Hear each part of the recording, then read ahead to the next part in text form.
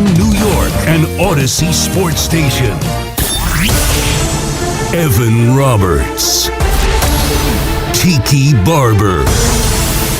It's Evan and Tiki on WFAN, The Fan, 101.9 FM, and always live on the free Odyssey app.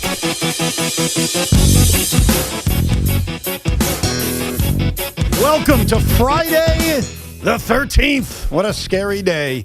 Evan and Tiki on The Fan for the next 4 hours. I got a lot to talk about. Is it really scary? Not really. Well, kind of. I had an incident on Friday the 13th once. Yeah? Yeah, I was at a Met game and a drunk guy fell on top of me while they were in a fist fight. So for me, Friday the 13th is a scary day. Nice. Did he have a mask on?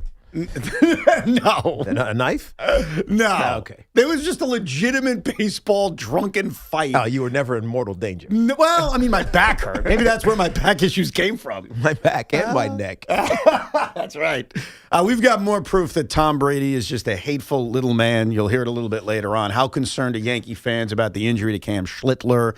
And the debut of potentially a brand new segment here every Friday where we kind of debate and pick the worst and dumbest opinion said on WFAN in the week that was. I will tell you that some of the people who already know they're going to be nominated have been petitioning me that their opinion isn't stupid. Wow. So we'll get to that a little bit later. Already? Yeah, like arguing with me. It's not a stupid opinion. It's not going to affect the committee's vote.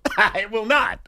But for the last 4 days, I have been under the impression that Derek Carr is going to come out of retirement and be the quarterback of the New York Jets. And the reason I was under that impression wasn't because I made it up. It wasn't because I was just hoping for it. It was because of something Derek Carr said very under the radar about a month and a half ago. If you have not listened to us this week, you may not have heard this clip. If you have, I'll play it for you one more time. This was from mid-December when Derek Carr was talking about the Jets. And listen very carefully, and I'm sure you would have come to the same conclusion I came to, and Tiki came to, and Sean came to, which was Derek Carr, very quietly, is going to come out of retirement and play for the New York Jets. I love Aaron Glenn. I love Glenn's Aaron a good Glenn. friend. Great golfer, good friend. Okay. Love Aaron Glenn. Okay. I talk to him whenever it's viable. All right. Okay. I love Aaron Glenn. Okay. Might be viable soon. Okay. Your green sweatshirt. You're wearing green? Yeah. Mine was for Christmas tree. Yeah, me too. All right. Listen, I love him, but I also love Jet fans. I mean, every time I hear it, I'm How like, can you dude, interpret that any other way? I don't know. This is David and Derek talking to each other. Yes. And David and Derek probably share a lot that's not publicly, available. Right. So how can you interpret that in any other way than that he's been talking to Eric Glenn about coming out of retirement and playing for the And he's Jets? wearing a green sweatshirt. Yeah. And they're just, like, I thought That's this interesting that they're now denying. Well, I thought it was obvious for the last week, and it was one of those stories that took a while to build. I think by the time we got to yesterday, you and I were no longer the only ones thinking it, because I think enough people heard the clip, whether it was through us or just on the internet, and it was, wow, Derek Carr may come to the Jets, and it led to a debate. Do you want Derek Carr? Blah, blah, blah, blah, blah. Derek and David went back to their podcast, and Derek offered an update. And I want everybody to hear this because I feel like now we have to make a 180. Despite what Derek Carr said, which I thought was obvious, I'm coming out of retirement to play for the Jets. Here's Derek Carr, and this is from this morning. All right, they published their podcast this morning. They put a trailer out last night because they knew there'd be interest in the fact that there are rumors about Derek Carr coming out of retirement. Here, and you tell me, Teak, if this changes your opinion or not, Derek Carr addressing the rumors. Listen, what I told you this, it hasn't changed from the first interview that we did. Tell him. Okay. Tell the people. All right. Would I do it? Yes. Obviously. Would I do it for anybody? Absolutely not. Nope. There's no way. I know from experience in the last couple months he would not. So stop calling unless you're serious. Unless you're trying to make a run at this thing. Yeah. Right? The confetti falling. Listen. The Lombardi in the sky. That's what we're after, okay? Yeah. That's what we're after. So would I do it? Absolutely, I would do it. I told you two things. I'd have to be healthy, and I would want a chance to win a Super Bowl. That's two pretty And good obviously, factors. that's a tough thing to find. That's hard to do. That's not easy. I'm going to tell you right now, though, I know you're healthy. So once they start talking about confettis and Super Bowls, it's like, I don't know. I don't know anymore. I mean, maybe that's not what he meant. Here's a little bit more from Derek to see if we can kind of get anything more out of his talk of coming out of retirement. Would I come back? The answer obviously is yes. Good. Okay, great. But I had to say no a couple of times so far. Yeah, Will, we know that. But do I have any purple and gold? Go Lakers. Oh, yeah. That's what I mean. Okay, so here's what we got from Derek Carr. All right, if we're looking for a Derek Carr update. That was just to toss people off the scent. Well, that was the Vikings, right? Yeah. Okay. That was to toss people off the scent. You think so? 100%. So he's telling us, he's confirming, yeah, I'm definitely thinking about coming out of retirement. The stories are true, Right. but I'm going to be very picky about how I do it. The Jets right now, despite him loving Aaron Glenn, and despite having 5 first-round picks over the next 2 years, and despite even having a good offensive line in Garrett Wilson, this is where now I'm starting to question how I interpreted what he said in December, because that doesn't sound like the Jets unless you think he's still trying to throw us off the scent. Well, I honestly believe that he doesn't want to just go play for a team just because he wants to play football again. I think he would only do it if he could come back and, I don't know, try to win. I felt violated. Like, what would be the point of coming back and sucking? Especially because he made a good amount of money, $200 million. Like, he's okay. He doesn't have to do it. Sure. For, I don't know, living reasons. He's going to play if he can win again. The problem is we're speculating about the Jets. Is that how quickly are the Jets in a winning position? Well, they're not. And I'll be first to tell you, when we play that initial clip of him loving Aaron Glenn and loving the fans and making jokes about the sweatshirt he's wearing, it certainly led to an implication that he loves Aaron Glenn, he'd play for him. But once you start saying, hey, I'm only coming back if I'm in a real spot to win, I'll be the first to tell you, that's not the Jets. So unless what he's saying is just not true, and again, he's throwing people off the scent, if I'm going to listen to his words and believe him, then we're not an option. I mean, unless he views the Jets in a far different way than you and I do. Right. Well, I mean, I don't know how you can view the Jets. And so it now makes the Jets in a very difficult position because it felt like Derek Carr, even if it wasn't real, was a possibility. Right. About who's going to be the quarterback next season. Now I don't know who that is. Well, because Trinidad Chambliss is not coming out. Oh, God. I mean, Ty Simpson, I guess, if you want to take him with your second first-round pick this year. But it doesn't feel like there's an obvious answer unless you go looking at some of the veterans who are likely to be Tua Tagovailoa. Yeah, that guy. And Kyler Murray, who has a ridiculous cap hit, and it'd be hard to fit him in. But, like, where do you go? Well, in fairness, I like Derek Carr. I don't even think Derek Carr is an obvious guy. Like, I think every single person we're going to talk about for the next month until free agency, until the NFL draft, there's a debate around it. There's no obvious answer. And what's crazy about the Jet quarterback situation is we can literally list 100 names. Like, we could sit here, and we probably will for the next month plus, going through all the different possibilities. There is no universal answer. There is no obvious choice. I thought Derek Carr on a lot of levels made sense. I've heard some of the criticisms over the last couple of days about him, his age, how good he is, where it's going to take you. The thing about Derek Carr is that I've seen him play at a relatively high level, and I also think he's young enough, not that he's 25, but he can play 4 or 5 years. Yeah. And the NFL is not a league in which I'm looking 10 years down the road. I'm looking at the next 3 to 4 years. And if he could be my quarterback for that period of time, isn't that a fair amount of time? That's how even the top quarter, except for Pat Mahomes, who signed a lifetime deal basically with the Kansas City Chiefs, most of these quarterbacks, whether it's Dak Prescott or even Joe Burrow, their deals are relatively short. Right. And that's in part because it protects the team should something happen. But it's also so that if Dak Prescott or Joe Burrow has a ridiculous top of the NFL season, they can get paid again. Right. And so I think the quarterback position is fluid in so many ways, but it is still so impossible to find the good ones if you don't have one. No doubt about it. Now, when Derek says, I'll only come back to compete for a championship, which was certainly implied, I start to rack my brain and say, Derek, you're in a tricky spot because how many teams are close to a championship and are looking actively for a quarterback and look at you, Minnesota. I think Minnesota is an absolute option, and that's why they implied it with the purple. But it's not a long list. Just 3. You got 3 teams that fit that? Go ahead. Let me Minnesota. Minnesota. The other one would be right now Pittsburgh. What's going on with Rodgers? Yeah. But Mike McCarthy. He's technically under contract, right? Yes. Is he? No, Derek Carr is. You're talking about Rodgers? Yeah. Rodgers is a free agent. Rodgers is free. Okay. And he might be linked to Minnesota. And the third one would have to be And I think we could sense this could be a surprise coming. The Texans moving off C.J. Stroud this year. I don't think there's any indication that they will, though. Just because he played well and he got a lot of national criticism for really the first time. But they have to make a decision on an extension this offseason. Yeah. I don't know, man. I think that's more just us making it up than there being a reality to it. Maybe. That's my longest shot, but we've been surprised in the past. I think those other two teams fit the bill. Like the Minnesota Vikings, I mean, it's obvious. They're looking for a quarterback. They're going to bring someone in to either compete with J.J. McCarthy or just derail J.J. McCarthy and be the legitimate starter. And we know how good, talent-wise, Minnesota is. Look how many games they won last year and the year before that with Sam. So I think Minnesota is the obvious answer. I think Pittsburgh, in theory, but it feels like Rodgers and McCarthy are just getting back together.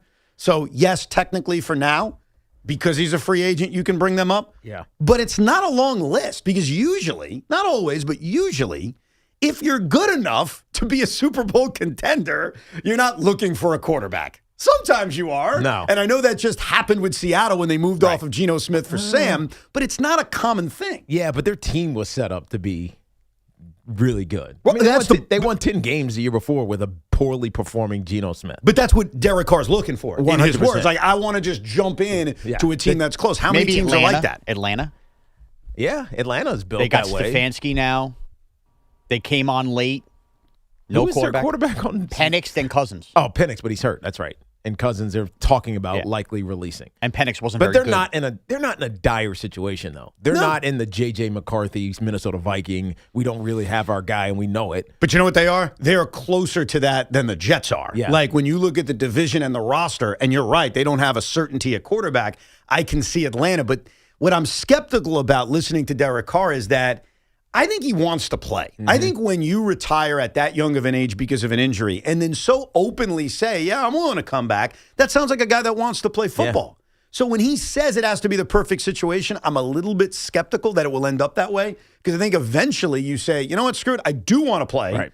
And it may not be ideal and it may not be perfect, but okay, I'm going to come back. Now, I don't know if that ends up being the Jets because, again, if you're making a list and you're including all of these teams that need quarterbacks, and you mentioned Atlanta, completely fair. You mentioned Minnesota. I don't buy Houston as of yet. Even Miami, you want to bring them up. There's plenty of teams that need quarterbacks.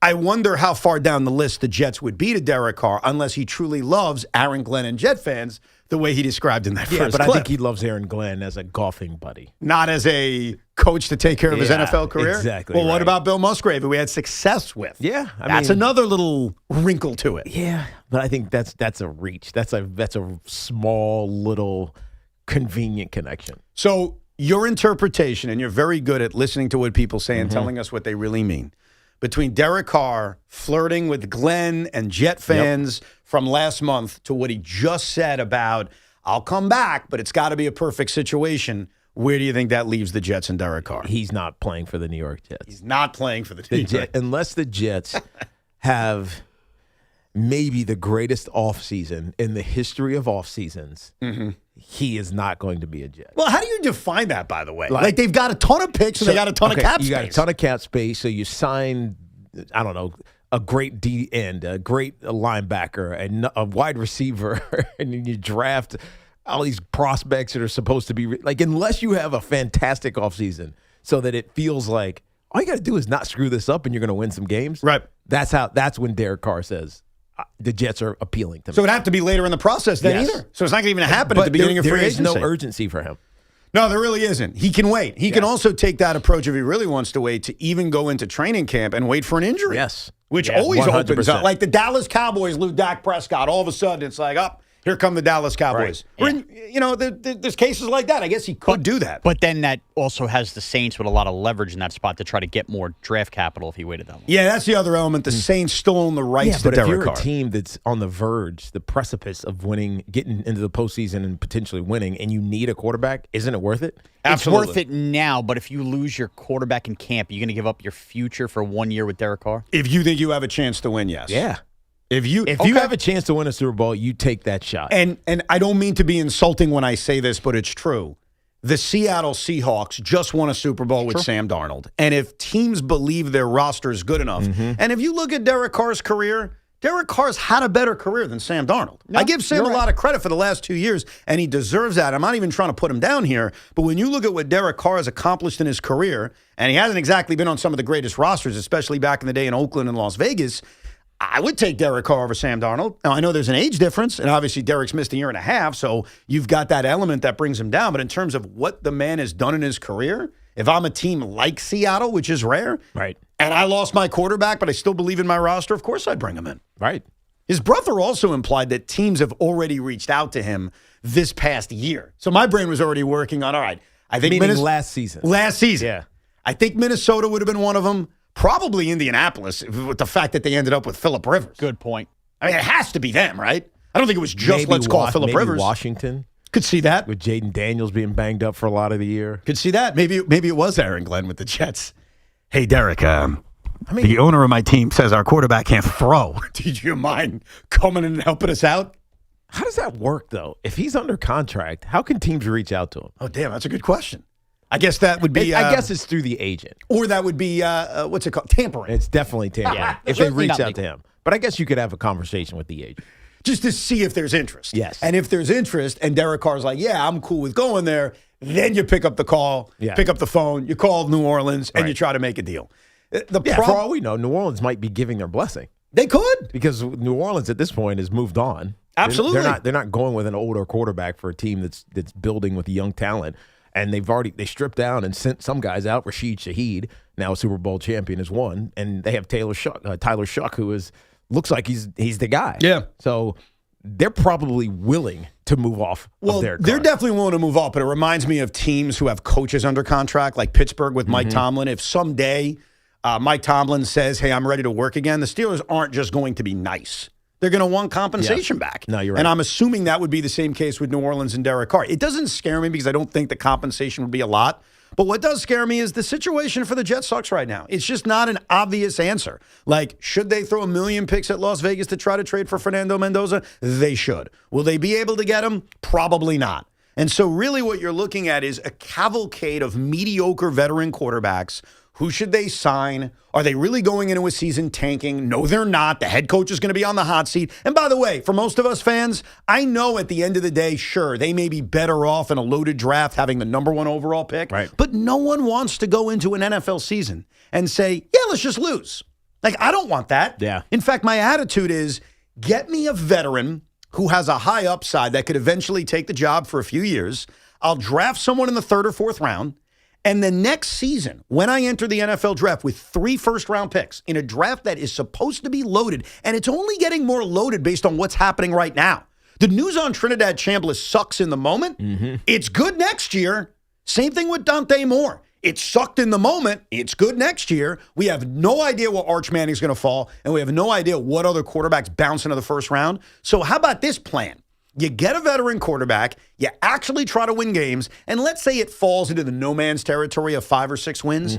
They are still loaded with enough draft picks, even if it's not the number 1 quarterback, to get a pretty good prospect in here for 2027. Right. And so my mindset is I want to win, and it doesn't necessarily screw me from finding my future quarterback in 2027. Is that really a bad idea? No, but I'm just glad that I'm the Giants and I have Jackson Dart. You know something? I hate you. Welcome to hell! I mean, great. Because we had this conversation for how many years? Just over and over. And even we had Daniel Jones, and he was somewhat good, and actually was really good in 2022 when he took him to the postseason and won a game in the postseason. But having this conversation every offseason is mind-numbing. It's exhausting. It is exhausting. It wears you out because it's mental gymnastics over and over and over again with a different guy or a different situation or scenario, and it just – you realize that none of it is ever going to happen. I want to explain you just to hope you that it happens. What kind of jackass you are. I want to explain it in like men and women terms, okay? So imagine you are married, which you are, Yes. beautiful wife, children, happy family, life is good, right? I'm a single guy. Now, I'm not a single guy, but 20 years ago I was, Right. And I come to you and I'm like, oh, man, I went on this date last night. It sucked. The pictures made her look this way. Then she was that way. She was mean to me. She was making fun of me. It was awful. And then the other night I went on this date and that sucked and this was awful. And instead of trying to be helpful, instead of saying, hey, my wife knows somebody or I know somebody. Let me set you up. No, right. Instead of doing that, you look at me and say, thank God I'm not you. Because that's what you just did with this whole discussion. Yes, the situation sucks. And Tiki's response is, thank God I ain't you. Well, it's a reminder. We've been there before. We haven't get it. I felt violated. We understand the Giants are in a better spot. Do we have to say it every day? Yeah, and we also have your answer. I think DeVito might be the answer. Shut your mouth. Let's get to your calls next. 888-808-1019. Plus more on what happened at Trinidad Chambliss yesterday. And is he actually not going to be in the NFL draft? Plus, Tom Brady has done it again. I can't stand the man. And when you hear it, Tiki, you'll say it. You'll be like, you know what, Evan? You're right about that guy. We're coming to you live from the Town Fair Tire Studios, powered by Town Fair Tire. Nobody beats Town Fair Tire. Nobody.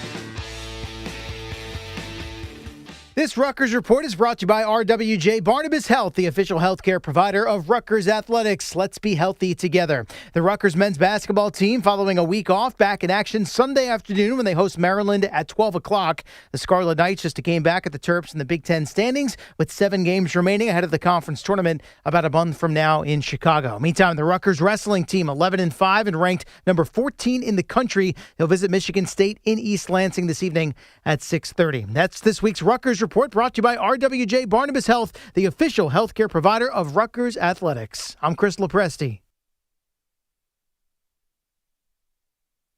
This President's Month at Nielsen Dodge, fun is in the driver's seat.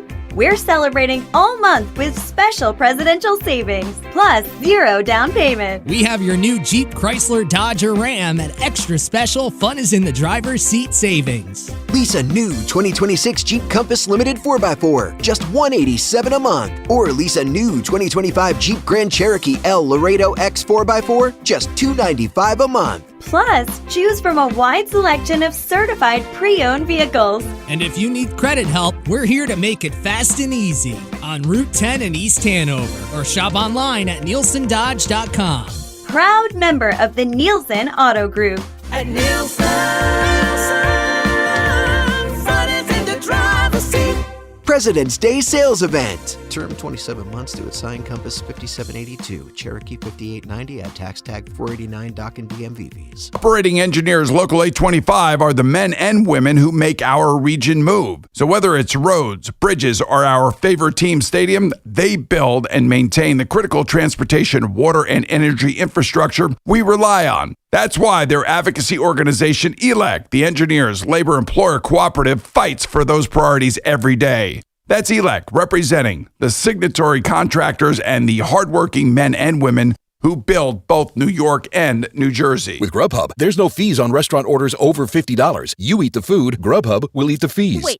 Grubhub is going to eat the fees? Wait, like the receipts? It's a metaphor for how Grubhub is doing away with fees. No delivery fees, no service fees, no rainy day fees. But what if it rains? Can I still order delivery? Please! You can still get any type of food delivered without getting off the couch. In that case, what about the no pants fee? Well, I've never heard of that one, but I guess we'll eat that too. No fees on restaurant orders over $50, only on Grubhub. Grubhub will eat the fees! Details at Grubhub.com. My buddy dies, I show up to the funeral, open casket. We're still doing that?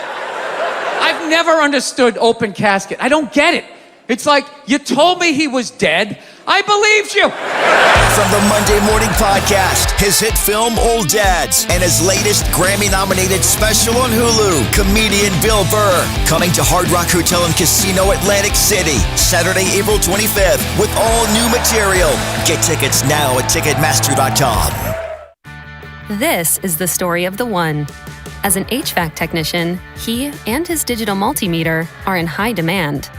So when a noisy office HVAC turns out to be a failing blower motor, he doesn't break a sweat. With Grainger's easy-to-use website and product information, he selects the product he needs to keep everything humming right along. Call 1-800-GRAINGER, click Grainger.com, or just stop by. Grainger, for the ones who get it done. At the UPS Store, we know being a small business owner means holiday time is still go time. still get those orders shipped time, and still re-up on stamps and supplies time. That's why this upcoming holiday, while others close up shop, we'll be open and happy to help you keep being unstoppable. Come into your local store today. Most locations are independently owned. Product services, pricing, and hours of operation may vary. See Center for details. The UPS Store. Be unstoppable. Hi, I'm Jonathan Ratliff, Engineering Director at Nissan. We know some things are important to hear from an expert, not a voice actor. For instance, the Nissan Rogue is not only strong and practical, but it's reliable too. We've tested the turbocharged engine for thousands of hours, so it keeps going when you need it most. And 225 pound-feet of torque is what's going to allow this SUV to tackle those bigger, more ambitious adventures. Everything so you can go rogue. Nissan, #1 in new vehicle quality among mainstream brands by J.D. Power. Get 0% APR on the 2026 Nissan Rogue, Murano, or 2025 Nissan Pathfinder for well-qualified buyers. For J.D. Power 2025 US IQS Award information, visit jdpower.com/awards. Awards based on 2025 model year. Example: 0 down payment, 60 months financing at $1,667 per month per thousand financed. Actual down payment may vary, subject to INMAC credit approval. Not all buyers qualify. Dealer contribution may affect actual price set by dealer. Contact dealer for details. Ends 3/2/26. Want to know why betting on the winter games on FanDuel makes sense? From game lines to medal counts to finding your angle on the events you care most about, FanDuel gives you more ways to stay connected to the action. The winter games are on, and there's no better way to follow them than with a bet on FanDuel. Curling matches that start slow and somehow get tense fast. Speed skating decided by inches. Hockey games that feel different from the opening faceoff, and so much more. FanDuel is the place to bet on the winter games. You can bet on who you think will take home the gold in alpine skiing, skeleton, bobsleigh, luge, and speed skating, just to name a few. The winter games are here, so stay connected to all the action with FanDuel. We all love the app around here. It is safe and secure, and when you win, you get paid instantly. FanDuel, play your game. FanDuel Sportsbook is the official sportsbook of WFAN. 21 and older, physically present in New York. For help with a gambling problem, call 877-8-HOPE-NY or text HOPE-NY 467-369. This isn't just a game, it's a once-in-a-generation event. The Harlem Globetrotters 100-year tour. Be there at Barclays Center on February 15th. Go to harlemglobetrotters.com for your tickets to the 100-year tour. Get connected with WFAN to talk about your favorite teams. The Fan on the Odyssey, iHeart, and TuneIn apps.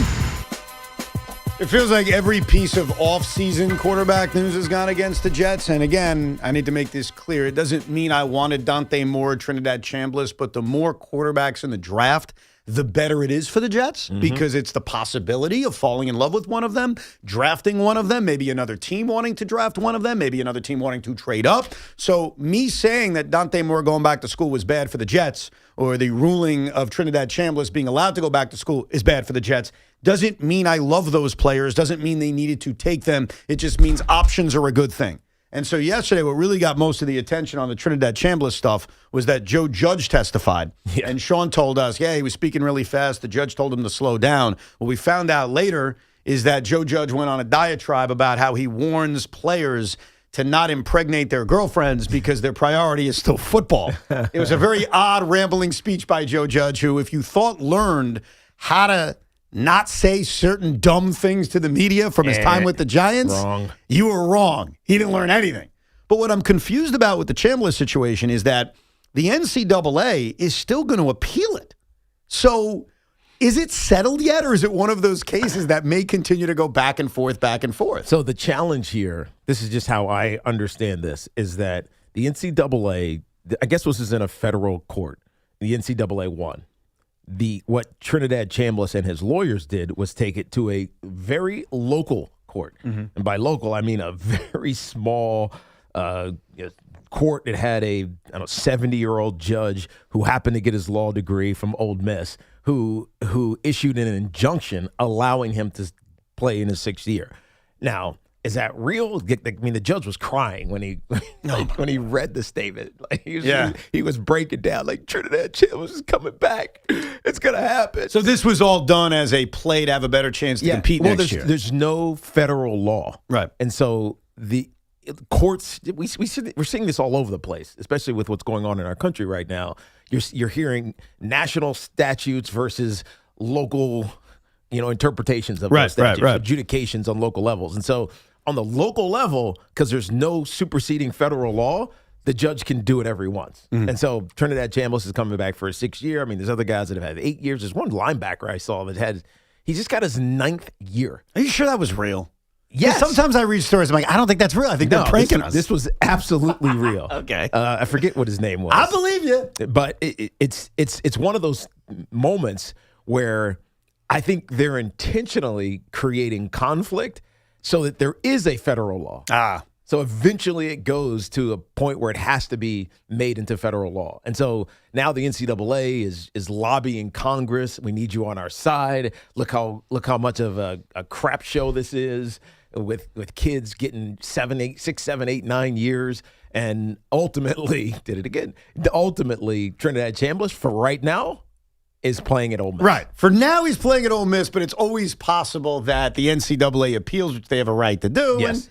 And who knows? But it sounds like this judge was just being a fanboy. He was. He wasn't actually making a court decision. I'd love to fire his ass. Montana linebacker Solomon Tuluapapu will return for the 2026 season after being granted a 9th year of eligibility by the NCAA. What is he, Van Wilder? This is the NCAA. This isn't even what Trinidad Chambliss did.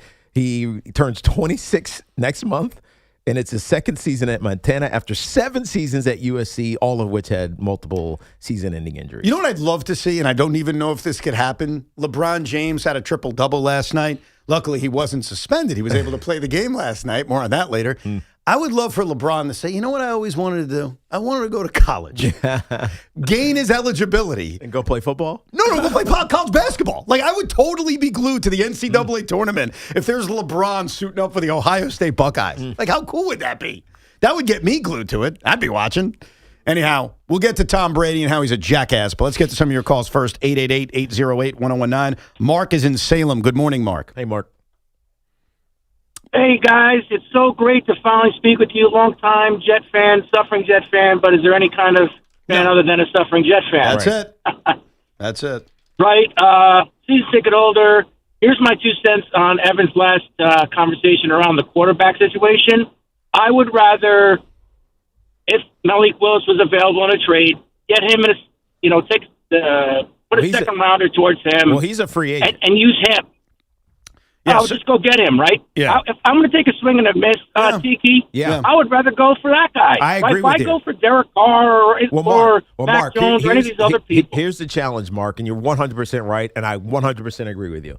Malik Willis is the best available quarterback that's been in the league already. Forget the draft because we don't know about those kids. Right. He's the best available quarterback. Of the quote-unquote veteran quarterbacks, he's number one on your list. He's number one on the list. Okay. One, because we've seen a very small sample size, and it has looked really, really good. And the other options are Kirk Cousins, you have to wait to get released. It is Kyler Murray, who you have to wait to get released. Right. And his cap number is ridiculously huge. Aaron Rodgers, who's not going to come, who's not coming here. Tua Tagovailoa. Tua Tagovailoa, who has to also be released. Right. And that's it. Daniel Jones, I guess, but he's coming off an Achilles. The Jets are not equipped to do that. Right. Like, I get it. I could see the appeal of DJ, rehab him. Jets are not the right team The for that. challenge with Malik Willis is he's a free agent, and he gets to choose. No, you're right. So I'm going to do this. I'm going to start this over the weekend. All right. And I'm not saying Monday because I need more time. I think I need a week. All right. So let's schedule it for a week from today. No, you know what? I don't need a week. Wednesday. Okay. What's the date on Wednesday? Do we know the date on Wednesday? It's the 18th. On the 18th of Everybody February. knows that. Thank you very much. I'm going to unveil the Evan Roberts Jets big board of quarterback, which means I'm going to take all the veterans that are either free agents or we think will be available, realistically. Yeah. And I'm going to rank them in terms of who I want. Now, you made clear it's Malik Willis. I will give you a few days if you want to reconsider it, if you want to think about it more, watch the tape. He's the best available one. Okay. I would want, like, Joe Burrow. Well, no, I said realistically But he's available. not realistically available. I mean, I'd like to trade for him, too. But In fact, we got a guy on hold who wants to talk about that. We'll get to you in a second. But I'm talking about realistic. So, like, I'd include Tua. I'd include Kyler Murray, even though they're under contract, because we know they're probably moving on from them. Yes. I would not include C.J. Stroud just because Sean wants to speculate about Russell Wilson's available. Russell Wilson, Marcus Mariota, guys like that. Because it's not an obvious answer. I understand the Malik Willis thing, and I will admit he's towards the top of my list. But it is so much like mediocrity and kind of like associated with all these guys that it is not an obvious list. So that's why I need till Wednesday. But Wednesday, I'm going to unveil the big board of quarterback. And you're welcome to make a board, too. You can do it, too, Sean. I respect you. I already did my Cinco, but, so copy my idea. That's a Cinco. That's 5 guys. There's 30 of them. All right. You want That's a Cinco today? No, he did it 3 days ago. Mac Jones was one, who you didn't mention. That's right. I include Mac Jones. Mac Jones is not getting traded.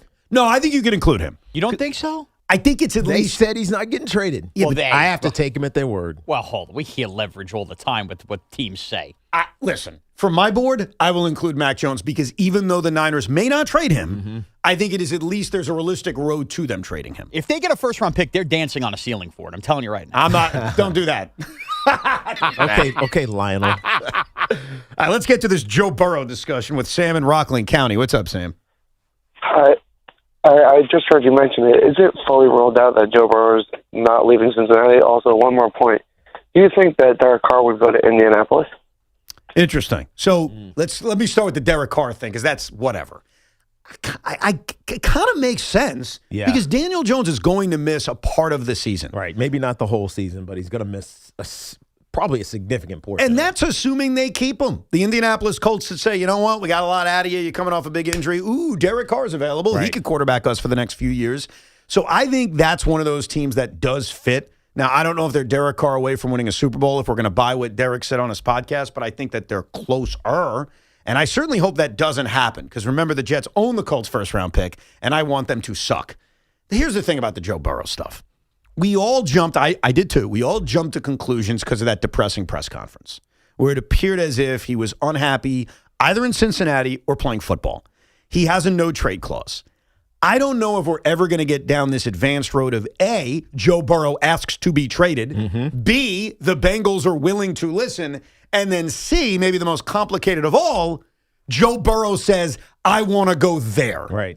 Because that's a lot of complications. I do admit that if the Bengals ever got to step 3 where Joe asks for it and they're willing to listen, yes, the Jets are most equipped to get him. They have the most picks. I don't think there's any doubt. So I think we could put together the most appealing offer, but it's kind of like the Brooklyn Nets and Giannis. Just because you could put together the most appealing offer doesn't mean the actual player wants to be on your team. So as I stand here today, I think it's pure fantasy when we talk about Joe Burrow. Can that change at some point? Sure. Yeah. But I think in this moment, it's a fantasy. That would mean that the Bengals are completely rethinking and redoing what they've built for the last 4 years. Well, I think it really means that Joe Burrow forced their hand. Yeah. And I don't think that's happening. Because even if he does force his hand, and yes, I'll use the Giannis comp again, doesn't mean the team has to agree. Just because Joe Burrow says, you know what? I'm done here. I'd like to be traded, like Giannis likely said to the Bucks.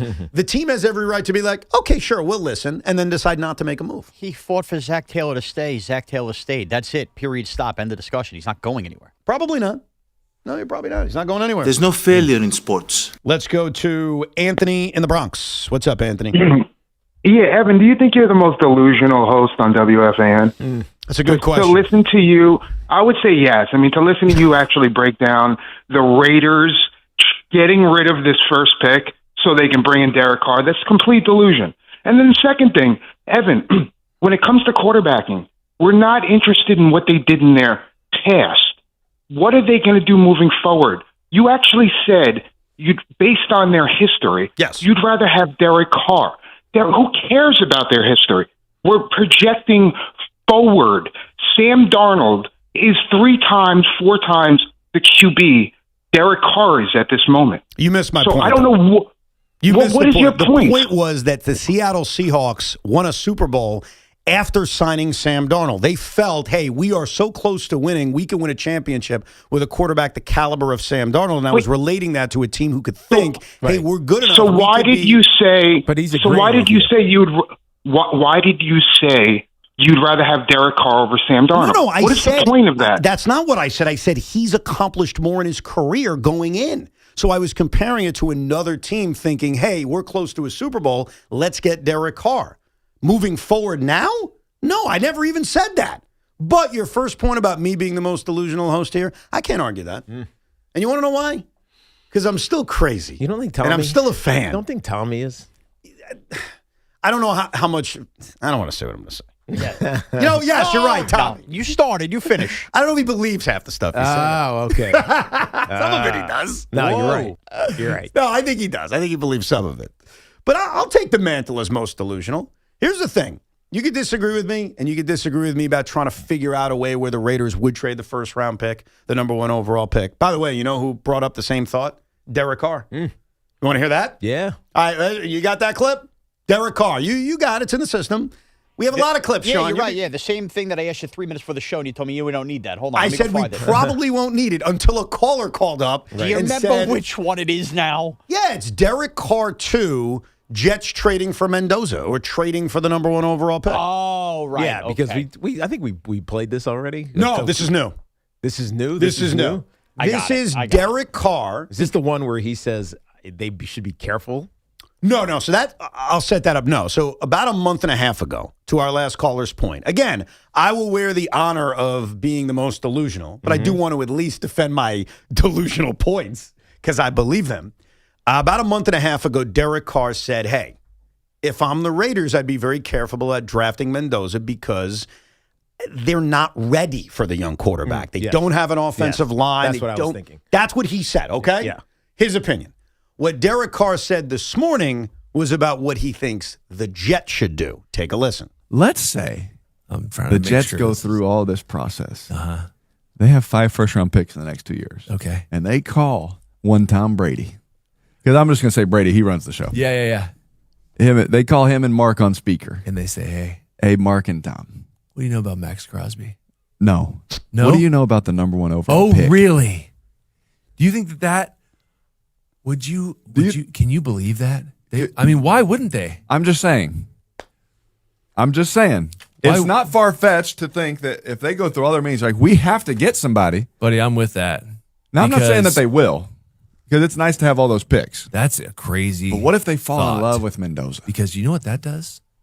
You know what that does to the Las Vegas Raiders? That opens them up for scenario number 2, which we've discussed, is you start building the trenches. Of David Carr playing quarterback. And if you trade Max Crosby, I'd be able to play quarterback for the Las Vegas Raiders because, buddy, there'd be a unit in front of me paid for by Max, which is crazy. They better not trade Max. I've ever heard of. So, by the way, that was David Carr. Derek brought up the idea. Hold on. David Carr, yes, who is not playing quarterback in the NFL anytime soon. No, Ever. He's not. David Carr is 46 years old. He was joking. I know he was joking, but they sound somewhat alike, and you get confused about who the hell you're listening to. I got you. So, David Carr is not playing football. Before we answer this podcast is rough. This is like if the Kelsey brothers drank 1% milk. Like, this is a brutal show. Look, all I'm saying is, as delusional as I am, the thought on the Raiders saying, you know what, let's cash out here because there is a team as desperate as the Jets to trade 5 number 1s, which I don't think they would, right, to build the trenches and to build their roster the right way. It's a small possibility, but even Derek Carr thinks it's worthy of discussing. So while I may be the most delusional host at WFAN, this is not your best example. No. My best example, or your best example. Wow, they're 12 years apart. It's a huge age gap. That's an enormous age gap. Really is. I think the best example of me being a delusional host would probably be, got to go back a long time, to when I thought that the Garnett and Pierce trade was going to lead the Brooklyn Nets to a title. The Nets still in the league. But that was my younger delusional self. Like I was more naive. There's no way the Nets are trading Mikal Bridges to the Knicks. There's no way that Jet fans shouldn't be happy about the win over Buffalo as Aaron Rodgers shredded his Achilles. Don't even discuss a salary cap in baseball. Oh, man. This new segment we're going to have, the worst take of the week, Evan would have populated a lot over the last 2 years. Let me ask you this, Tiki. You have been around WFAN for parts of many years, from working with Joe in the overnights back in the late 90s. Do you think, and I will not be offended by this, do you think I'm the most delusional host in WFAN history? In history? Okay, am I the most delusional host currently at WFAN? We'll start there. I'm not. No. Really? Who's got me? Who's more delusional than me? I mean, I still want to say what? I still want to say Tommy. Tommy? But I agree with you that I don't think he believes half the stuff he says. So we're disqualifying Tommy because we Yes. think it's Fugazi. All right, then who is it? It's Big Mac. It's Big Mac. You cannot go Why? You cannot ever go 100-0 in ignoring a team's issues. And he is too delusional when it comes to the Yankees. And I'm sorry, he's even more delusional than ever now that Booney But texts that's him. just one team. But to me, Evan is about that with all of his teams. but I think Evan's like a couple here or there. They're going to convince themselves that Bo Bichette's going to be a Gold Glove third baseman. Just because he can hit the ball. So you I think because if his you have- WRC plus is better than anybody that played the position last year.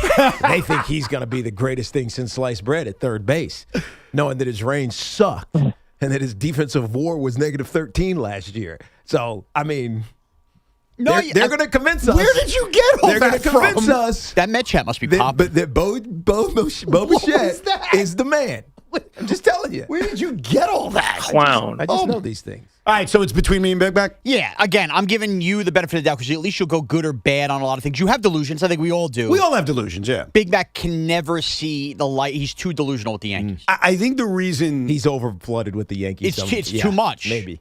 I think the reason it's between me, Big Mac, and you, Sean, I'll put you up there, Okay. is that I think, and this is probably a flaw in us when I say this. You were up there with the Rangers, too. The Rangers really propped you up on this You're list. right, but at least I crashed down to reality. True. I think the reason it's between us three is we are still sick in the head diehard fans. Yes. Right. And I think as long as you're sick in the head diehard, you have a delusion in you.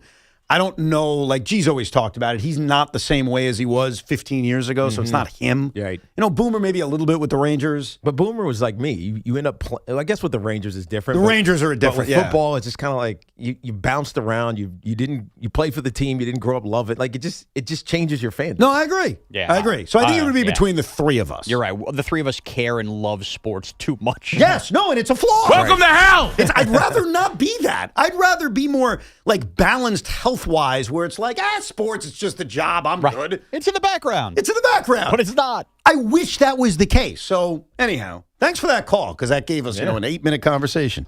Anyhow, let's go to Jim in West Harrison. Hey, Jim. Hey, Jim. What's up, dude? Hey, guys. I want you to name your new segment after me. I was the one who called last year and said, how dumb a WFAN host. For example. That's true. For example, when Joe was talking to Sal, and he said, well, you know what, this is what Sal said to me in private, and he told the world. Yes, that started with Joe. My bad. Well, we will debut this segment coming up in a few minutes.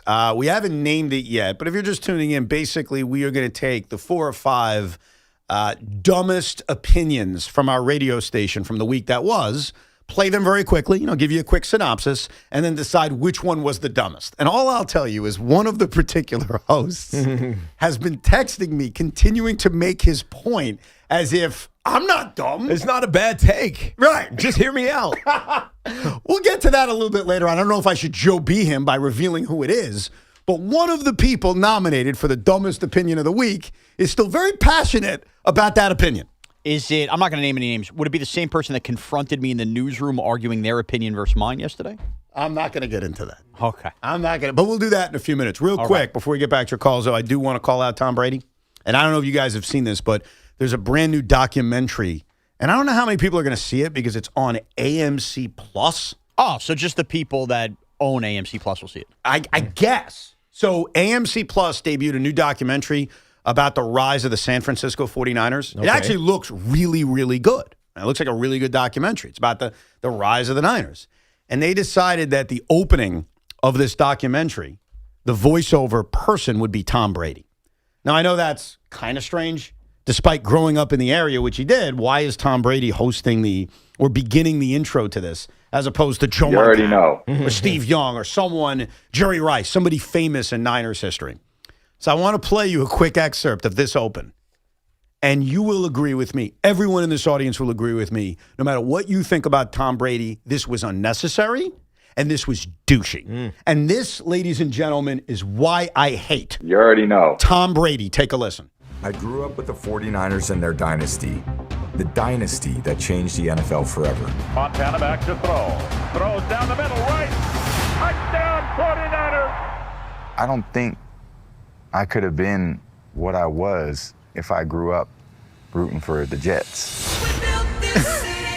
Is this guy serious? Is this guy effing serious? What's so funny?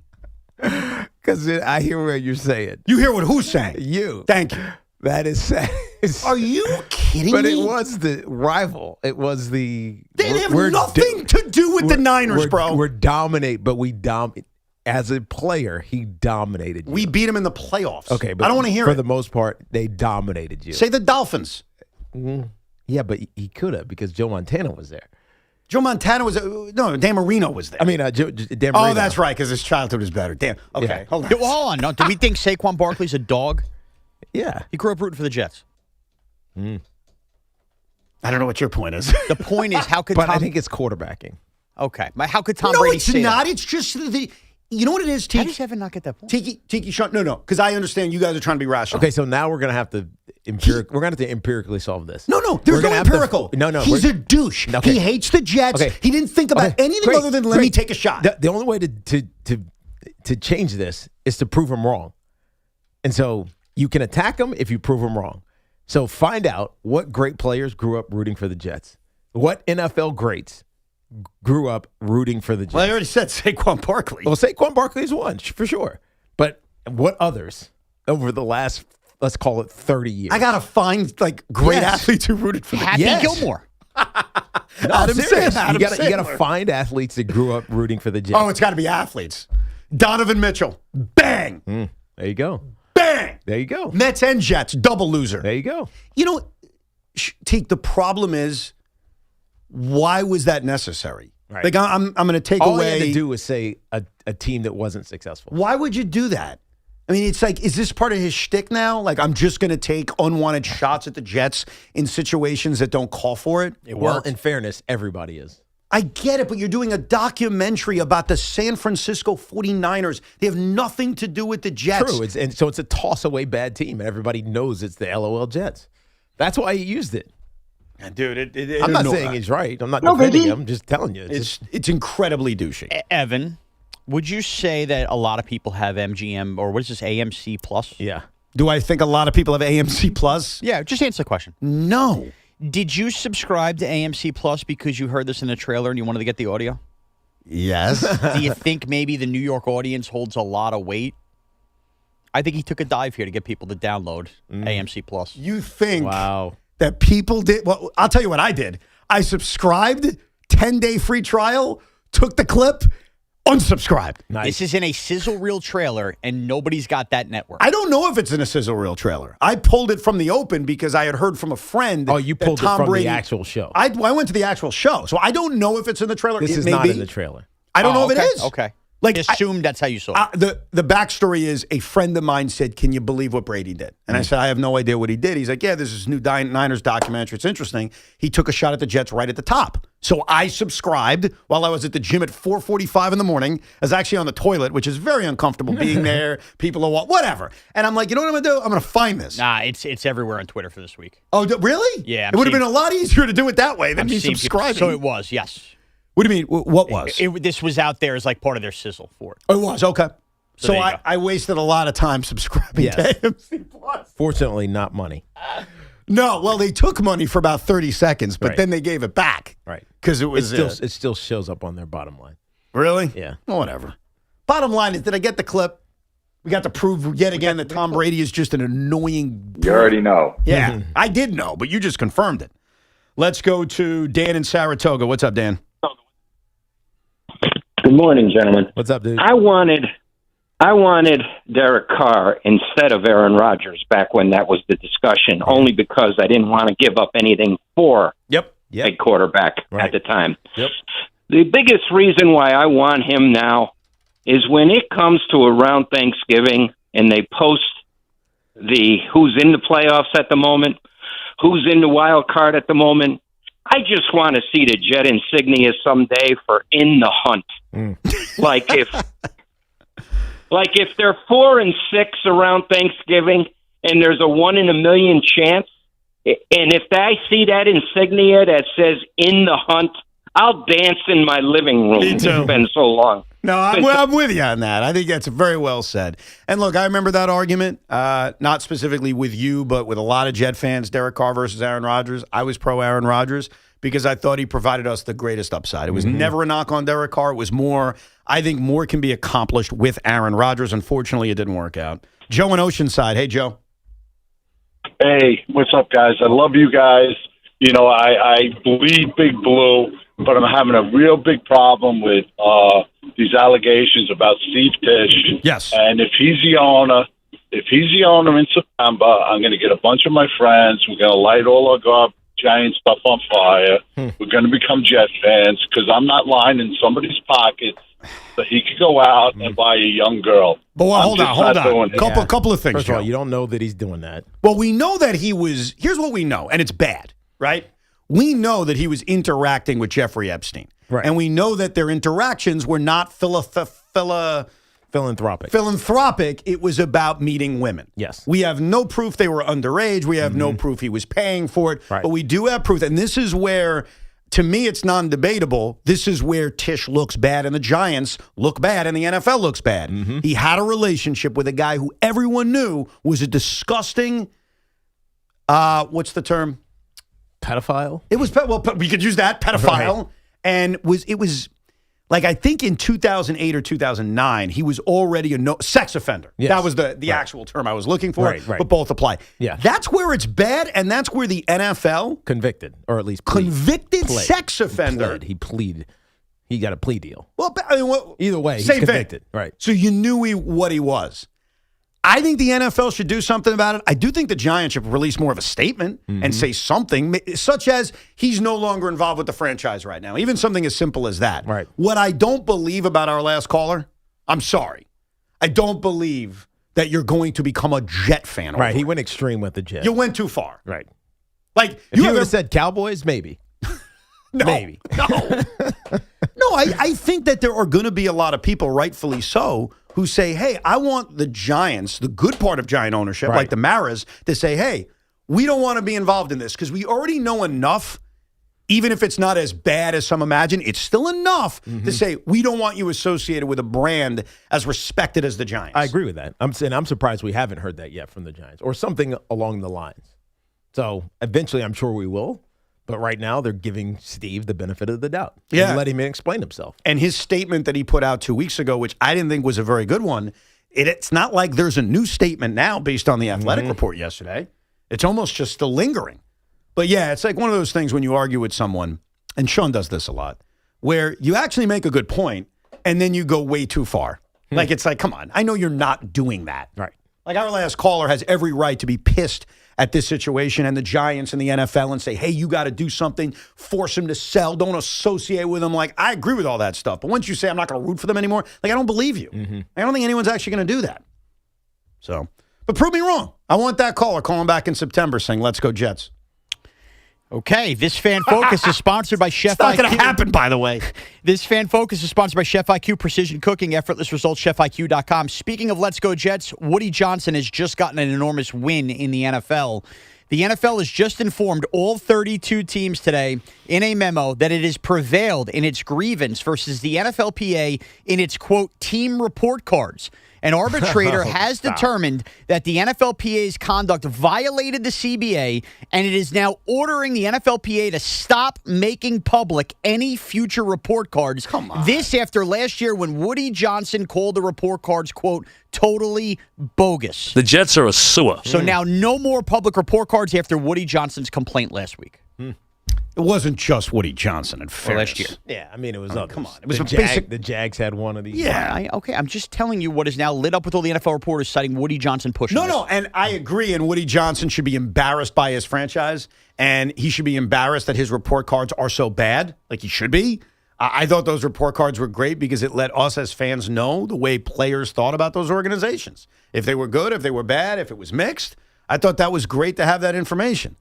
And it's ridiculous that they're not going to do it anymore. But let's not say it was just Woody Johnson. Okay, I'm just giving you what's on here. Can you try to not be biased for like 5 seconds? What does it have to do with my bias? I'm reading Adam Schefter and everybody. What do you want from me? All right. Thank you for that, Sean. I mean, sheesh. Appreciate Relax. We'll get back to your calls in a minute, 888-808-1019. And the NFL is going to do something very, very, very, very odd to start the NFL season next year. We'll fill you in on what it is and if we like it or not. And yes, the debut of us debating the dumbest FAN opinions from the week that was.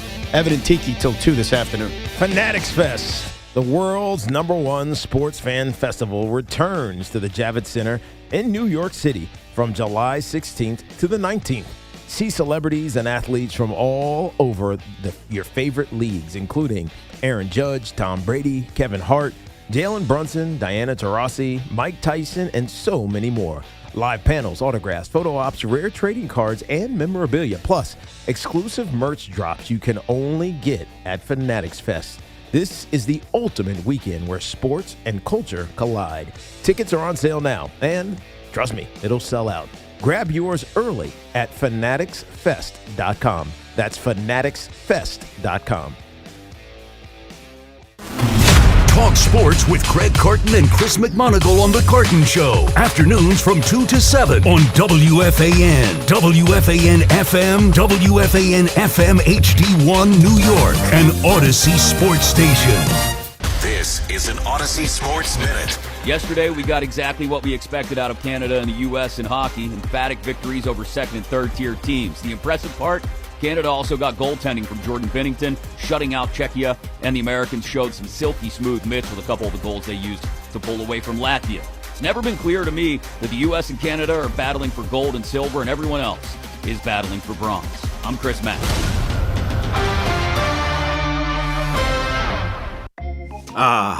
The most beautiful time of year is upon us. Tax season. And Tax Slayer is here to help you file.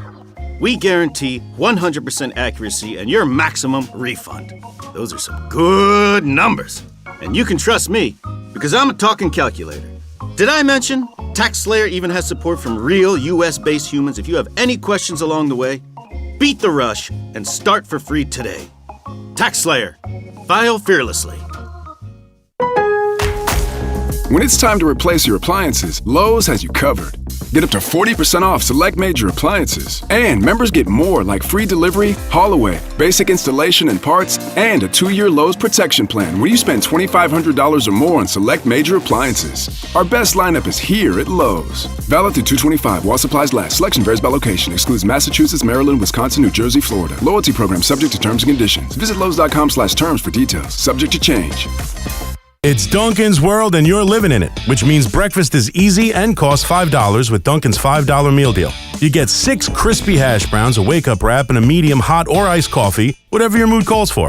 Bring your friend, your brother, your mother, your cousin, or just bring yourself, because at Dunkin', they make deals for everyone. Get Dunkin's $5 meal deal only at Dunkin'. No substitutions, participations and times may vary. Offer prices varies in California and Hawaii. Limited time offer cannot be combined with other offers. Exclusions and terms apply. Hola, amigos! It's a big noise. Brad Evans from BetMGM tonight. Listen Monday through Friday starting at 6 p.m. Eastern on Westwood One Sports as we cover the biggest sports stories from coast to coast. Get insights on the NFL playoffs, college basketball conference races, and more. Download the Odyssey app now and listen from anywhere. BetMGM tonight, live and interactive, presented by BetMGM. Tune in, Team Huevos. As a mom, comforting my family is what I do best. Vicks Vapor Stick provides soothing, non-medicated Vicks Vapors in an easy-to-apply stick, and it dries fast, so there's no mess. I use it to comfort myself and my family. Thanks, Mom. Vicks Vapo Stick, soothing comfort for the whole family. And try Vicks Vapo Shower Max for steamy Vicks Vapors when you need more comfort for yourself. Use as directed.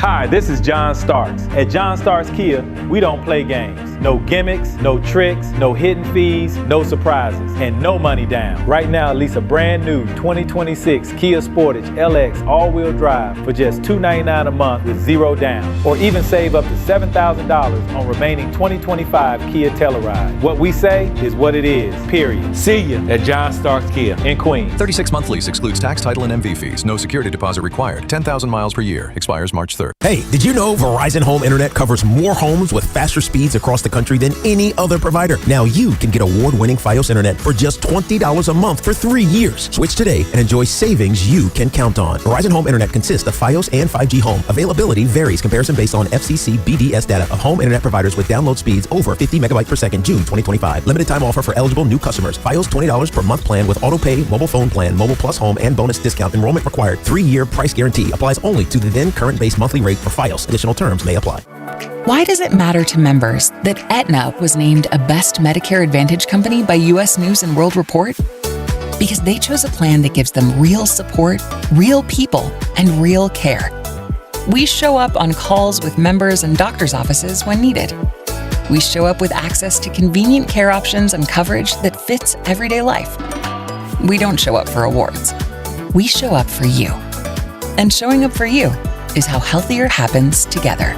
We all hear the radio ads about the IRS. They tell you to be afraid, to be scared, and they try to frighten you into calling. I'm not here to do that. Tax Relief Advocates is different. TRA is here to tell you that if you owe money to the IRS, whether it's $5,000, $50,000, or $500,000, we have a solution. It doesn't matter if you're sitting in your car, at work, or with your kids. No matter where you are, call now. 800-575-4094. Don't lose hope. TRA can eliminate or reduce what you owe to the IRS. Generous programs are now available that can give you a fresh start. Our passion is taxes and helping individuals fix their IRS problems. We have over 1,000 5-star reviews on Google and an A+ with the Better Business Bureau. You don't need to be afraid of the IRS any longer. End your tax nightmare today by visiting us online at TRA.com or call 800-575-4094. That's 800-575-4094. Tax Relief Advocates. Real solutions for real people.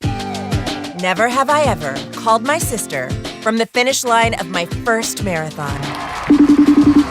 Hello? You won't believe where I am. Are you running? Mile 26.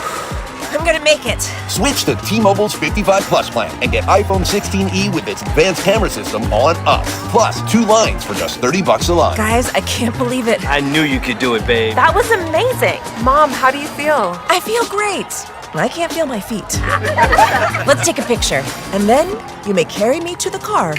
Share every stride, every mile, every memory on America's best network. Switch to T-Mobile's 55 Plus plan and get iPhone 16e on us and 2 lines for just $30 a line.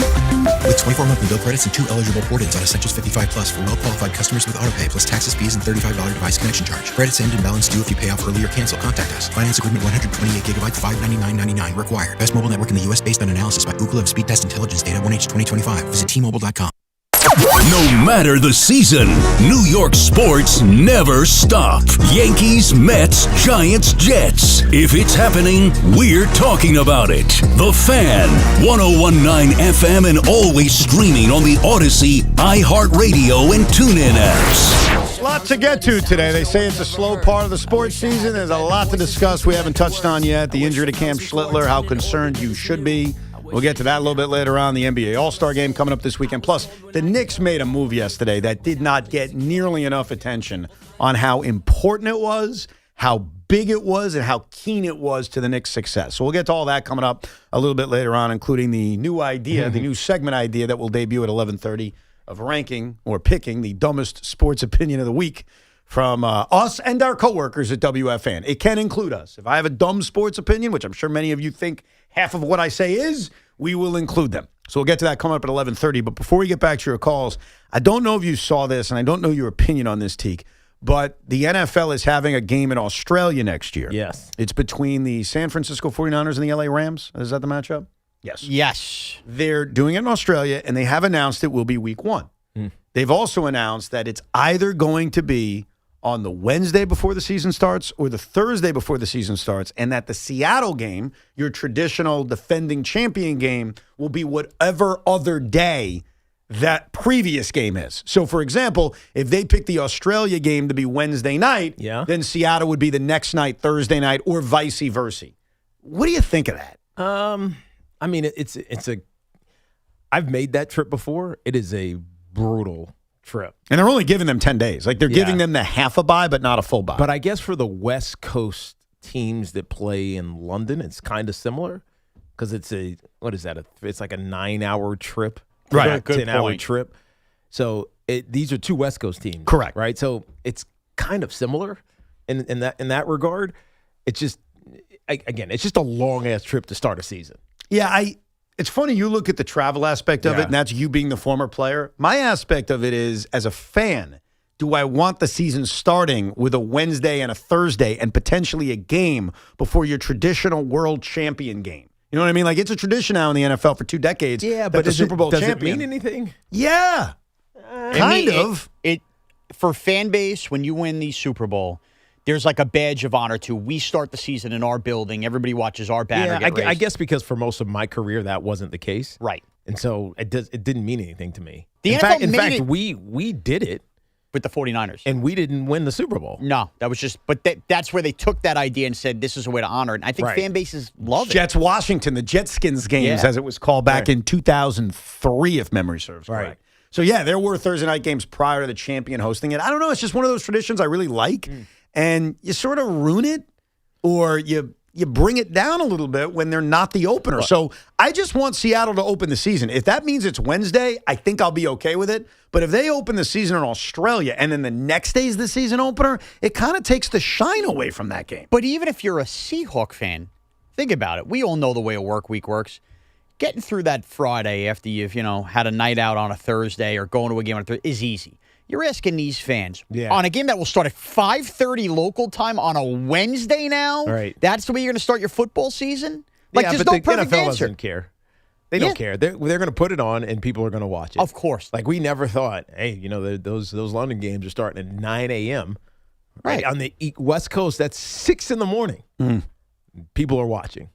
I just think in a week and 2 weeks where everybody complained about the NFL and Bad Bunny, you should have far more complaints about the idea this league is starting its season on a Wednesday in Australia. Sean, the reason there's no complaints is people don't know about it. Like, Two division opponents, too. We're talking about it now, and I bet you most people in the audience, and maybe they care, maybe they don't care, but they're finding out about it now. Right. I don't think this is popular news. Until we talked about it last week, I wasn't aware of it. Right. So you're looking for an outcry. No one knows about it. How unfair for the Niners or Rams, whoever the home team is, to know that these are big divisional games. And the other one is going to get a home game out of this, and mine is going to Australia for a division game to start the year? No, I agree with you. I agree with you. I'm more bothered by, because I'm not a Seahawk fan, I'm just as the dummy football fan.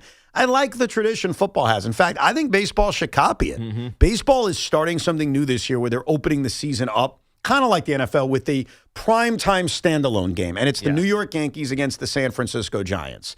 And outside of being on Netflix, people are pretty excited about it. I would do it with a defending world champion. Like, to me, and you know what I would do? I don't think you could do this perfectly every time. I would do a World Series rematch every single time. You can do that now in baseball because you play every team every year. So to me, I'd open up the season with Dodgers Blue Jays. Now, that would be cool, actually. You like that idea? Yeah. Can I tell you when that happened coincidentally? And it was purely a coincidence. In baseball? In baseball. And I experienced it. I was involved. The Mets lose to the Royals. Obviously, a heartbreaking series in 15. They open the season on Sunday Night Baseball, first game of the baseball season, in Kansas City the following year. And I think we won. And it was like, there's no revenge there. Right. But I like the idea. It's good to talk about it. Like, it creates a talking point to start a season, but it doesn't really mean anything. No. And look, the teams are so usually they're different. They're different, and also there's no revenge. Like, the Blue Jays could go beat the Dodgers 15-1. It's not going to make up for the fact they lost the Game 7. But my point is, I like that tradition. I think baseball should adopt it. Football's done it great for 2 decades. And I don't want it ruined or sullied by opening up with a different game. Now, that being said, Wednesday, Thursday is still better than Thursday, Friday. Haven't you felt the last 2 years when you have that whole build-up on Thursday, and then you get to Friday, and like the weekend's starting, I'm already committing the rest of the weekend to football. Now we're playing a weird game in Brazil. Right, and it's already college. Yeah. It just feels inundating. Friday night's not a good NFL night. I agree with you on that. I'll give you that. Friday is not as good as a Wednesday. But yeah, that's what's going to happen. So for those that are not aware, we're prepping you for September because it's never too early to prepare yourself for the football season. No, it's not. 888-808-1019. Diego is in East Meadow. Hey, Diego. Hey, boys. I got to agree with Sean and defend Evan on this one. It's by far it's Big Mac, not only because of the whole Cashman is the best GM in history, Aaron Boone can do no wrong, and they're just the uncrowned champs every year. But he's also delusional in thinking that he calls himself a Giants fan when he's admitted of committing sports sin and rocking Eagles wear. That's true. He did do that. So basically what Diego's saying, if you're just tuning in, I was called the most delusional host at WFAN, which I wasn't arguing, like I am delusional. And then we started thinking, who else is delusional? Right. You're actually wearing it as a badge of honor. Yeah. Suck it! Well, I mean, I try not to be. Like, I try to be honest with my try to be opinions. real, but your fandom gets in the way. Sometimes. And sometimes I just have crazy opinions. Right. And they're just natural. It's okay. I don't think they're that crazy. I don't think I have the craziest opinions here. But, I mean, I didn't even make the inaugural list of the brand new segment debuting at 11:30 that right now is being called Are You Kidding Me? And by the way, the name of that segment was created by Tiki Barber. Hey. Last night in the group chat, I said, all right, very excited about this segment. We picked the 5 crazy opinions. What should we call it? I was even going through AI. I was going to call it the Clown Crown for a while. Really? Yeah. I even have an AI song in my pocket about it. Hold on. Yeah. So when I was talking about this, like when I sent you the text message I sent you, Yes. I was sitting with my wife. Yes. And I asked Tracy, what should we name this thing? Right. And so I was writing what I was writing to you guys. She AI'd it. She did? And it came back with the same thing. What same thing? The Clown Crown. Yeah. That's how I got it. AI. Yeah. The same thing. Do you want to hear the Clown Crown song? It's on my phone. You don't have to worry about it. You want to hear it? Yeah, Okay. let's go. It's not that good, but I tried. Got like a circus intro. Oh, wait. This is it. Crown the clown, dumbest the king is, don't back down. You like that one? That's Actually not funny. bad. That is not bad. All right, maybe we'll use that next time. But for now, we're calling it Are You Kidding Me? Are you kidding? Yeah, that's what we're thinking. We're thinking of calling it Are You Kidding Me? You got to be kidding me. Yeah, you got any more in there? We're thinking of You're kidding me, right? we're thinking of calling Are You Kidding Me? Yeah. Are you kidding me? Tiki's idea. Are you kidding me? Are you kidding me? Yeah. So that's the working title. You got to be kidding me. Anything else? Unload it. Just go. You got to be kidding me. What else? You got to be kidding me. You got to be kidding me. You got to be kidding me. Are you kidding? Come on. Are you freaking kidding me? Are you freaking kidding me? Oh, You're kidding. It was all supposed to be in the tone of Joe Beningo. Well, as you can hear, As an honor to Yes. Joe Beningo. You got to be kidding me. most of them are Joe Beningo. Yeah, I think I have them labeled Joe B 1 through 6. Right. You got to be kidding me. Yeah. We'll get to that in a few minutes. Let's go to Jacob in Boca Raton. What's up, Jacob? Hey guys, how you guys doing? Well, what's up? Man? Good, man. So my question's about next upcoming Jet season, and I know your whole thing is like you don't want to fire Aaron Glenn because you just see the Jet job as so unattractive when he gets fired. So my question is this: would you rather the Jets sign Derek Carr, or do you think the Jets' job would be more attractive if they signed Derek Carr, the young kids that they draft with these 4 picks in the top 45, produce, but they go like 5-12, kind of like what we did in 2017 with Josh McCown, and everybody gets fired, or they're an abject abomination. They go 1-16, but they end up with the number 1 pick in a draft that a lot of people are anticipating is going to be like this all-time great draft. And do you think that even that amount of capital would be enough to attract either like a Mike Tomlin or whoever you think the offensive coach of the day is come next offseason? Thanks, guys. Thank you, Jay. It's a great question. Mm-hmm. I lean, as much as it's shiny and bright to say the number 1 overall pick, especially if the coaching question really likes the player, whoever that is, because it's not consensus a year out who the number 1 overall pick is. I keep hearing Arch Manning as a name value. I was reading a mock for next year. He was like 12th. Right. And by the way, he may be number 1. I'm just saying, it's not exactly universally decided a year out. But I think having the structure and the nucleus of a good roster, and you described a 5-6 win season, I think the way you get there is you actually have a roster. No, you actually develop a defense. You're saying what you're saying is right. Thank you, T. I think why were the Giants an attractive job this offseason for John Harbaugh or whoever else wanted the head coaching job? The reason is because while their record stunk and they won 3 games, they were in a lot of those games, and the roster was well put together. And you have a quarterback. It just felt like it wasn't this daunting complete rebuild. If you have a complete rebuild, I don't care how many top picks you have, it's not going to be an attractive job because that's hard to do, especially for established coaches. Yeah, and I guess what you're saying right now, and this is where the Giant fans may disagree, I have no idea. John Harbaugh didn't simply take the Giant job because of Jackson Dart. No. He took the Giant job because of Jackson Dart and the roster. You were at the press conference. You heard him. Yeah, but coaches lie. Yeah, but he's not lying about Jack. No, I'm not. I'm not saying he's lying. I'm saying he's that not lying about his dad saying, "Hey, man, you see this defensive line? Right. Hey, son, did you see this offensive run game?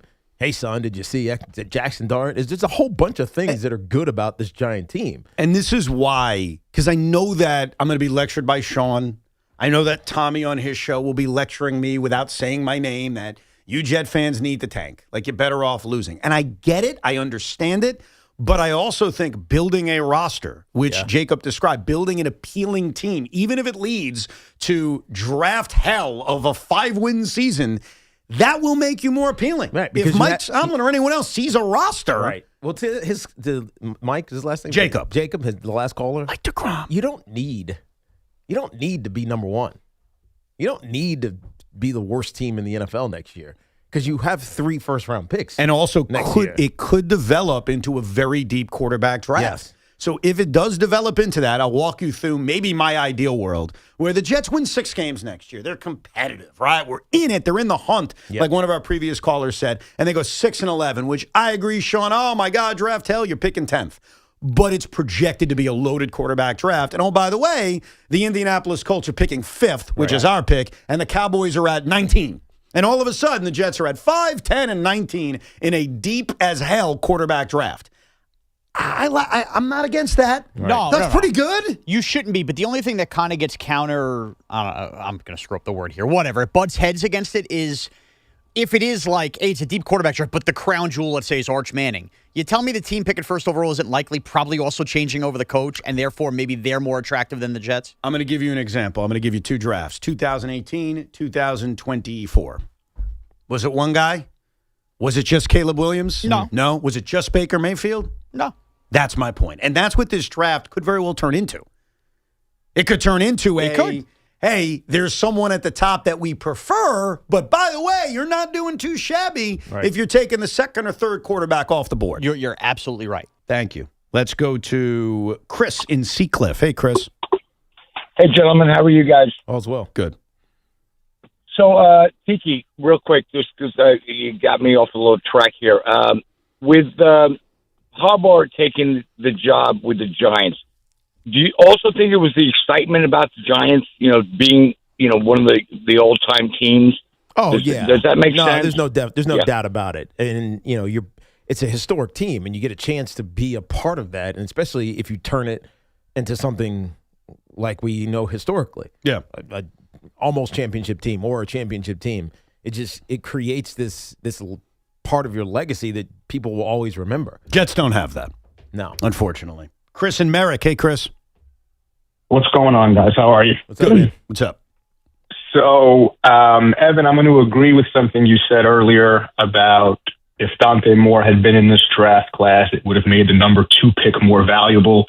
The perception of 2 franchise quarterbacks, without question, makes number 2 very valuable, right? Like you saw with Wentz and Goff. Yes. But either way, Glenn is in a tough spot because he has next to no equity to tank and keep his job, in my opinion.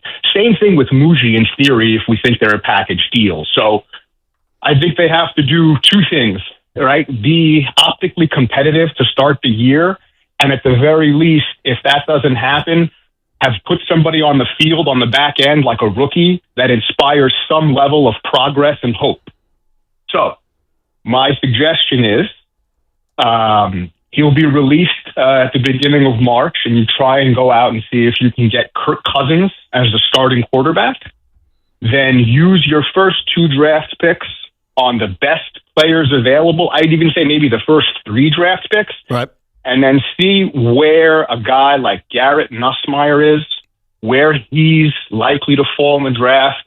He was supposed to be a first-round pick quarterback, but had an injury-plagued year. Mm-hmm. Yeah. I mean, and if we talk about draft and how good they're valued, in the Cam Ward Jackson Dart draft, people were saying, well, this draft class won't be as good as the next year. No, I know. Because Nussmeier, Klubnik, and these guys were involved. And that's the proof that Klubnik had a terrible season. Right, which is proof why looking ahead is so crazy.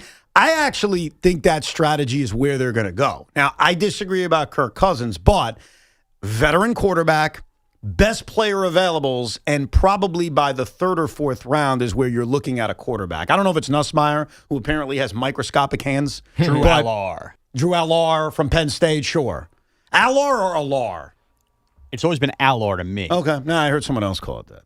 Yeah. And what did you just say? About what? You said you made something plural. It didn't have to be plural. I don't know what you're talking Best player availables. Best players availables. Yeah, like multiple availables. Players available. Yeah, lots of them. Availables. Available doesn't need the S. Well, but not when you've got 18 picks. No, but they're the players. Yeah, that are availables.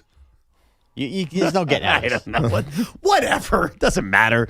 I do overall agree with that strategy. Unless it's a noun. It doesn't need an S. Thank you for that. Exactly. I'm going to use that the next time I try to put words together. That's right. Idiots with Idioms you'll hear later today at about 1:30. 888-808-1019. More of your calls coming up, including the debut of Are You Kidding Me? We'll go through the 5 dopiest opinions here at WFAN, or however you want to define it. All live from the Town Fair Tire Studios, powered by Town Fair Tire. Nobody beats Town Fair Tire. Nobody. If you're looking to level up your wardrobe, check out Collars & Co. You might have seen them on Shark Tank, where they landed a deal with Mark Cuban. They're the team behind the dress collar polo that sold over 1 million shirts. And if you go check out my Instagram, I just posted some stories with some Collars & Co. Now they've launched the new Maverick Performance Blazer. And this thing is legit, sharp, lightweight, and completely wrinkle-resistant, making it perfect for travel. Just pack it up and it comes out looking fresh. Plus, get smart features like security zip pockets, a sunglasses loop, and an optional pocket square. So hit up my boys over at collarsandco.com. Use code TIKI for 20% off. That's at collarsandco.com. And this portion of the program was sponsored by Downtown Nursing and Rehabilitation Center. Hey, healthcare workers of New York, are you looking to make a difference? Downtown Brooklyn Nursing and Rehabilitation Center is actively hiring nurses and CNAs. Call 718-636-1000. That's 718-636-1000. It's pretty damn cold outside, so the fans got the hot stove keeping you warm. Giddy up, baby! Giddy up! Gone! A home run by Cody Bellinger! The Fan has you covered as the Yankees and Mets gear up for spring training. And we'll keep you covered. Your home for New York baseball is 101.9 FM WFAN.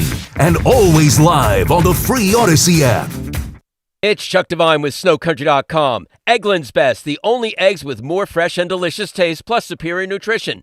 Eggland's Best, better taste, better nutrition, better eggs. We're ready to celebrate the 3-day President's Weekend in the Poconos with a stop at Camelback, our Gatorade Resort of the Week. With all 39 trails open and freshly groomed terrain, you can head up to Black Bear 6 for some easy mountain cruising down trails like Burgess and Mark Anthony. Ready for a challenge? Try the Double Black Diamond Cliffhanger. And this Saturday night, starting at 8 o'clock at the Thirsty Camel Patio, it's Winterfest at Camelback for the whole family. Our Gatorade Resort of the Week. Hydration at all altitudes. Shawnee in the Poconos, Mountain Creek, New Jersey, Mount Peters, Southern New York, all at or near 100% skiing, riding, and tubing day and night. Whiteface in the Adirondacks and Killington in Vermont both got 1.5 feet of fresh snow since this time last week. You don't just ski or ride, you dominate. At Killington, we fuel your adventure. Be the beast. Ski and ride Killington. MSC Cruises feel so stylish and European. Let's espresso and gelato. Espresso and gelato? Those aren't verbs. Yeah, on MSC Cruises they are. Oh, well, in that case, I'm into the American stuff. Let's coffee and soft serve. Sounds like a plan. Maybe later we can chaise lounge and espadrille? I think you mean pool chair and flip-flop. Get up to 40% off cruises, plus get up to $750 onboard credit and kids sail free. To book, visit msccruises.com or contact your travel advisor. Restrictions apply. Ships registered in Panama and Malta. With Grubhub, there's no fees on restaurant orders over $50. You eat the food, Grubhub will eat the fees. Wait, Grubhub is going to eat the fees? Wait, like the receipts? It's a metaphor. No delivery fees, no service fees. Only on Grubhub. Grubhub will eat the fees! Details at grubhub.com. This is the story of the one. As the purchasing manager at a manufacturing plant, she knows the only thing more important than having the right safety gear is having it there when you need it. That's why she partners with Grainger for auto reordering, so her team members can count on her to have cut-resistant gloves on hand, and each shift can run safely and efficiently.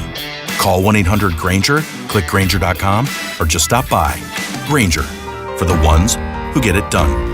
There's a lot on the line in divorce. This is Joe Cordell of Cordell & Cordell, the largest family law firm in the country, with over 35 years of helping clients navigate divorce. Divorce touches all areas of your life: your home, savings, retirement, and of course, kids. So when you find yourself facing divorce, you need a partner you can count on. If you are facing divorce, contact Cordell & Cordell today at 1-855-GET-LEGAL, 866-323-7529, 250L Saddlebrook. Diana McGalla, licensed in New York and New Jersey. Joseph Cordell, licensed in Missouri and Illinois only.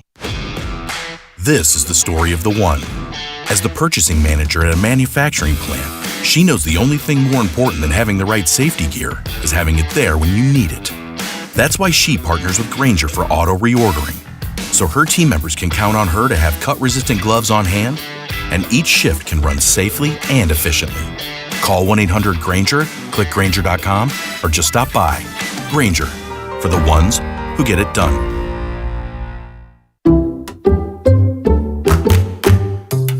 Allstate is Metro New York's trusted auto insurer, protecting cars across the tri-state area. We are by your side when you need us most, providing you with affordable auto coverage you can rely on. So, switch to Allstate today, and you could save an average of $713 on auto insurance. You're in good hands with Allstate. Based on the national average annual savings for new customers surveyed in 2024, savings vary, subject to terms and availability. I'm Tyler Kolick, and I got my Lincoln at Lincoln of Queens. They even delivered it right to my door. When it's time to save, it's time to go to Lincoln of Queens. Go New York, go New York, go. Hey, it's Tiki. Back when I played, creatine was a locker room secret. Players knew, trainers knew, fans didn't. But now the secret's out. Creatine boosts strength, speeds up recovery, and even helps brain health. That's why I take GAT Sports' new Creatine Chews. 5 grams per serving, no sugar, no shaker, no mess. Save 30% off your first bottle at gatsport.com with code TIKI30. That's GAT sport.com with code TIKI30. GAT Sport Creatine Chews. Fuel up, compete harder. Hey, it's Tiki here. I'm constantly on the go between the fan, taking care of my kids, various events, meetings, football games. The list goes on and on and on. But one of the things I value most is feeling safe and also knowing that my family is safe when I'm not with them at home. That's why I turn to our great partners at Sloman's Home Security to install their innovative ShieldLink system in my own house. The Sloman ShieldLink system is a smart home security solution that easily and seamlessly combines safety, convenience, and most importantly, peace of mind. Whether I'm home or away, I can manage anything right from my phone. My security system, home automation, my entertainment system, everything is right there at my fingertips. Our security lighting turns on as soon as we turn our alarm system on. So whether we're home going to sleep or away, we know that we're safe and our home feels protected. Just give them a call at 1-800-ALARM-ME or visit online slomans.com to learn how Sloman ShieldLink can give you peace of mind in your home and when you're on the go, just like me. At NYU Langone Health, we know there really is no place like home. That's why we get our surgery patients home faster and have fewer readmissions than any other health system. That means once you're home, you won't need to go back for the same procedure. Instead, you can get back to the things you love. And the next time you need something else, we're here. Better health starts with a better health system. Learn more at nyulangonehealth.org. Take the guesswork out of cooking, folks. The Chef IQ Sense is a must-have wireless cooking thermometer that eliminates under or overcooking chicken, fish, or steak. Order the newly released third-generation Chef IQ Sense at chefiq.com. That's chefiq.com.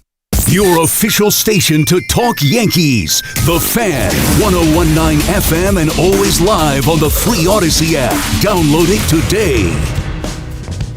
This Fan Focus is sponsored by Chef IQ, precision cooking, effortless results, chefiq.com. How about LeBron James ending the first half of the NBA season with a performance worth paying big money to see?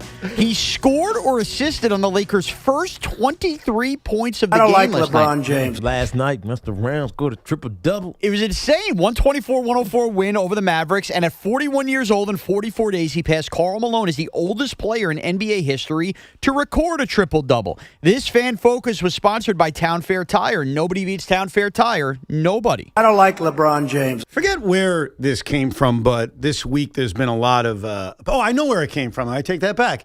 Sean Morash a few days ago had an opinion, and he genuinely believes it. It was not, I'm saying this for clicks or attention, which he is accused of sometimes. I defend his honor, though. I think he genuinely has weird opinions. He's very critical of Brian Cashman and what he was wearing when he showed up for day one of spring training. And Tiki and I both thought he was insane, but we had a fine debate about it. In the middle of Sean making his point, I said to him, I think you've given us a great idea, which is at the end of the week, we should go through around our radio station like the dumbest sports opinions and kind of rank them or pick the dumbest one, I think is where we're at. And so Sean inspired us. There were a few others over the last couple of days that one may deem as dumb or controversial or whatever it is. And so on this Friday at 11:30, maybe a new tradition, we decided to debut a brand new segment, as Tiki has named it, called Are You Kidding Me? Are you kidding me? So let's start off with opinion number one. And this one gained a lot of attention over the last couple of days. That was Boomer Esiason talking about an Olympic athlete who I think the Olympic athlete had said, hey, I'm very mixed about conflicted about representing the United States of America. And as you'll hear in the clip, Boomer basically told the guy, shut the hell up. Sitting there watching, the freestyle skating by, our ice skating team, figure skating team that won the gold medal. Are they happy to represent America? Yeah, they seem to be happy to represent America. Not everybody is, but everybody should just pipe down and just do their sport and play for our country and respect the flag and respect everything that's going on. Quit being a puss. Wow. First of all, Gio totally fanned the flames. Yeah, he completely did. I didn't realize it until I heard it again. Here's my view on this, and I'm very curious about yours. I actually don't have a problem when people say, hey, I don't want to hear your politics in the middle of sports. I actually disagree with them. I really don't care if you tell me your politics. Right. Like, I'm totally good with it. I don't have an issue with people saying, I don't want to hear your politics. I have an issue when they say it about certain politics. Right. So, for example, Sal Licata, who used to work here, I love Sal. Sal, if you ever talk to him, he was so honest. He's like, I don't know about politics. I don't care about politics. And any opinion he has, I promise you, is not attached to politics. So if a guy like Sal said, hey, man, I don't need to hear this skier tell me, right, he's clearly genuine. I happen to think Boomer is very consistent about this. As much as he's been open about his politics, I think if someone was critical of the left at the Olympics, I kind of think Boomer would say, I don't want to hear it. So I don't think it's that, like, I disagree with him, but I don't think it's like a political bias. He's saying that across both sides of the aisle. Doesn't matter. I actually believe that, even though I know his politics. Right. I mean, I can appreciate that. I mean, I'm just as likely to show up at Mikey Sherrill, Abigail Spamberger's luncheon or have a conversation with Chip Roy. Yeah, he was texting him earlier today. About Mark Texera. That's right. I'm serious. I mean, I'm not even joking about that. I know. And so it's like politics is part of our culture, our life, and some people are going to be one way, other people are going to be the other way. Just listen. If you're gonna listen, you have to listen to both sides. Where I get really pissed about this is Muhammad Ali is considered one of the great Americans of all time. And I was not around when Muhammad Ali was not considered one of the great Americans of all time. But I know your story. Right. I know all your stories. This is Vietnam. Muhammad Ali was hated. He was considered anti-American. And why? Because he had the balls to give his opinion on an unpopular topic called Vietnam. So all I ask from people who say, I don't want to hear your politics, which I respect. You have every right to say it. You better not also love Muhammad Ali, because then you're a walking hypocrite. You gotta be kidding me. Because Muhammad Ali's take aged well. Yeah, right? But also, like, you can't love him, but then also say, shut up, I don't want to hear your opinions. Right. So I'm okay with not wanting to hear political opinions. I just think you should be consistent about it, because then it becomes, I don't want to hear your specific left or right political opinions, and then you're just biased, and then you're just a hack. Right. And in defense of Boomer, I don't think he is, believe it or not. I know his politics, but I also think he genuinely would say, shut up, even if it was I just want to watch figure skating. Yes. Even though I don't think he was actually watching figure skating. You don't think so? No. I think he was, actually. Really? I think he is. Yeah. I talked to him a little bit in the newsroom. We both kind of like it. Yeah. Really? Yeah. What's your favorite winter sport? My favorite winter sport is actually the speed skating. Which one? The big over or the small one? I guess the big one. I forget every 4 years, and then I get locked I like in. the short track speed skating. Oh, Remember Anton Ono, Apollo Anton Ono? He was short track. Short track, okay. They crash. Yeah. I was watching it with Tracy the other day. You like the crash? And they crash, and she's like, like, oh my God. I'm like, it's a wall. They're fine. I mean, yeah, they're probably going to break a leg or something, but whatever. Right. I like the speed of the short track. I get that. So there you got Boomer Esiason, probably the most popular, unpopular opinion from WFAN this week. We'll see if he can win this award. Let's go to our next option, which is Keith McPherson, who does shows around here, sometimes over the weekend, sometimes at night. Obviously worked here for a bunch of years doing nights. Keith McPherson chimed in on the Luke Weaver, I'm bringing a Yankee bag to Met camp situation, and you can only imagine it ruffled some feathers. Text somebody, send an email to get you a bag that says Mets on it, or you're rich. Buy any other duffel bag to show up to camp. You know there's cameras on you. You know you're entering a new situation. You're done with the Yankees. That's old news. You know, the Met fans want to welcome you in, and you already started off on a bad foot, and this is a big year for Luke Weaver. You got to be kidding me. I give this to Keith because he believes that.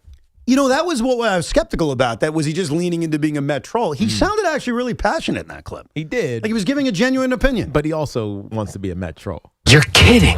He wants to be a Met troll? Yeah. Oh, all right. Are you kidding? Come on. We'll keep that to the side. We'll see if Keith can win this. Or a Yankee troll trolling the Mets. Oh, or that. Okay. Yeah. All right. So we have got Keith. We got Boomer. Who do we have next? We have Tommy Lugauer was on the air after the announcement was made that Juan Soto was moving from right field to left field and somehow took this as good news for Aaron Judge. He said Aaron Judge is going to be thrilled about the news. Now that Juan Soto is a left fielder, Aaron Judge is the best right fielder in New York sports. Are you kidding me? That one's so stupid it can't be real. You got to be kidding me. Let's go Yankees. Let's go Yankees. Like that one is so dumb that it's like, I don't know. I don't know if I believe that one. I mean, you got to be kidding me. What? What, you got something to say about that one, Sean? It's just, he does believe it. Don't worry. Evan's going to be convincing us that Juan Soto is a great left fielder as well with his -8 runs above average save. I never said he was a great left fielder. I said he's better equipped to play left field at City than right field at City. Okay. Yeah, maybe it'll be -4. All right. Next up, we've got my old radio partner, Craig Carton, who decided to go scorched earth on LeBron James because LeBron James, who has sat plenty of games this season, remember he missed the first part of the season with that, Fugazi sciatica issue, and then also has now joined the guys who, have maintenance days. And so he did not play in a game against the San Antonio Spurs. And apparently that annoyed Craig to the point where, he wanted him punished. I flipped over at the end of the Knicks game to check out Lakers Spurs last night. And the first thing I find out is the self-appointed king stays on the porch with his Rottweilers because he don't want that smoke. And if I'm Adam Silver, if I'm the NBA, I suspend LeBron James. You're dead to me. You don't carry the torch for Michael Jordan. You don't carry the torch for Magic Johnson. You don't carry the torch for Larry Bird. I don't like LeBron James. Clearly, Craig doesn't like LeBron James. He's not going to get suspended. Well, are you kidding me? That one might. How is that one not the lead? Well, let me defend Craig because he's not going to get suspended. Let me out him. He's the one who's texting me, arguing the point. And this is what Craig does. Because of what happened with Utah? Yes. So last night, if you didn't realize this, and I was pumped up, a couple of teams were fined a heavy amount of money for openly tanking. Yeah. And so Craig took that as, see, they come down on this.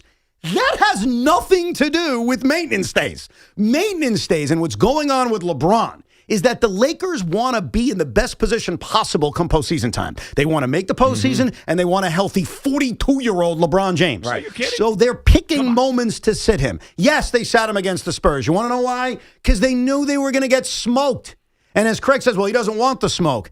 Maybe he does, maybe he doesn't. You got to be kidding me. But the Lakers are deciding we're not winning anyway. Right. So let's keep the bullets in the holster. But that's not tanking. That's not tanking. Like the Jazz got fined, what, $500,000? Yes. And the Pacers fined what, 100,000? It's very different. It's very different. Because one is strategizing for the playoffs. The other one is literally losing on purpose. Yeah. And then the other part that makes this opinion, I'm not sure I'm going to pick it, but it's up there. It is up there. Is that Craig's mad. I said this to him the other day. Let me get this straight. You're mad LeBron didn't play, so your punishment is to not play him. Yeah, that feels dumb. That feels dumb. Yeah. Like, if you want to say he should be fined heavily, okay, I got you on that one. I'm mad he didn't play. That's what he said. I'm mad I didn't watch him in the Spurs game. So you know what I'm going to do about it? I want him to play even less. You're kidding. So, yeah. But to his credit, let me defend him again. He really believes it, man. He's fighting on it. So unlike some of these other opinions that were skeptical, they really think it. He thinks it. So kudos to him. Finally, Sean Morash was mad about what Brian Cashman was wearing first day of spring training. The general manager of the Yankees on the very first day of work. I'm not asking you 162. You got to show up a little more professional than that. You don't show up like Luke Weaver shows up to Citi Field. Wear a suit into the freaking complex. It's the first day. Show that the Yankees are about business. I'm fine getting rid of the beards. I'm fine with all of that. Brian Cashman showed up like I show up, and I'm a lazy, pathetic sack. I don't want my general manager portraying that to the rest of the team. Well, I mean, that one's pretty bad, too. Oh, now we've done a little research here, me and Andrew Kaplan. Last year, Brian Cashman showed up full-blown Yankee team-issued polo and khakis. And in past years, similar, if not a suit. And suddenly this year, we're into sweatsuit season. And I'm going to use a line from WFAN callers. If George was still alive, is he showing up that way? Probably not. Again, I'm not telling you it's the biggest issue in the world. He portrayed something from the top down. And it was, we're comfortable. All right. It has been unseasonably cold in Florida. Really, the whole entire East Coast for the last, I don't know, month. I don't know, man. So 2 seconds maybe? later, Austin Wells walked in with a muscle shirt. Because that's Austin Wells. He's trying to be jacked. I thought about this all morning because I really wanted to give a firm opinion on which person or opinion was the dumbest here You're at WFAN. kidding me, right? And I have to award this prize to Sean Morash. Oh, okay. Yeah, because LeBron's getting suspended, right? It's not. No, I'll tell you why. And I'll tell you what won me over. The fact that Craig is so passionate about it and he keeps fighting with me about it. You gave up. What you you made over? your dumb opinion. You moved. I haven't gotten a I text just from gave you. you the research. I hit you over the head with the research. I didn't hear. You didn't text me at midnight last night. No, because I'm giving it to you in real time. I don't want to give you spoilers, dude. Just saying. I didn't get any message from you. F you, pal. Because you're always, show me, provide the audio, do whatever. Then I give you the research that I was right. How could it be the dumbest opinion when it ends up being that I was right about the past history of him? Because, I kind of side with Sean on this. What? Yeah. So what's the dumbest opinion at WFAN? I think it's Craig's. He's not going to be a suspension. He's not going to get suspended.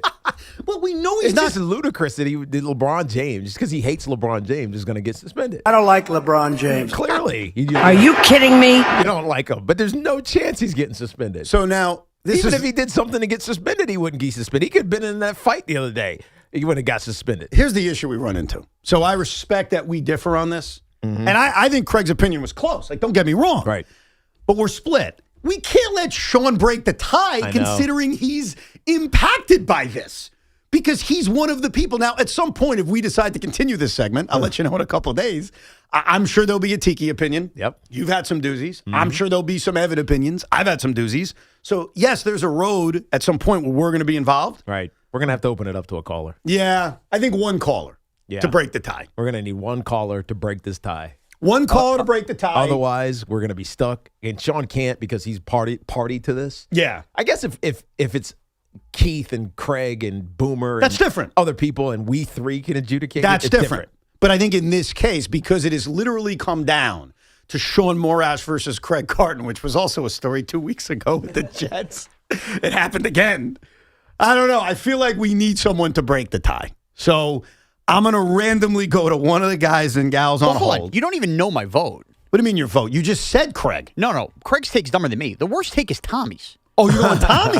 Dude, he could be the best right fielder in baseball. You're dismissing it because you don't even believe that Tommy believes it. Correct. That makes it even dumber. Okay, but he doesn't even believe it. We don't know that, though, and I think there is a part of him that does. Really? He's so caught in the vortex. Oh, come on. I'm telling you, man, that's a dumber take. Do you than think me, if Craig. I called him right now, he'd pick up, or you think he's sleeping? It's 11:48. If he's sleeping, call the line. All right, I'm going to try to call him. All right, And I'm just going to ask him, was that opinion real? Okay. That's all I'll ask him. All right, you Wait, think isn't this illegal to put him on air? No, he'll love it. I'll ask him ahead of time. Well, I guess because he's a host here. Yeah. It doesn't necessarily count. I don't think he's going to pick up. I bet you he's sleeping. He was on till midnight last night. How long does the guy need to sleep? I mean, it's noon, so he probably got home at 1 o'clock. Maybe he went out for a beverage. See? He didn't even pick up? Yep. He forwarded it, too. Yeah. What do you mean he forwarded it? Because it should have rang 2 more times. Yeah. He hit the button. He saw me and said, I'm done? I'm not answering Evan right now. They're on the air. I mean, it wasn't a gotcha question. It was just simply, do you honestly believe that opinion? I'm going to lead a horse to water here. You want to take a call? Why don't you take Dean and Rocky Point right now? All right, let's Why? go to Dean. Are you leading us a certain way? Why don't you take Dean and Rocky Point right now and get his thoughts? All right, Dean and Rocky Point, what are your thoughts on this? What's happening, fellas?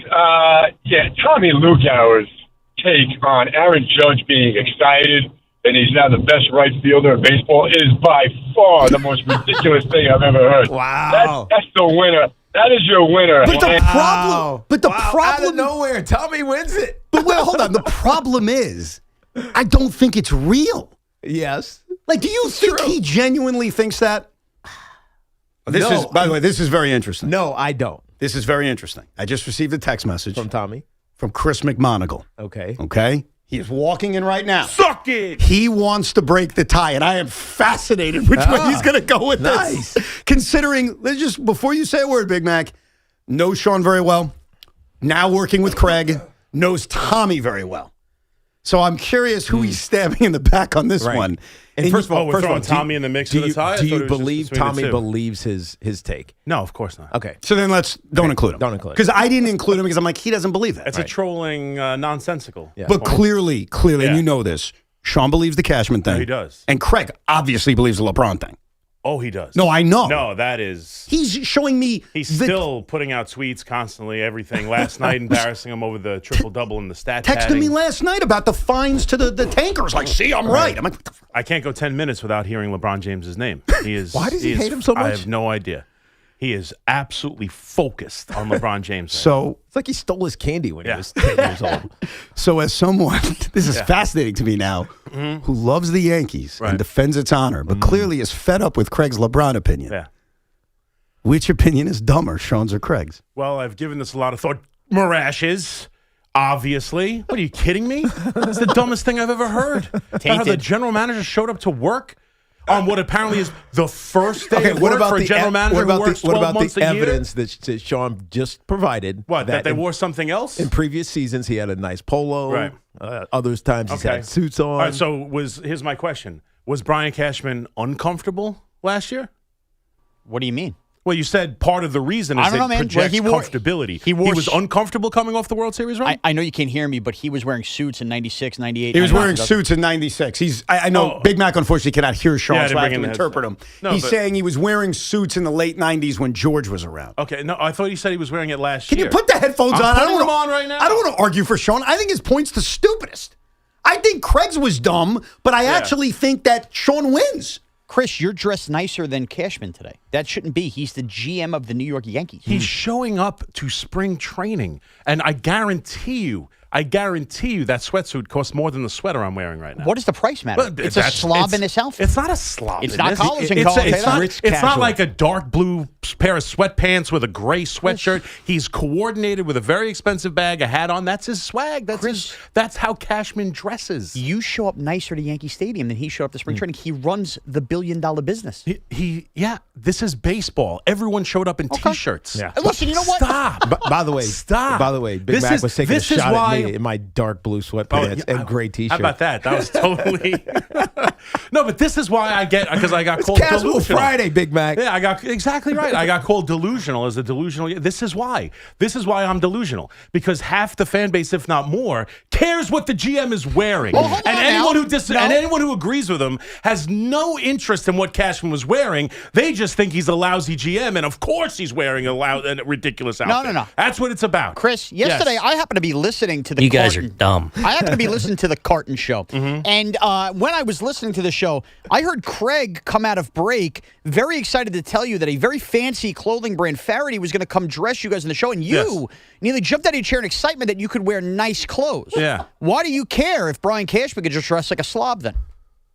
Because I don't base my life around what Brian Cashman wears. Yes, you do. No, I don't. You kiss Despite his the ass. fact, Oh, because so that's many why. people like you knock him for I what he got wears. it. I got it. It's easy It's to getting pull down silly now. sweatpants All right. than It's- somebody else to kiss his ass. All right. Yeah, no, this is becoming something else. Me and Sean can take Yes, off the air. you But argue let me about just this tell off you air. that the idea Yeah. that the general manager, this is at least Craig, is a basketball opinion. And he's focused on what the fan base wants to see a player playing. Do I think it's ridiculous that a player should be suspended? Yes. And we all know it's different than tanking. And it's not going to happen. They're trying to get a 42-year-old guy down the stretch of the season. Of course, they're picking their spots. And I disagree with Craig on air about it. But it's a legitimate sports opinion. What the general manager was wearing. Like I feel like what's her name in My Cousin Vinny. Do you really give a crap what kind of clothes the guy who shot you was wearing? I saw the movie finally. That's what this who cares? I'm with you. Thank you, Big Man. Thank you. I agree with him. It's just another shot at Brian Cashman. Sorry. That's it. That's all Sorry, it is. Sean. No, it's all right. You got two guys scared of Craig. It's all good. You're the inaugural champion. How about this? Well done. I will take one random caller, and they will break the tie. I'm not even going to look. I'm just going to go pick somebody, and they will decide whose opinion was dumb, and then we could all move on with our lives. All right? Damien in St. James. Damien, the floor is yours. Okay, well, it's good. I think Craig's opinion is hogwash about LeBron, but I had a LeBron point, so and a crazy idea I want to get on the air. Go ahead. All right, so if LeBron James plays one more year, I think he should call it the I'm Taking My Talents Everywhere Tour. And what happens is he plays an average of 2 to 3 games for every team in the league. That'd be amazing. A new contender has emerged. There you go. I think that's the new winner. If we include callers in this thing will go on forever. I do, in relation to LeBron and Craig and all that, I do have a dream. It's a very simple dream. LeBron James leaves the Lakers next year and ends his career with the New York Knicks. That would give me so much joy. Why? Because he'd have to root for him. Oh, God. He'd be forced to have to root for him. All right, we'll end it with Flavio in Hawthorne, New Jersey. Go ahead, Flavio. The floor is yours. Hey, boys, listen. Greg Carton is an idiot. That his comment about LeBron, please, the guy's 42 years old. I was tired at 32 years old. That's a good point. It's one of those weird things in the NBA where I actually argued this with guys who are 32 years old, forget 42, that when you're a good team, and I do not root for a good team, but there was a moment where I did root for a good team. My intentions is to win a championship, and every decision I make is about that. Right. And sometimes that involves doing things that seem unfair to fans, which is sitting people down. And that is my argument I will take to my grave with anybody, Craig or anyone else, about maintenance days. I think you guys are wrong because the goal of the LA Lakers, as unlikely as it seems, is to win a championship. Having LeBron James play every game doesn't help that. The bigger issue are tanking teams. And Adam Silver knows it's a big issue, which is why he fined a team $500,000. And the league needs to fix it. And quite frankly, it is feckless to fine them money. Silver, if you have balls, you know what you do to the Utah Jazz? You know what you do to the Indiana Pacers? You know what you do to them? You take their balls away. The lottery balls. You take the lottery balls away. That's a great take. You got less balls. Simple as that. You want to tank? You want to play with the integrity of my sport? I got you, bro. I'm taking balls away. So That's until Adam Silver does that, take, actually. thank you. Until because Adam money doesn't mean anything. What does it mean? If you've got money, you're going to pay whatever it costs. So take them away. Utah, you got less balls in the lottery. And you want to know why? Because you're playing with the integrity of the sport. It is 50 times a bigger issue than a basketball team trying to win a championship being smart with their players. Anyhow, we'll think about it and decide if we want to bring this back next week. And we'll see if there's enough dumb opinions to warrant that.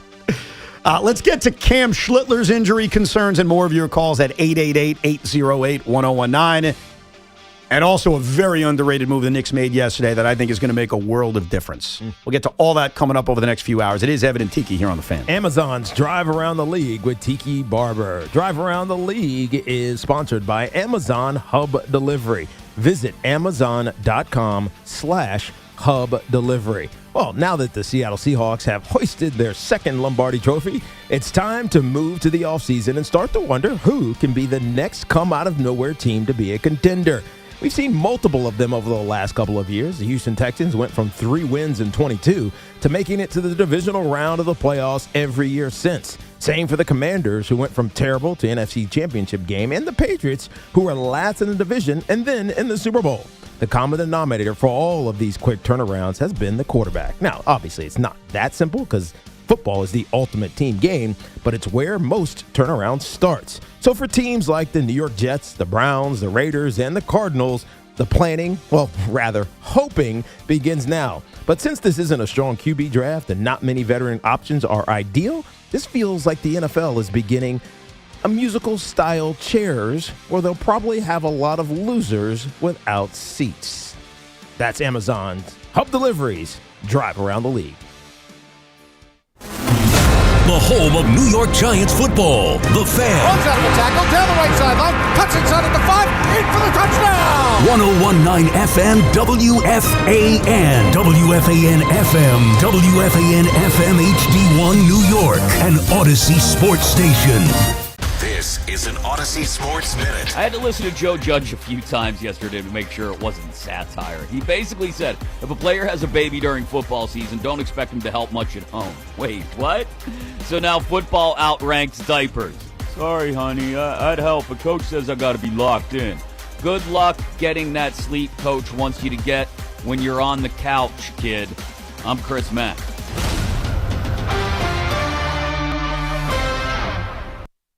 Are you an adult with uncontrolled moderate to severe Crohn's disease symptoms and still packing a backup bag of clothes? Just in case? Skyrizi Risankizumab Riza can help you take control of your Crohn's. Feel significant symptom relief, including less abdominal pain and fewer bowel movements at 4 weeks. Plus, Skyrizi is proven to help people achieve remission and visibly improve damage of the intestinal lining. Individual results may vary. Skyrizi is a prescription injection medicine. Don't use if allergic to Skyrizi. Serious allergic reactions, increased infections, or lower ability to fight them may occur. Before treatment, get checked for infections and tuberculosis. Tell your doctor about any flu-like symptoms or vaccines. Liver problems leading to hospitalization may occur when treated for Crohn's. Ready to take control of your Crohn's? Ask your doctor about Skyrizi, the #1 prescribed biologic in Crohn's disease. Control is everything to me. Learn more at skyrizi.com or call 1-866-SKY-RIZZY. Hey, did you know Verizon Home Internet covers more homes with faster speeds across the country than any other provider? Now you can get award-winning Fios Internet for just $20 a month for 3 years. Switch today and enjoy savings you can count on. Verizon Home Internet consists of Fios and 5G Home. Availability varies. Comparison based on FCC BDS data of home internet providers with download speeds over 50 megabytes per second, June 2025. Limited time offer for eligible new customers. Fios $20 per month plan with auto pay, mobile phone plan, mobile plus home, and bonus discount. Enrollment required. 3-year price guarantee. Applies only to the then current base monthly rate for Fios. Additional terms may apply. What's up, everybody? I'm Nick Costos, and watching sports isn't a hobby, it's a lifestyle. And my show is not a job, it's a passion. From the NFL playoffs to the NBA and everything in between, celebrate sports with me every day on You Better You Bet from 9 a.m. to noon Eastern. Download the Odyssey app now and listen to Westwood One Sports from anywhere. It's You Better You Bet with me, Nick Costos, live and interactive Monday through Friday, 9 a.m. to noon Eastern, presented by BetMGM. Sun and clouds, breezy, high 37. Weather brought to you by Staples. From posters and presentations to labels and loyalty cards, Staples has all the print to boost your brand. Shop now in-store and online. Staples. That was easy. Get ready. Blues Traveler and Jen Blossoms. Plus special guests, Spin Doctors. Saturday, August 15th, Summer Stage in Central Park. Blues Traveler, Jen Blossoms. Tickets are on sale now at Ticketmaster.com. Blues Traveler and Jen Blossoms. Diving for that grounder got you grounded? Oof. We've got specialists for that. Layup, take you down? We've got specialists for that. With 45 Castle Connolly top doctors, Orland & Cohen specialists are considered among the best in the nation by their peers, which can mean a better outcome for you. From Staten Island to Southampton, our network is open 7 days a week, so you can feel better, faster. Visit OrlandCohen.com. This President's Month at Nielsen Dodge, fun is in the driver's seat. We're celebrating all month with special presidential savings, plus 0 down payment. We have your new Jeep, Chrysler, Dodge, or Ram at extra special fun is in the driver's seat savings. Lease a new 2026 Jeep Compass Limited 4x4, just $187 a month. Or lease a new 2025 Jeep Grand Cherokee L Laredo X 4x4, just $295 a month. Plus, choose from a wide selection of certified pre-owned vehicles. And if you need credit help, we're here to make it fast and easy on Route 10 in East Hanover, or shop online at nielsendodge.com. Proud member of the Nielsen Auto Group. At Nielsen, fun is in the driver's seat. President's Day Sales Event. Term 27 months to assigned Compass 5782, Cherokee 5890 at tax tag 489 dock and DMV fees. Welcome to guided meditation. Close your eyes. You're at the beach. The seagulls are calling. You take out your iPhone 16e you got from Cricket and use Apple Intelligence to clean up that selfie you just took. It's a good one. You send it to your friends instantly thanks to reliable nationwide 5G. They're totally jealous. Get iPhone 16e for $49.99 when you switch. Smile, you're on Cricket. Requires new line on the Supreme Unlimited plan. First service charge and tax due at sale. $25 activation fee. Terms and restrictions apply. Cricket 5G is not available everywhere. See store for details. I'm Piera Palazzolo, VP of Digital Marketing for the American Management Association, a company focused on the management training skills needed to enhance the careers of business professionals. We did our research when it came to the best companies for website development and chose AmericanEagle.com. And we couldn't be happier. AmericanEagle.com worked closely with us to understand the front and back-end requirements needed to launch an e-commerce website that could handle the complexities of running thousands of seminars nationwide. Our robust new website and improved SEO saw immediate increases in site traffic and web revenue. If you're in need of managerial effectiveness and success, visit our website at amanet.org. If you're in need of a website that provides an unparalleled consumer experience, I highly recommend AmericanEagle.com. Transform your business today. Dial 877-WebNow1 for a free digital consultation with AmericanEagle.com.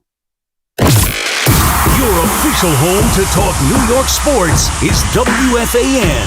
Call us anytime at 888-808-1019. The Fan, 1019 FM, and always live on the free Odyssey app. I don't know enough about what happened in San Antonio to tell you that, like, details on it, but Jeremy Shohan was a lottery pick by the San Antonio Spurs 3.5, 4 years ago. And he's known, and I think this description will excite Knicks fans because, by the way, if you were just tuning in or maybe you missed the news, he was waived by the San Antonio Spurs. They were looking to trade him at the trade deadline. There was no interest, despite what he can bring to a roster. And the Knicks signed him. So he's a new member of the New York Knicks, another addition by Leon Rose. Some may call his trade deadline a masterclass. But the thing about Shohan is that he is an incredible defender. He can defend 1 through 5. And here's the part that I think Knicks fans are going to love. He's a dog. Tommy, that's for you. And he's a pain in the ass. Right. So he can do damage? Yeah, I wasn't even going to say that. He's not the greatest offensive player in the world, but he's a good perimeter defender, very good perimeter defender. He can defend almost anybody 1 through 5. And he's an agitator. And that's almost something that they need. He's almost like the perfect ingredient. Another guy who can defend, a guy who's versatile. Remember early in his career, I don't think he's done it as much, but he used to change the color of his hair in a very Dennis Rodmanian kind of way. Rodmanian kind of way. Right. But when I think of him, and he's still so young, he's only 22 years old, which is nuts, which is why I'm confused by what happened in San Antonio. I'm not even sure. But What a perfect addition for this and Knicks it's a team. minimum deal. It doesn't cost anything. Yeah, I'm looking at these pictures of him with green hair and red hair. But you remember earlier, maybe it was last week or maybe 2 weeks ago, we talked about how the Knicks maybe need a PJ Tucker type. Yeah. This could be him. Now, Except 14 years younger. Yeah, exactly. He's just significantly younger, and we'll actually see the court. Yes. It's not like he's just gassing them up in practice and getting their mentality right pregame. He could actually get on the court and do it. And by the way, because Mike Brown is the head coach instead of Tom Thibodeau, it's not necessarily I haven't played yet. I haven't seen you enough to trust you. It's, can you go make a difference? Go make a difference. And let's say he doesn't make a difference. No biggie. Yeah. I mean, it's a veteran's minimum, basically. And so I thought it was, when I saw it come over the wire, I don't think things go over the wire anymore. So I guess when I saw it on Twitter, wherever the hell I saw it yesterday, I was like, damn, that's a good under-the-radar move by Leon Rose. So it's not getting a lot of attention. I totally understand why. But I think this could be one of those players who could be someone you love come springtime at Madison Square Garden. And speaking of which, real quick, and then we'll get to some baseball and your phone calls, I want to apologize to Sean Morash. Why? The other day, he made a prediction that Jose Alvarado, the other acquisition by the New York Knicks, would eventually be so beloved by Knicks fans, they would sing Jose, Jose, Jose, the song that Met fans used to sing for Jose Reyes. For those that are not aware, it's a version of the Olay song in which it's Jose, Jose, Jose, Jose, Jose, Jose. And yes, you got it. In Philadelphia, they were chanting Jose when he had that big game against the Sixers, but they were just chanting his name, Jose, Jose. Like, Jose, Jose, Jose. Yeah. So I said to Sean, you were close, but you didn't get it right. A guy who went to the game said, Evan, you owe Sean an apology. You may even have to wear an L, though I don't think it's L-worthy. No. We were singing the Jose song. I love Tiki's quick no. Thank you. And I said, okay, people were singing the Jose song? We can't bastardize the use of the L. He's right. We got to be careful. So I said, it's not real unless you have proof. And he said, I have proof. I'll send you video. So here is the audio, and you tell me if this counts. This is the audio from Philadelphia the other night of a bunch of Knicks fans singing the Jose song to Jose Alvarado.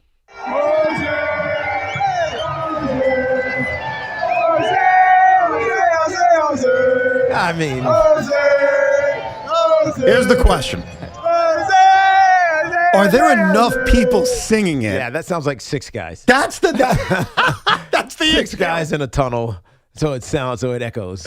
So, Sean, you tell me, do you want to take that as a victory? Because it doesn't sound like it's the building. It's not a cacophony of the building. I didn't say how many would be singing. Oh, come on.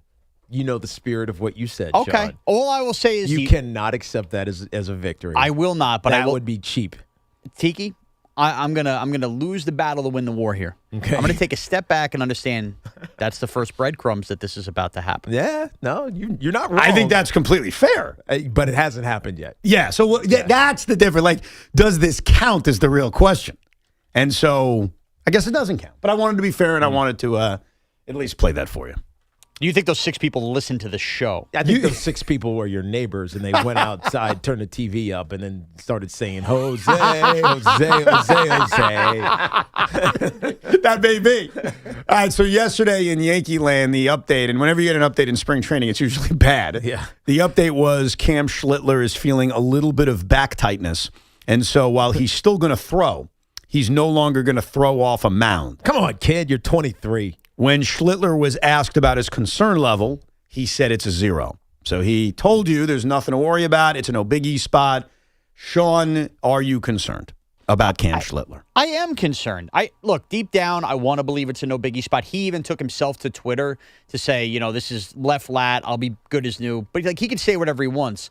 The history of Yankees pitchers and spring training things that we think are minor to start usually end up being major. Yeah. Taking him off a mound immediately. Again, I want to hope for the best. He's young. He's a guy I'm excited about. But I just can't help that it's by nature in Yankee experience in spring training to know it's going to become something else. The problem is when it says back, and he clarified, which is I think helpful.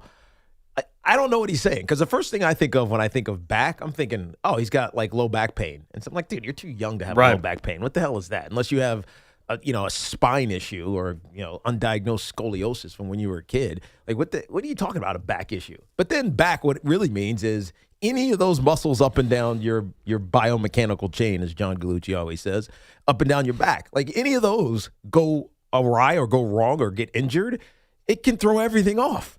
And so I'm glad he clarified it because it makes it a little bit more less worrisome. Yeah, I'll call it palatable. Yes, but it's still it's like you're 23 years old, man. Well, here's my biggest issue with it, too. Okay, so they removed him from throwing from a mound, but Yeah. they're going to continue to allow him to throw. And I understand we're in spring training. This is the time, right? Pitchers and catchers. With the back, what worries me is, like you just said, one thing connects to another. 100%. If you're making up for pain in one area, is this going to have a ripple effect, and that just becomes an unquestionable chamber of muscles? Right. I'm worried about. If you asked me to bet on it today, I do not think when the Yankees break camp and they have a 26-guy roster that Cam Schlittler is on that Is roster. there not a masseuse down there? I mean, come on. You guys are dumb. I lived on the masseuse table. No, I got me. Lived on it. Whether it was Jack, who used to come to training camp, or Carol, who was my personal masseuse, I lived on a massage table. I get you. You had to, especially during camp. Sure. I think it's a 3 out of 10. Because I don't think I'd be overly concerned, because I think sometimes you have to trust the player. And I know as much as you don't want to trust the manager, you have to trust the manager. But I can't say any kind of setback, and it is, because he's not throwing from a mound. It may be minor, but it is. I can't say anything with a pitcher is a nothing. I just can't. I made this comment, John, on the air. I may have done it on the Rico as well. You did it on the Rico because I heard it. And Oh, you're thank right, you. and you're completely right about it. What did I say? Go ahead. You basically said, if it's a position player, we were talking about Francisco Lindor. Right. You were. Yep. It is what it is, man. He's going to come back. He'll get up to speed. Maybe he won't have the power, but he'll be fine. If it's a pitcher who has a setback, you're talking that week that he didn't pitch is a week that he's not going to pitch going forward. Usually that's the way it works. It lines up. To where Sean's point is prediction of he's not going to be on the opening day roster. Like, I don't think that's crazy at all, because all he needs to do is not have bullpens for the next week and a half. Right. And the schedule gets pushed back enough where I will skip his first turn. And by the way, that's still a no biggie spot. Like, if he's making his first start on April 8th, which is a few turns into the start of the season. Make it the 7th because that's my birthday. Okay, April 7th. That's his first start. Same with Lindor. Same with Lindor. It isn't that big of a deal. Right. Like, Cam Schlittler isn't the opening day starting pitcher. If he is, there's other problems. But So I don't think that happening is the end of the world, but I can understand you saying, hey, it is something with a pitcher, and all you need is something to push the clock back a little bit. And I don't trust Cam Schlittler to help himself at 23 years old, trying to make his first opening day roster. Like, I could see him overly ramping up post this, where it just leads to something else. Like, I'm just not confident in Cam Schlittler's ability to understand his body yet, that this isn't going to be an issue where suddenly you look up and go, well, now he's back in June. Like, That's my worry. I'm sorry. It's also a weird spot because the Yankees are starting the season a little bit shorthanded, knowing Garrett Cole's not going to be ready, Carlos Rodon's not going to be ready, Clark Schmidt's not going to be ready, and you're probably not ready to call up some of your top prospect like LaGrange or Omar Rodriguez. So you're talking about Yarbrough and Weathers and maybe others that we're not even thinking of. So it's also not an ideal time to potentially lose a starting pitcher. But I think the concern level's a 3. I think it's worthy of discussion. I think it should be on your radar. But no, I mean, it's not as bad as he's having an MRI and he's going into a tube to have his elbow checked out. Like, that's a DEFCON 50. I'm going to hate saying this, but who do we see first, Francisco Lindor or Cam Schlittler? Well, I'm going to lean towards Lindor because Cam's a starting pitcher. Yeah. That's why it's an interesting question. All right, let me write this down because you know what I love about predictions? Why make them if we're not going to check our work? Which is why I hated even turning on the mic to say that. But I think it's a fun one. Don't be lazy. I'm not being lazy. I mean, that was a lazy opinion. No. If your opinion was, hey, Ev, I don't think it's good radio, I respect the hell out of that. No. But when you're saying, oh, it's too much work, like, that's not a good opinion. I don't care if it's too much work. But me not being lazy is realizing in my head, still say it because it's worth it. Okay. So now apologize. Whatever. I'm writing it down. Who do we see first in 2026, Tiki Barber? Francisco Lindor or Cam Schlittler? Lindor. Lindor for Tiki. Mm-hmm. Sean Morash. Lindor for Morash. I'm gonna go with Schlittler. You know what? I'm gonna go against you guys because I already have Lindor missing the first week of the season. And I think that if everything turns out to be nothing, and again, I have it as a 3 and he stays on his schedule, he's probably your day 2 starting pitcher. Like, I'm putting ahead of Luis Heel and Will Warren. So I would say he pitches the second game of the season. Now, if Lindor's ready for opening day, you guys win automatically. Right. Yeah. That's why it's a fun game. All right, it's a fun game. We'll check in on that, whenever opening day is. Now, Tommy B has tweeted in with a picture of his seats in Philadelphia from the 200s, and he has said, I was at the game. I don't have audio, but here's my picture. They were definitely under the basket singing Jose, Jose, Jose, and I heard it all the way up in the 200s. I didn't know that was Sean's take, but he was right. All right, good for you then. Then you get a victory. Yes. Nice. Good job out of you. Thank you for that push away. Good for you. No, I just said you won. What do you want me to do? I'm going to continue talking about it? You won. We can move on. I like taking a victory, but go take a call. There's people on hold. They have very strong opinions on Craig's opinions, your opinions, Boomer opinions, some opinions we've had on the show. Where do we start? Let's start with, you know what? Let me start with the Yankee call. We were just talking about the Yankees. Steve in Bayside. What's going on, Steve? Can I weigh in on the opinion segment that you just did? Of course. Minutes ago? Yes. All right. The good news is I think that Sean's opinion was the fourth dumbest. The bad news is I think it was also the first, second, and third dumbest. Because I can't even, the topic is so dumb that it takes me a minute even to get to the opinion. Fair enough. I like it. Fair enough. All right. Let's move on to the Yankees. Yes. The Yankees, look, for all the talk about them running it back, and there's no doubt that they are. I'm not disputing that. They are. But running back the teams they had last year, there's still significant differences. I look at this Yankee team as having a lot of pitching, which they didn't have at least to start the season next year. Cam Schlittler was not even a consideration in the beginning of last year. Now you're putting him in the rotation, assuming obviously that he's healthy. Right. Garrett Cole you didn't have for all of last year. You're looking at a minimum, if they are reasonably healthy, two of their starting pitchers winding up in the bullpen, and everybody's screaming and yelling about the bullpen. I think it's going to fix itself. And if you're not healthy, you have those guys waiting in the wings, which once again you didn't last year. So I look at this Yankee team as having enough offense. I think the offense will be fine.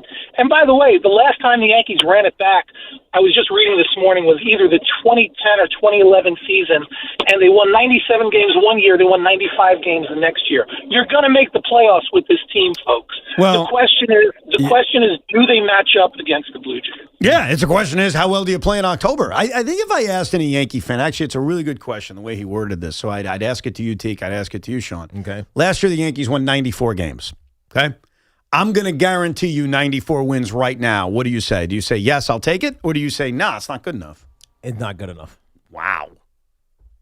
Okay. Sean, same question. It's at least or only? I'm telling you they're finishing the season with 94 You'll take wins. 94 wins, or is it not good enough? Would you sign for it, or is it like, not good enough? I'll sign for it because it means Judge was likely healthy. Come on.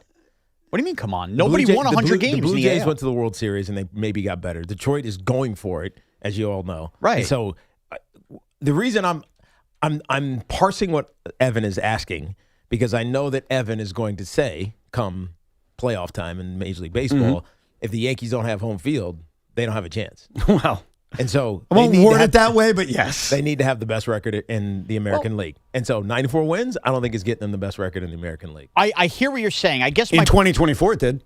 Yeah. Okay. My pushback would be we have no 100 in win teams. 2025 it did not. It had them tied. Okay. And they didn't have the tiebreaker. They did not.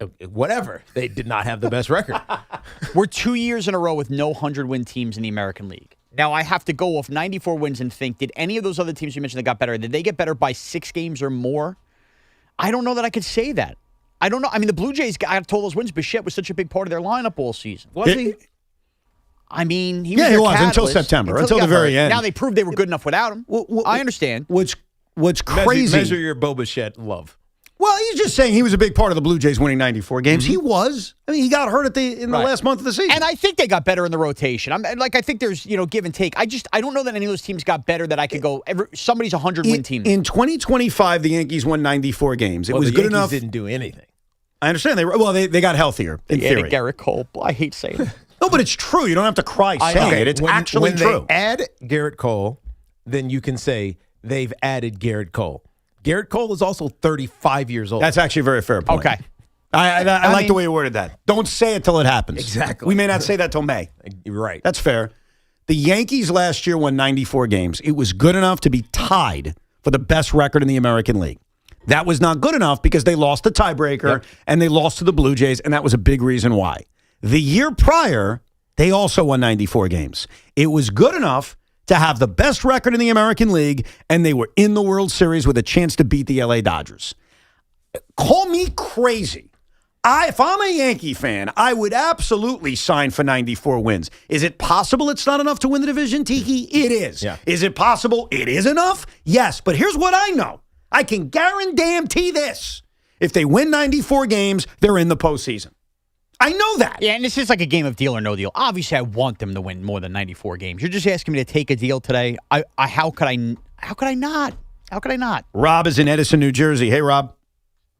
Hey guys, how you doing? I like that segment, but I just wanted to make a comment about Boomer's comments. Yes. I think you misinterpreted a little, because what he's saying is he wouldn't be mad if Steve Kerr criticized the president after a Warrior game. This is an international stage. You don't criticize your own country under your own flag on the international stage. And I'll compare it to a marriage. You guys will appreciate this.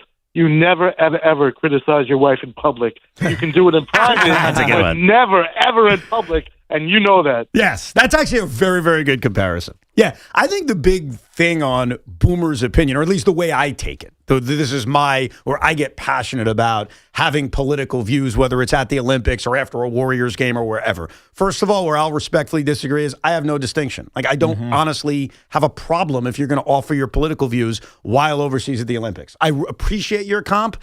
I don't have an issue with it. Like, I'll give you an example. Big W guy, as I think I've made clear with my bobblehead and my love for him. Do you remember the Dixie Chicks controversy at all? Are you guys aware of this? Vaguely. Now that you've said the Dixie Chicks, I knew there was something. I forgot what it was. So before they renamed themselves the Chicks, they were the Dixie Chicks, and they were very much against the war in Iraq.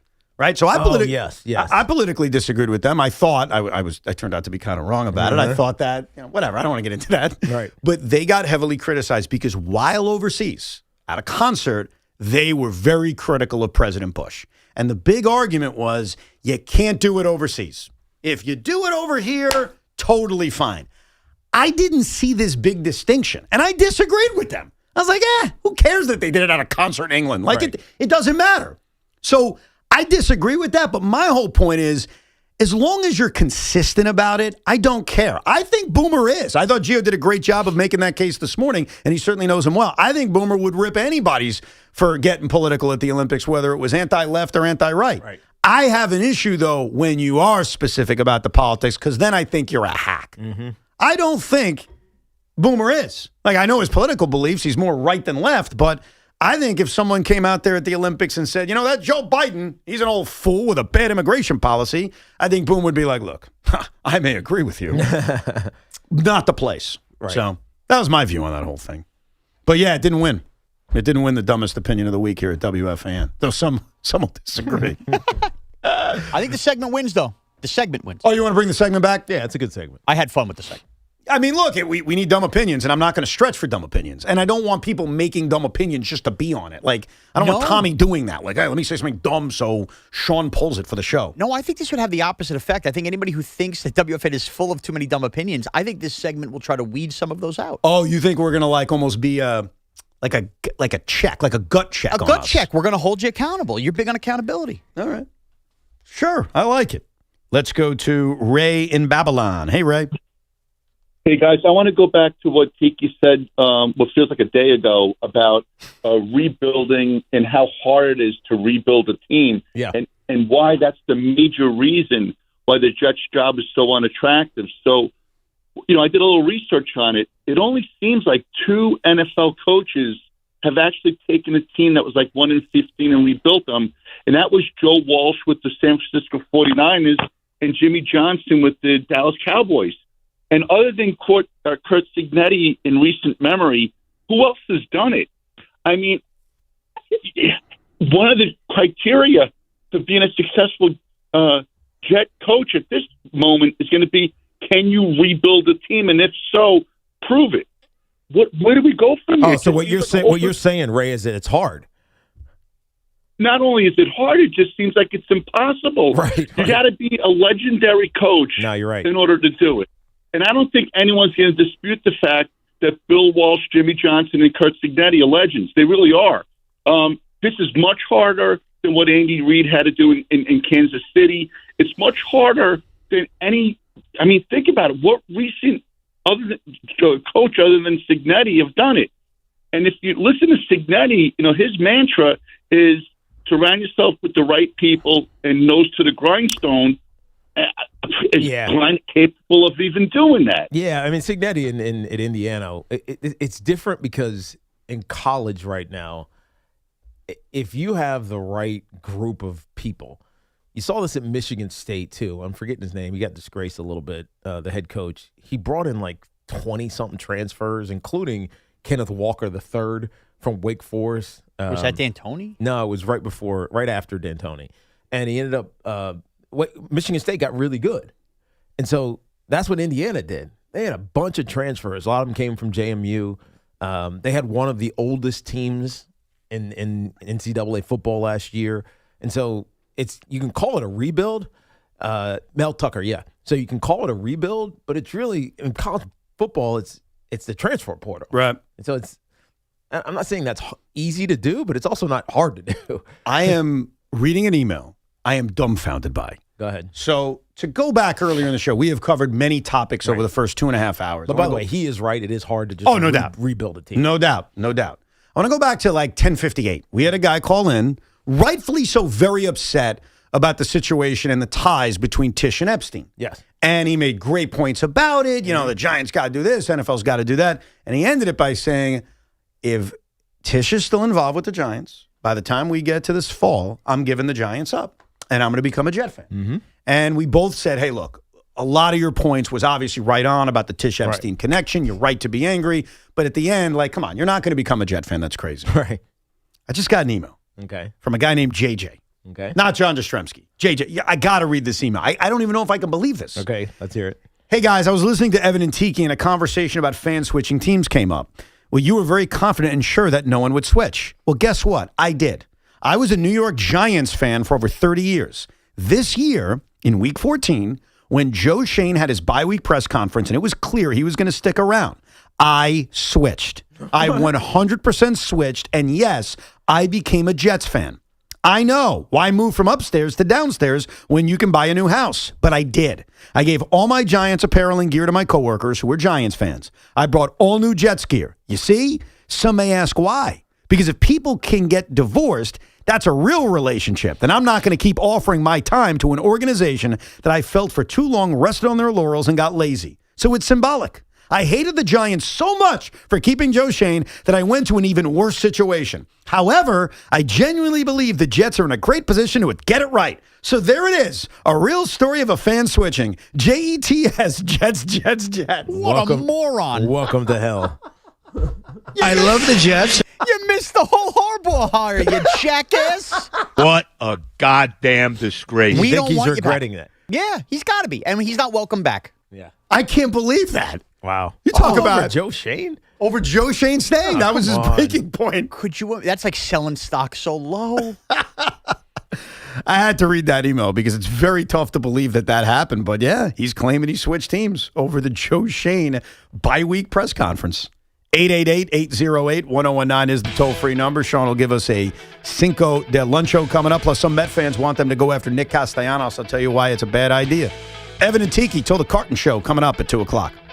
I'm always incredibly busy. Juggling life, juggling travel, sports, kids, everything. But feeling safe and knowing my family is safe is most important. So I partnered with our friends over at Sloman's Shield, and they installed the Sloman Shield Link system into my home. It is a game changer combining safety, convenience, and peace of mind that I can manage right from my phone. The funnest thing is I have control over all of my doors and lights and cameras outside. Heck, even when my kids come home from cheer practice and they get dropped off in the front, we keep the door unlocked. And then Tegan and Brooklyn will sit there and jiggle the door like it's locked and ring the doorbell. So I just talk to my phone and say, hey, the door is open. Then they open it and they come in. It's so convenient. I don't have to get off my couch to let my kids into the house. Experience the future of home security and automation with the Sloman Shield Link system. Call 1-800-ALARM-ME. That's 1-800-ALARM-ME or visit slomans.com. This portion of the program is sponsored by Ray Cattina, Mercedes-Benz of Edison. Mercedes-Benz of Edison is more than a dealership. They're a luxury destination where exceptional vehicles meet exceptional people. It's why Cars.com named Mercedes-Benz of Edison the top Mercedes-Benz dealer in the U.S. for 2025. Discover yours at RayCatinaEdison.com. Want to know why betting the winter games on FanDuel makes sense? From game lines to medal counts to finding your angle on the events you care about most, FanDuel gives you more ways to stay connected to the action. The winter games are on, and there's no better way to follow them than with a bet on FanDuel. Curling matches that start slow and somehow get tense fast. Speed skating decided by inches. Hockey games that feel different from the opening faceoff, and so much more. FanDuel is the place to bet on the winter games. You can bet on who you think will take home the gold in alpine skiing, skeleton, bobsleigh, luge, and speed skating, just to name a few. The winter games are here. Stay connected to the action with FanDuel. We just love the app around here. It's safe and secure. When you win, you get paid instantly. FanDuel, play your game. FanDuel Sportsbook is the official sportsbook of WFAN. 21 and over and physically present in New York. For help with a gambling problem, call 877-8-HOPE-NY or text HOPE-NY 467-369. I'm Tyler Kolek, and I got my Lincoln right here at Lincoln of Queens. Smooth ride, no hassle. They even delivered it right to my door. When it's time to save, it's time to go to Lincoln of Queens. During our month-long President's Day sale, you can save up to $8,000 off MSRP on all remaining 2025 Lincoln Navigators. Over 20 to choose. On select models, excludes tax, title, and MV fees. See dealer for details. Expires March 3rd. Lincoln of Queens, where Queens goes.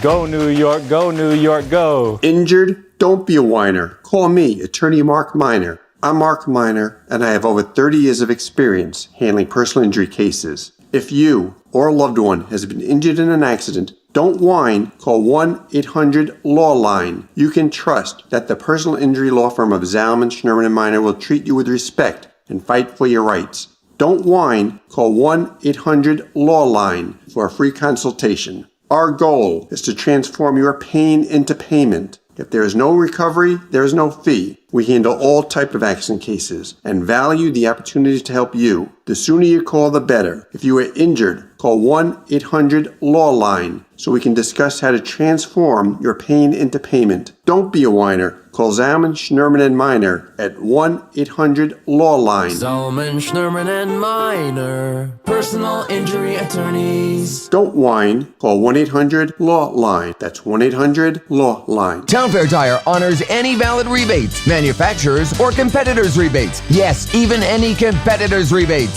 And we give you the guaranteed lowest price. Nobody beats Town Fair Tire. Nobody. Town Fair Tire. Hola, amigos! It's the Big Noise, Brad Evans from BetMGM tonight. Listen Monday through Friday starting at 6 p.m. Eastern on Westwood One Sports as we cover the biggest sports stories from coast to coast. Get insights on the NFL playoffs, college basketball conference races, and more. Download the Odyssey app now and listen from anywhere. BetMGM tonight, live and interactive, presented by BetMGM. Tune in, Team Huevos. As a mom, comforting my family is what I do best. Vicks Vapor Stick provides soothing, non-medicated Vicks Vapors in an easy-to-apply stick, and it dries fast, so there's no mess. I use it to comfort myself and my family. Thanks, Mom. Vicks Vapo Stick, soothing comfort for the whole family. And try Vicks Vapo Shower Max for steamy Vicks Vapors when you need more comfort for yourself. Use as directed. Hi, I'm Jonathan Ratliff, Engineering Director at Nissan. You know, some things are important to hear from an expert, not a voice actor. For instance, the Nissan Rogue is not only strong and practical, but it's reliable too. We've tested the turbocharged engine for thousands of hours, so it keeps going when you need it most. And 225 pound-feet of torque is what's going to allow this SUV to tackle those bigger, more ambitious adventures. Everything so you can go rogue. Nissan, #1 in new vehicle quality among mainstream brands by J.D. Power. Get 0% APR on the 2026 Nissan Rogue, Murano, or 2025 Nissan Pathfinder for well-qualified buyers. For JD Power 2025 US IQS Award information, visit jdpower.com/awards. Awards based on 2025 model year. Example: 0 down payment, 60 months financing at $1,667 per month per thousand financed. Actual down payment may vary, subject to INMAC credit approval. Not all buyers qualify. Dealer contribution may affect actual price set by dealer. Contact dealer for details. Ends 3/2/26. Hi, it's Chuck Devine with SnowCountry.com. Eggland's Best, the only eggs with more fresh and delicious taste, plus superior nutrition. Eggland's Best, better taste, better nutrition, better eggs. We celebrate a long President's Ski Weekend by hitting the slopes and enjoying beautifully groomed pack powder trails with seasonably comfortable weather. Mount Peter Snow Tubing Park is open, plus they have 14 pack powder trails, both Mount Peter and Thunder Ridge, 100% day and night in southern New York. Wyndham and Bel Air, both pack powder on every trail in the Catskills. Southington, Sundown, and Mohawk are all 100% day and night in Connecticut. Ski Butternut has snow tubing, both Butternut and Jiminy, with 14 miles of pack powder. Stratton, Pico, and Killington all picked up 14 inches of fresh snow since last Saturday. Killington just opened their very steep natural vertigo head wall. It's all 72 miles on 6 mountains at Killington and Smuggler's Notch with 2 feet of fresh snow since this time last week. You don't just ski or ride, you dominate. At Killington, we fuel your adventure. Be the beast. Ski and ride Killington. Gold is now around $5,000 an ounce, and silver is at an all-time high. If you need cash to help pay bills, then go to the Estates Roadshow. They're buying gold and silver, old rings, chains, even broken jewelry. Don't wait, cash in while gold and silver are hot. The Estates Roadshow is happening Monday through Friday in Staten Island at the Hilton Garden Inn, Old Bridge at the Hampton Inn, and in Toms River at TMT Cash for Gold. Get cash in your hands this week in Staten Island, Old Bridge, and Toms River. For more info, visit estatesroadshow.com. It's Dunkin's world and you're living in it, which means breakfast is easy and costs $5 with Dunkin's $5 meal deal. You get 6 crispy hash browns, a wake-up wrap, and a medium hot or iced coffee. Whatever your mood calls for. Bring your friend, your brother, your mother, your cousin, or just bring yourself. Because at Dunkin', they make deals for everyone. Get Dunkin's $5 meal deal only at Dunkin'. No substitutions. Participation in times may vary. Offer price varies in California and Hawaii. Limited time offer cannot be combined with other offers. Exclusions and terms apply. Did you know about 1 in 3 people with plaque psoriasis may also develop psoriatic arthritis, which causes joint pain, stiffness, and swelling? Does this sound like you? Listen to what it sounds like to be a million miles away. Tremfya guselkumab, taken by injection, is a prescription medicine for adults with moderate to severe plaque psoriasis who may benefit from taking injections or pills or phototherapy, and for adults with active psoriatic arthritis. Serious allergic reactions and increased risk of infections and liver problems may occur. Before treatment, your doctor should check you for infections and tuberculosis. Tell your doctor if you have an infection, flu-like symptoms, or if you need a vaccine. Imagine being a million miles away. Explore what's possible. Ask your doctor about Tremfya. Visit tremfya.com or call 1-800-526-7736. Your official station to talk Jets. The Fan, 101.9 FM and always live on the free Odyssey app. Download it today. This Fan Focus is sponsored by Chef IQ, precision cooking, effortless results, chefiq.com. The Yankees have announced that they have invited Rafael Montero to their major league spring training camp. Yesterday, he agreed to a minor league deal. And, of course, the news yesterday, Trinidad Chambliss was granted a 6-year of eligibility by a judge who heard Joe Judge. So more on that. Tiki, you got what you wanted. You request things, you get it. Al Dukes on Twitter has just posted video of us getting a tour of the inside of his refrigerator. Oh, nice. So you can watch that and check it out. But in the meantime, Sean Morash on this Friday the 13th gives us his Cinco de Luncho. Sean Morash in the booth, somebody hide the castle. Optics flying, phones ringing, Evans yelling, no! Tiki's laughing, chaos cracking, nobody's in control. It's Cinco de Roncho. Bam! Crunch! Let's go! Let's go! It's lunchtime on a Friday, and Cinco de Luncho is brought to you by Helix Wireless, connecting everything everywhere. All right. We know what tomorrow is, gentlemen. It's Valentine's Day. Are you kidding me? Is it? What? It's Valentine's crap. Day. Are you serious? I forgot. And remember, next year, the Super Bowl will be on Valentine's Day. Yeah, I Shoot heard. low this year. Shoot I low. heard Tommy rip that idea off of you, too, as well. As he always does. So I'm here to simply give you the top 5 most useless Valentine's Day gifts. Okay? Let's go. Here we go. Here we go! Number 5. Nude pictures. Fellas, nobody needs your hog in an inbox. Have you ever done that?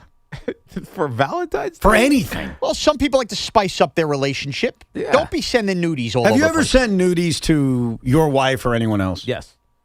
Serious? Yes. Are you serious? All the time. All the time? Like currently? Like recently? Yes. Whoa. Forget the rest of the list. You're snapping like naked tikis and Yeah, sending them? come join me in bed. Let's go.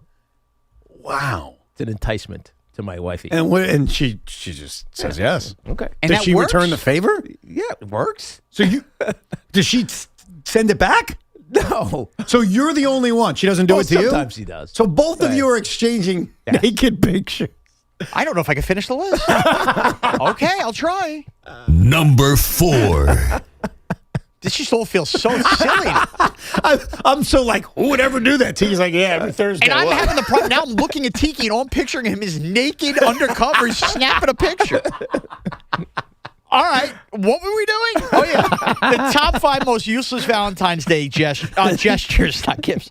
Number 4, box of chocolates. Guys, Yeah, it's a pointless. waste of time. I Just get agree her a with that. Twix. I mean, what are we doing? You need, what is it? Everybody's just guessing what they are. You give her a favorite candy bar if you want the candy. All right? Here we go. Number 3. Flowers, they die. Yeah. It's the stupidest gift. It makes you think you're supposed to buy them. Trust me, they'll be fine without the flower. Cancel flowers. Yep. Here we go. Just keep sending the nudes. Number 2. Number 2, and this is a really important modern one, the Instagram post. With all due respect, guys, nobody, and I mean nobody, needs to see your love letter in public. Write her a personal letter. Everything you're going to write in that caption on Instagram, how about frame your best picture you're going to put on Instagram Yeah, but and write her a letter? Sometimes they want public acknowledgement of their love. Yes. Your love for them. Yeah, you're misreading this, Sean. Yes. No, but that's It's not for you. It's not you. Correct. It's for them. Correct. I'm sorry. It's for them feeling publicly justified. Yes. They should feel publicly loved all year long. Forget should. Don't use the word should. They should. You should. She should. This isn't about shoulds. I don't- This is about you're trying to make your loved one, your wife or girlfriend happy. And Tiki's right. Yes. Like most of the time, you're not doing that because you need to brag on the gram. You're not publicly acknowledging your wife. All right, hold on. Before I go any further, are either of you doing this? No. What? Like posting a nice Instagram post? Oh, yeah. Okay. All right, never Tiki mind. is it going to include the naked Tiki? No. I don't know. I'm not doing it, but I understand it. Maybe the naked Tracy. Can you imagine? Well, geez, now you were going to pass Al and followers on Instagram at that point.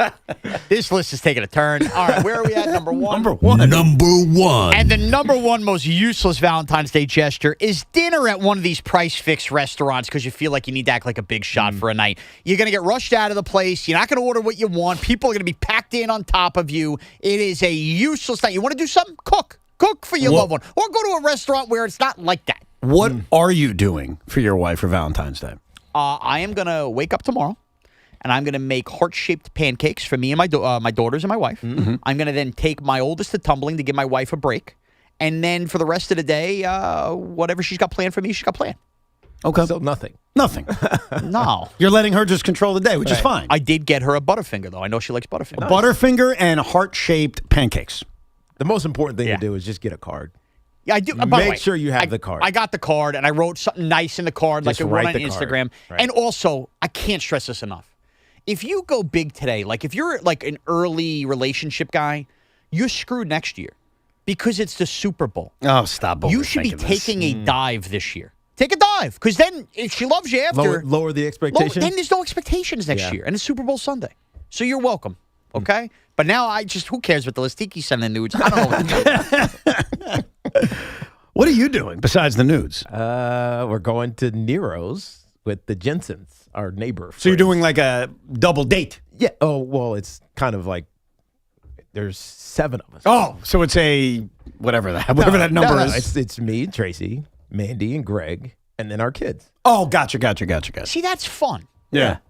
You that's pressureless. So we usually always just go to a restaurant and we bring the kids. No, that's what you kind of have. Like whatever. Just let's go out and tell each other we love each other. Yeah, because like when you have kids, other than like getting a babysitter and going sucks. out, it sucks. Right. Like, you know where I'm going tomorrow? Then you come home and you have kids. Exactly right. We're taking our kids to the circus tomorrow. Really? That's it. That's what we're doing. Dude, when was the last time I went to a circus? Dude, I haven't been to one in like 25 years. I did pull up, and I'm not sure what year this is, but I label it a poem for my wife for Valentine's Day that I hand wrote. Do you want me to read it for you real quick? Let's. Is it long? I mean, you tell me when you're bored, and I'll stop. Does it rhyme? Yes. Is it iambic pentameter? Do you want to hear it? Then you just tell me when to cut it off. Pale blue dot. Oh, my God.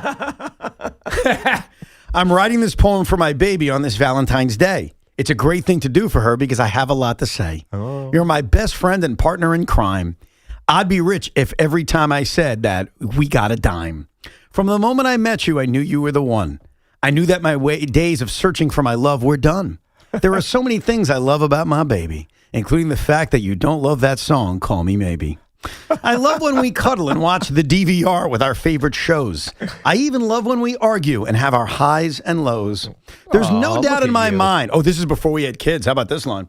There's no doubt in my mind we'll have the cutest kids, and they will all wear Mets, Nets, and Jets hats on their gorgeous lids. I can't wait to spend the rest of my life with you. Our love will remain constant through and through. Don't know what the they're doing. That's actually not bad. Thank you. Not bad.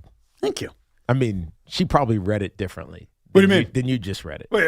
She read it flowingly. Gotcha. Yeah, I was a little clunky with that. I think I have a better gift for you this year. Go ahead. Tiki's obviously shown his cards on the table. I'm not doing that. I think you wake up tomorrow, make sure the kids are somewhere else. Yeah. And nude, you sing a Rascal Flatts song for her.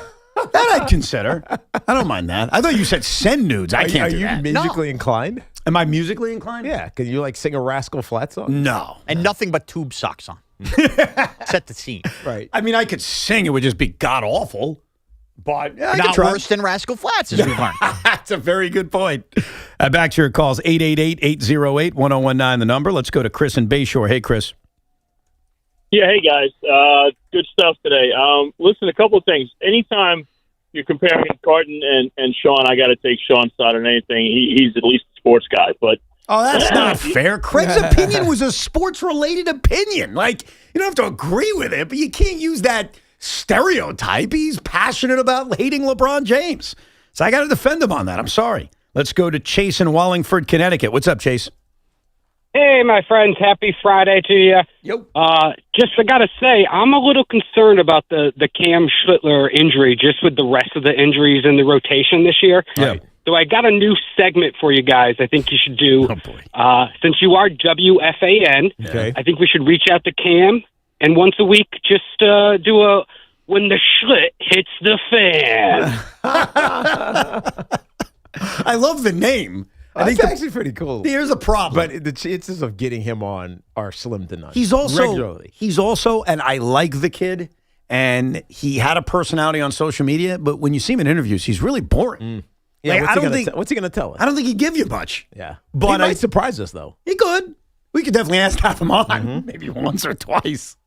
I do like the name of the segment. I just don't know what you're doing with it.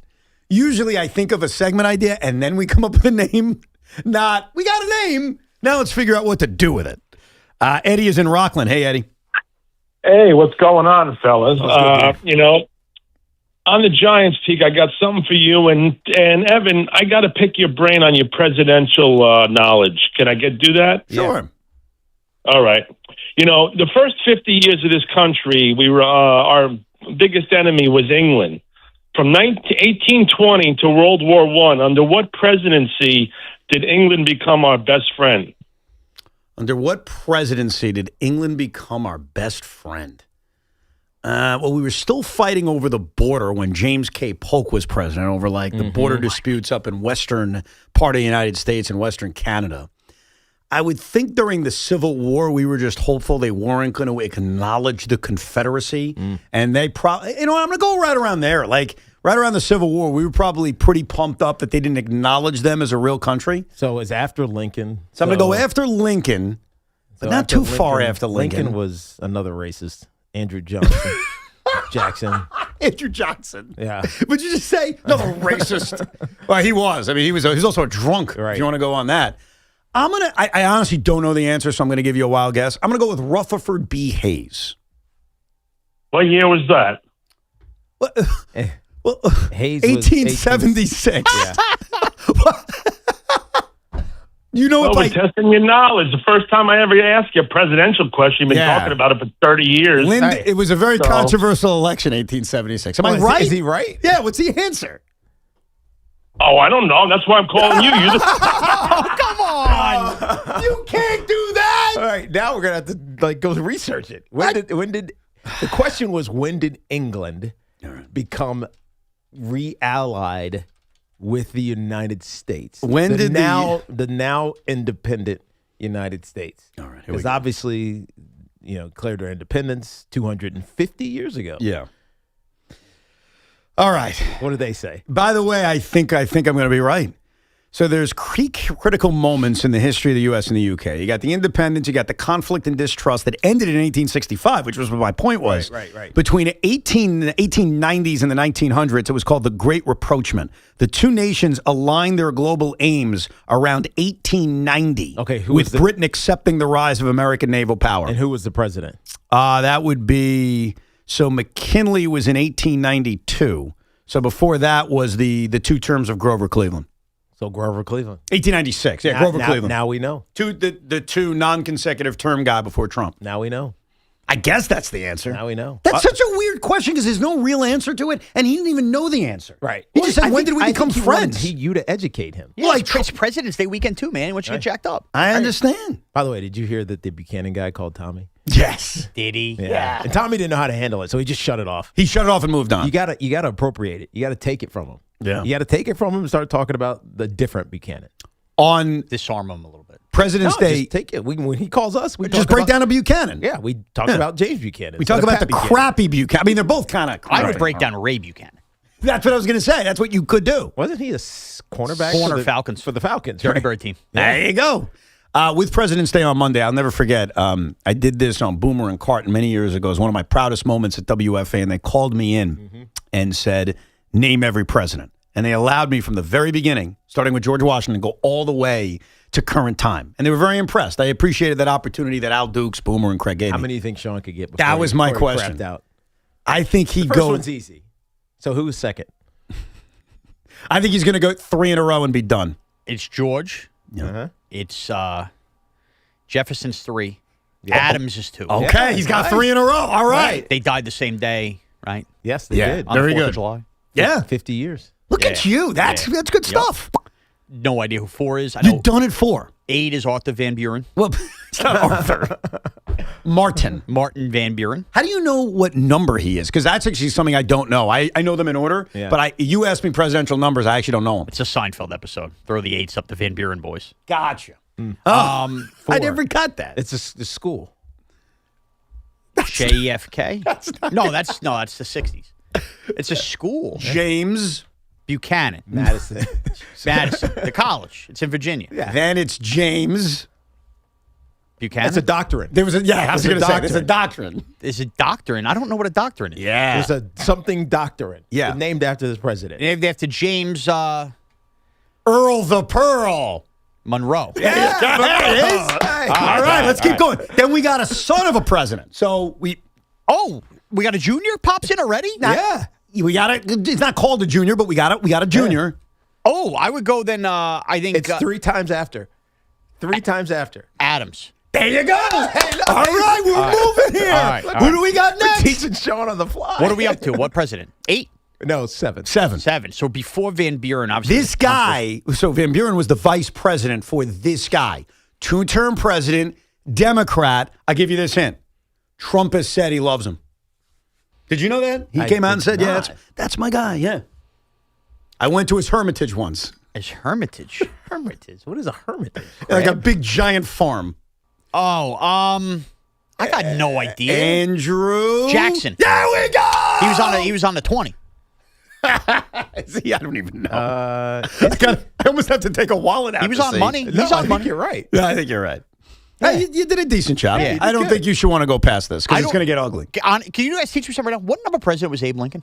I think he was 16. Yeah. Okay. But again, like I told you, I have to recount to get to that number. Nah, I got no idea. I'm comfortable. Can you name every president, Tiki? You're a smart guy, but that's a tough one. Probably not. After Jackson, I lose it. Martin Van Buren. Yeah. Oh, I know that because he just said it. But I wouldn't have known that unless he said it. Yeah, it gets tricky after Van Buren because then you got William Henry Harrison, who was only president for like 5 seconds because he didn't put the overcoat on, got sick. So you had the first, and this death. The first death was John Tyler. And the great thing about John Tyler is apparently his grandson is still alive, which is unbelievable. That's because he had a kid like really late. He had a kid when he was like 100. Yeah. And then his son had a kid when he was very old. And so John Tyler's grandson's still alive. I'm not going to keep boring you, though. I'm done. I'm not going to do the whole list. All right. Well, we have a whole day to celebrate. That's true. We could do it that day. All right, real quick. Tony's in Meriden. Hey, Tony. Hey, guys. First, Tiki, just an absolute pleasure to talk to you. You're awesome. Evan, a pleasure to talk to you. I've been listening since you were a really young guy. Thank you. With that said, you're both going to hate me after this. Go ahead. Because my wife does not care one bit about Valentine's Day. I am off the hook for flowers, chocolates, dinners, and on top of that, cards have been outlawed in my house. Wow. Birthdays, anniversaries, because it's a waste nothing. of money? No cards for the last 5 years. Right, because it's a waste of money? Absolutely. May I and ask? they get put, they're How did she come to displayed for a week, and then they go in a drawer. Which is true. Yeah. How did she come to this? The Valentine's Day thing was actually, our first date was December 23rd. Okay. And so now you're talking about like mid-January, late January. Wow. We just started dating, and I went, uh-oh. I go, oh, man, Valentine's Day. So I asked her about it, and she was working on Valentine's Day because it was like a Wednesday. And I said, so where do we stand with that? Like, what do you want to do? And she goes, her first sentence was, I don't care. Oh, jackpot. Good for you. Money. You're in the minority, unfortunately. We'll come back. More of your calls. Should the Mets go after Nick Castellanos? Idiots with idioms. A lot to do. It is Evan and Tiki as we take you till 2. Back when I played, creatine was a locker room secret. Players knew, trainers knew, fans didn't. But now the secret's out. Creatine boosts speed, speeds up recovery, and helps maintain brain health. That's why I take GAT Sports new creatine chews. 5 grams per serving, no sugar, no shaker, no mess. Save 30% off your first bottle at gatsport.com with code TIKI30. That's GATsport.com using code TIKI30. GAT Sport creatine chews. Fuel up and compete harder.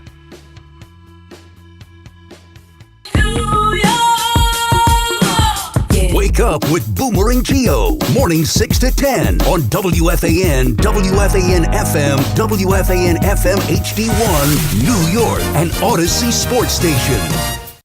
This is an Odyssey Sports Minute. Tanking is real in the NBA. These punishments, though, they're not. A $500,000 fine for the Utah Jazz, a team that made $340 million last year, is the equivalent of you or I getting a slap on the wrist for a speeding ticket.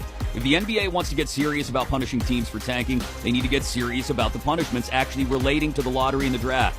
Start slashing teams' lottery odds for tanking, then you may start to get the desired effect. I'm Chris Mack.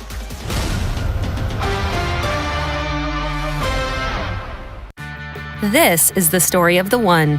As an HVAC technician, he and his digital multimeter are in high demand.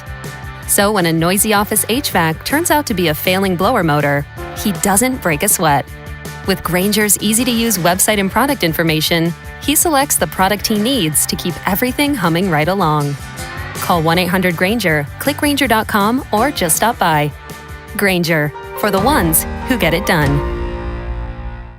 My name is Whitney Allen, and I'm a widow. My husband, Ryan, died. We never thought we'd ever have to use life insurance, but the unexpected happened. With Ethos, signing up was fast and 100% online. You can get a quote in seconds, apply in minutes, and get same-day coverage. No medical exams, and you can get up to $3 million worth of coverage. I'm grateful we were prepared. Get your free quote at ethos.com/game. That's ethos.com/game. Paid spokesperson. Time spent on application may vary. Online health questions required. MSC Cruises feel so stylish and European. Let's espresso and gelato. Espresso and gelato? Those aren't verbs. Yeah, on MSC Cruises they are. Oh, well, in that case, I'm into the American stuff. Let's coffee and soft serve. Sounds like a plan. Maybe later we can chaise lounge and espadrille? I think you mean pool chair and flip-flop. Get up to 40% off cruises, plus get up to $750 onboard credit and kids sail free. To book, visit msccruises.com or contact your travel advisor. Restrictions apply. Ships registered in Panama and Malta. This President's Month at Nielsen Dodge, fun is in the driver's seat. We're celebrating all month with special presidential savings, plus 0 down payment. We have your new Jeep, Chrysler, Dodge, or Ram at extra special fun is in the driver's seat savings. Lease a new 2026 Jeep Compass Limited 4x4, just $187 a month. Or lease a new 2025 Jeep Grand Cherokee L Laredo X 4x4, just $295 a month. Plus, choose from a wide selection of certified pre-owned vehicles. And if you need credit help, we're here to make it fast and easy on Route 10 in East Hanover, or shop online at nielsendodge.com. Proud member of the Nielsen Auto Group. At Nielsen, fun is in the driver's seat. President's Day Sales Event. Term 27 months to its signed Compass 5782, Cherokee 5890 at tax tag 489 dock and DMV fees. Hey, did you know Verizon Home Internet covers more homes with faster speeds across the country than any other provider? Now you can get award-winning Fios Internet for just $20 a month for 3 years. Switch today and enjoy savings you can count on. Verizon Home Internet consists of Fios and 5G Home. Availability varies. Comparison based on FCC BDS data of home internet providers with download speeds over 50 megabytes per second, June 2025. Limited time offer for eligible new customers. Fios $20 per month plan with auto pay, mobile phone plan, mobile plus home, and bonus discount. Enrollment required. 3-year price guarantee applies only to the then current base monthly rate for Fios. Additional terms may apply. The Chase Ink Business Premier Card is made for people who make things happen, like me. I'm Sam, founder and CEO of Manifest, a product design company that makes everyday products designed smarter. I get 2.5% cash back on purchases of $5,000 or more, plus unlimited 2% cash back on all other purchases, which helps us make more smart ideas into a brilliant reality. The Ink Business Premier Card. Chase for business. Make more of what's yours. Real business owner compensated for their participation. Cards issued by J.P. Morgan Chase Bank. NA member FDIC. Subject to credit approval. Terms apply. Oh, how's that flu, babe? Did you take Dayquil Intense Flu yet? Nah, I got this. Ugh, okay, I don't got this. You stay on the couch, and I'll grab the Dayquil. Undo your flu symptoms with Dayquil Intense Flu. Dayquil Intense Flu provides powerful relief of your flu symptoms. I'm ready for that to-do list. Wow, you do got this. Dayquil Intense Flu. The daytime coughing, aching, fever, under your flu medicine. Use as directed. Keep out of reach of children.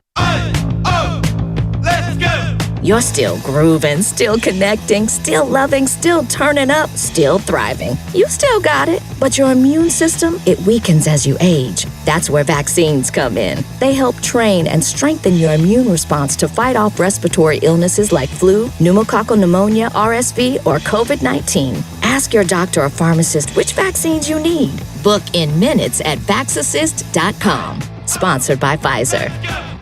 Think switching to T-Mobile's a whole complicated thing? Nah, it's easy. You can do it almost anywhere in just 15 minutes. Even poolside like Drewski, you can switch to T-Mobile and unlock savings that are built to last. With T-Mobile's Better Value Plan, you can save over $1,000 a year versus Verizon and AT&T. Save on streaming, satellite, and more benefits that they leave out. Now I get all the VIP perks. Start saving from day one, and for a limited time, get T-Mobile's Better Value Plan. I know you love deals. Plus, switch right now, and we'll even pay off your old phone up to $800. What do you think of all that, Drewski? Stay chillin', just switch. It's better over here. Check the math at T-Mobile.com/better value. Savings versus comparable plans at AT&T and Verizon, plus the cost of optional benefits. Plan features and taxes and fees vary. With 3+ lines of Better Value Plan. 3+ new lines and 2 eligible ports, or 3+ lines and 5+ years on T-Mobile postpaid plan required. Qualifying credit required. Check out in 15 minutes or less per line. Get up to $800 per line via virtual prepaid card. Typically takes 15 days after rebate submission. Qualifying unlocked device credit service ported 90+ days with device and eligible carrier, and timely redemption required. No cash access and card expires in 6 months. Card issued by Sunrise Banks N.A. member FDIC.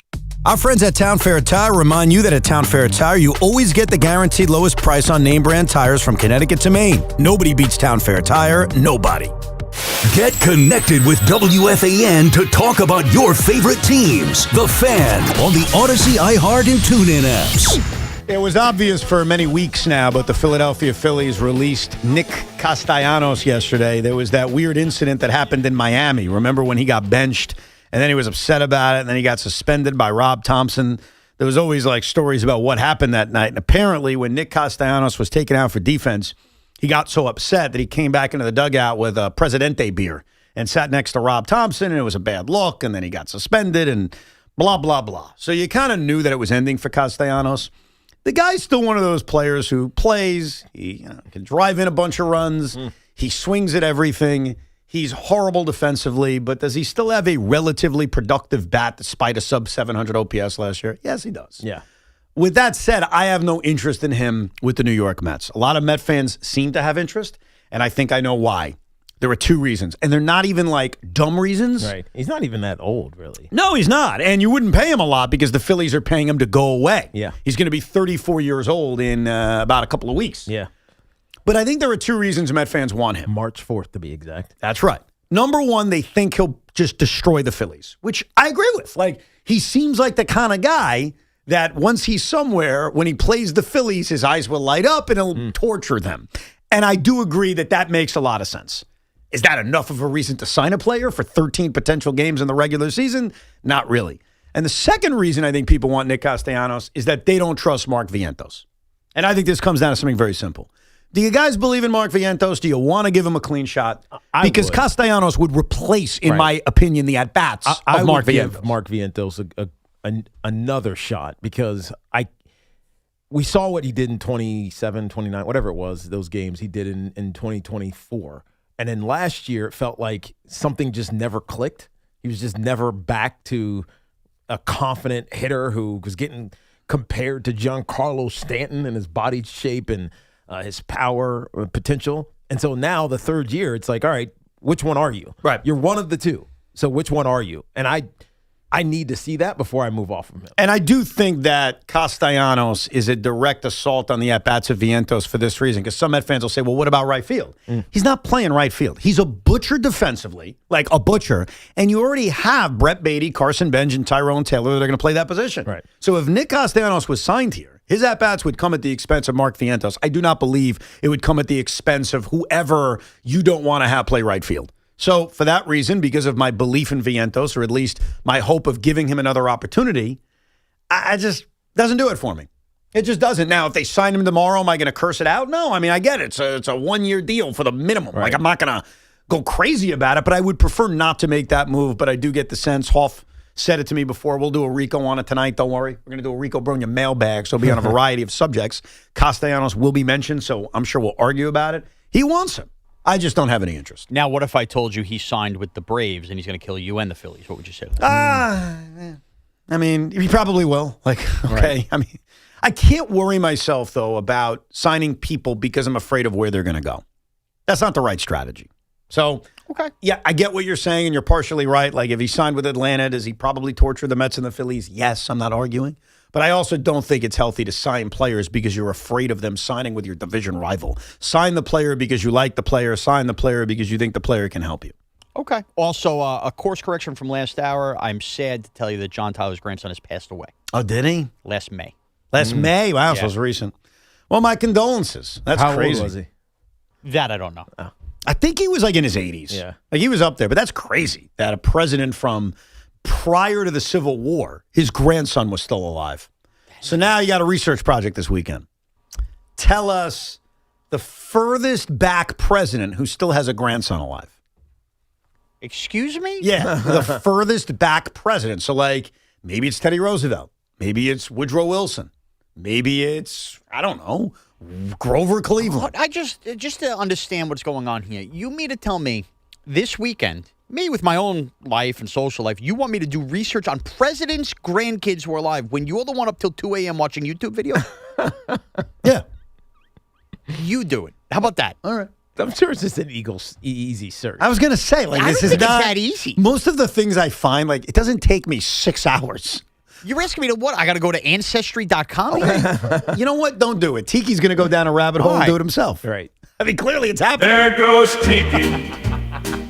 There goes Tiki down the rabbit hole. See, you don't have anything to worry about.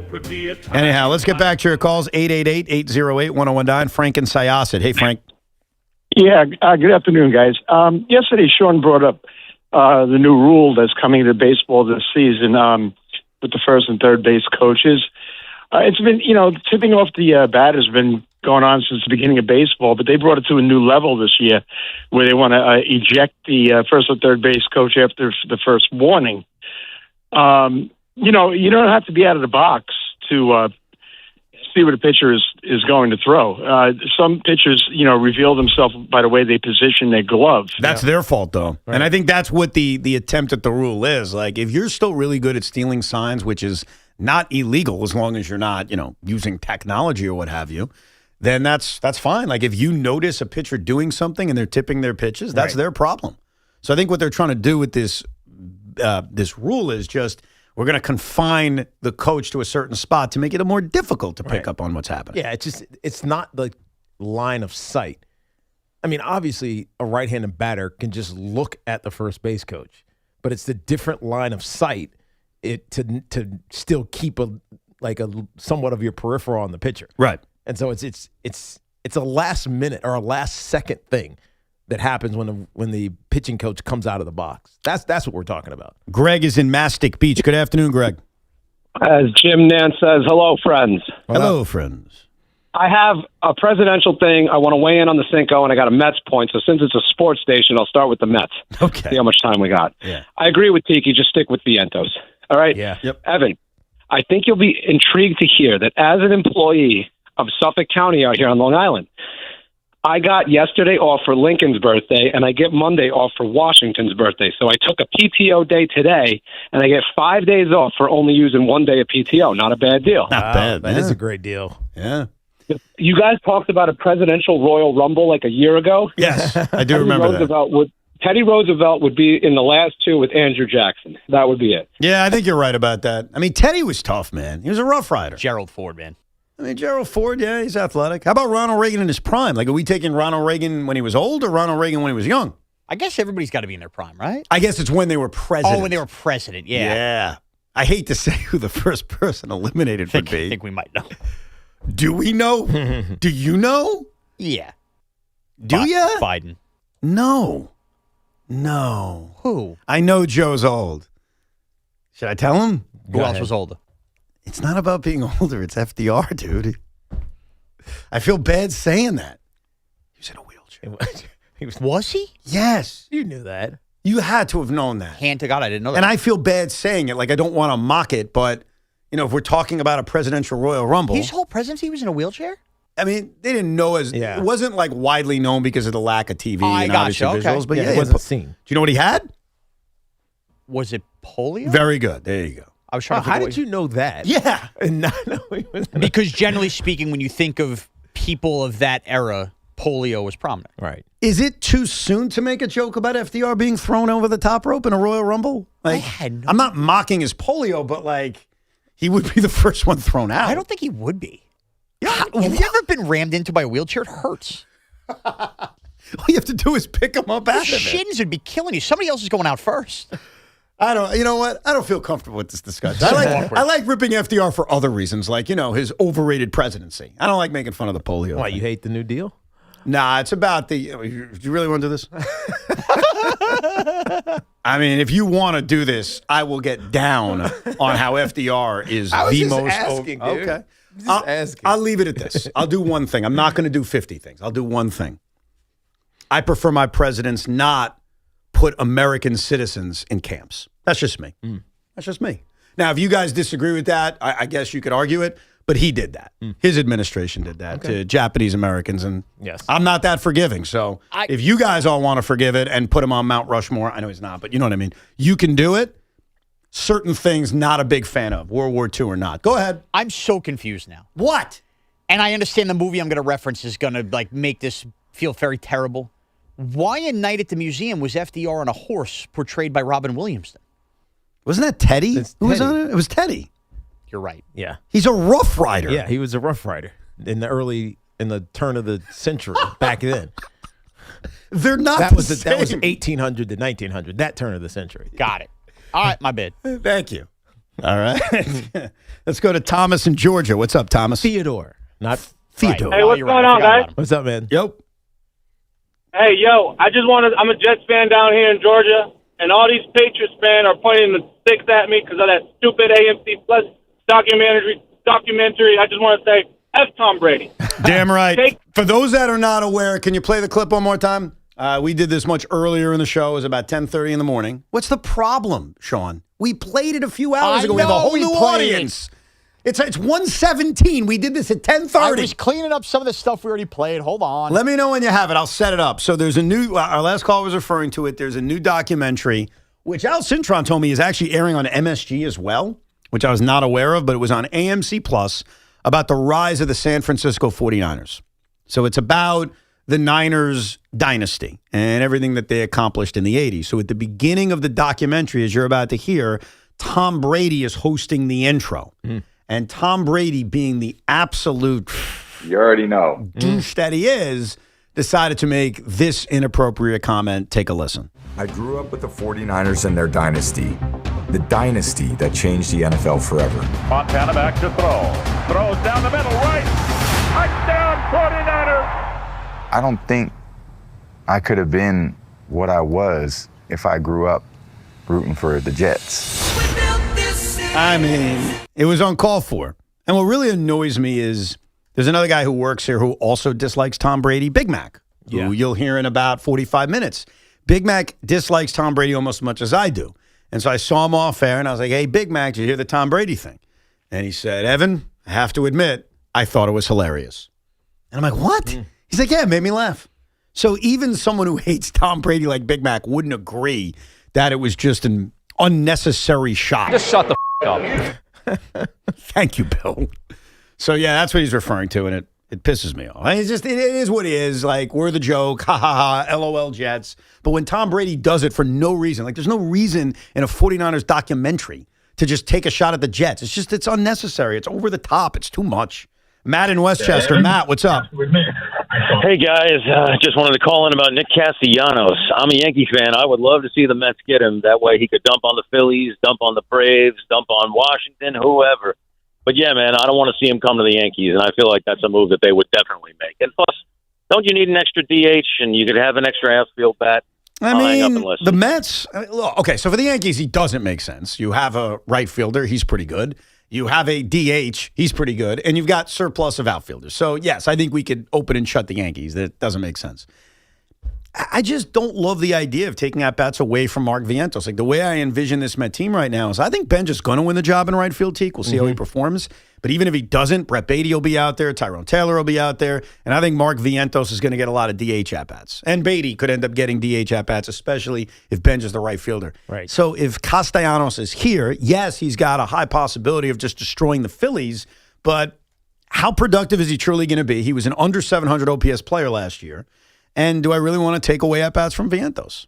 The answer is no. Thank you. You want Vientos to prove what he was 2 years ago. Yeah, and by the way, if he doesn't come July, maybe the Mets are making a deal for someone similar to Nick Castellanos. And by the way, you might know that before July. Yeah, we may know it soon. Right. I agree with you. Idiots with idioms coming up, plus the NBA All-Star Game setup is so weird. We'll get into it coming up, plus more of your calls at 888-808-1019. I'm always busy and on the go, so I need my family to feel safe and my home to feel safe when I'm not there. So I turned to our partners at Sloman's, who recently installed the Sloman's Shield Link system into my home and has been a game changer, combining safety, convenience, and peace of mind that I can manage right from my phone. Cameras, garage door control, all the lighting around the height, especially when it gets dark at night. I can control music from my phone, doorbell camera, CO2, smoke detectors, everything. The beauty of it really is that Sloman's engineers will design it exactly how you need it. So whether you need that music station like I have set up, or you need your alarm to turn on your lights as soon as it comes on, Sloman's will take care of anything that you need. Experience the future of home security and automation with the Sloman's Shield Link system. Call 1-800-ALARM-ME. That's 1-800-ALARM-ME, or visit slomans.com. And this portion of the program is sponsored by Dr. Jay Shah at Samwell Pain Management. Visit samwellpain.com. Dr. Jay Shah, specializing in minimally invasive and non-surgical treatments for neck, back, sciatica, migraines, and so much more, offers pain-relieving solutions. There are thousands of 5-star reviews who all trust Samwell Pain for all of their aches and pains. Visit samwellpain.com. I'm Pat Boyle here to help you beat the books with Lucky One Sports. It's time to pick a side for Super Bowl 60. I think New England's defense has been underrated the entire playoffs. I think they make the loudest statement on Sunday. Yes, Sam Darnold has transformed into a great QB. That doesn't mean the Patriots can't fluster him with pressure. JSN has been the number one receiver this year. That doesn't mean Christian Gonzalez can't hold him to a subpar day. And just because Drake May has struggled doesn't mean he can't save his best for last. Give me the 4.5 points with the Patriots. I'm Pat Boyle. Bet smarter and beat the books. Download the BetMGM app today. Pat, you were wrong. My name is Whitney Allen, and I'm a widow. My husband, Ryan, died. We never thought we'd ever have to use life insurance, but the unexpected happened. With Ethos, signing up was fast and 100% online. You can get a quote in seconds, apply in minutes, and get same-day coverage. No medical exams, and you can get up to $3 million worth of coverage. I'm grateful we were prepared. Get your free quote at ethos.com/game. That's ethos.com/game. Paid spokesperson. Time spent on application may vary. Online health questions required. This February at Jake's 58 Casino Hotel, love is in the air with our $100,000 Roll into Romance drawing. Be here on Fridays in February from 3 to 7 p.m. when each hour one lucky guest is drawn to roll the dice for a shot at winning up to $5,000. Earn entry starting at 2 p.m. Club members can earn up to 5 times entry multipliers at Jake's 58 Casino Hotel.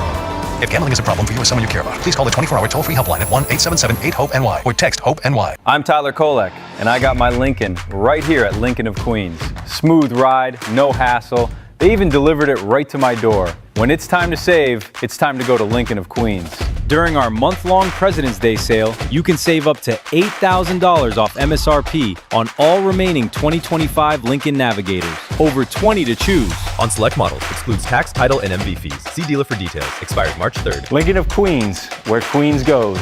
Go New York, go New York, go. At Citizens, we help make sense of your money and all your money questions. Do I keep renting or finally buy? Do I plan for a vacation or plan for a renovation? How big of a nest should my nest egg be? If money talks, what's it say to me? Is cash still king? Wait, when did a dollar slice go up to $3? Whatever money questions you have, Citizens has the answers. Make sense of your money at citizensbank.com/made-ready. Member FDIC. Looking for the best value on new tires? Get to Town Fair Tire. We honor every valid manufacturer's and competitor rebates and give you the guaranteed lowest price. Nobody beats Town Fair Tire. Nobody. Town Fair Tire. Let's go. You're still grooving, still connecting, still loving, still turning up, still thriving. You still got it, but your immune system, it weakens as you age. That's where vaccines come in. They help train and strengthen your immune response to fight off respiratory illnesses like flu, pneumococcal pneumonia, RSV, or COVID-19. Ask your doctor or pharmacist which vaccines you need.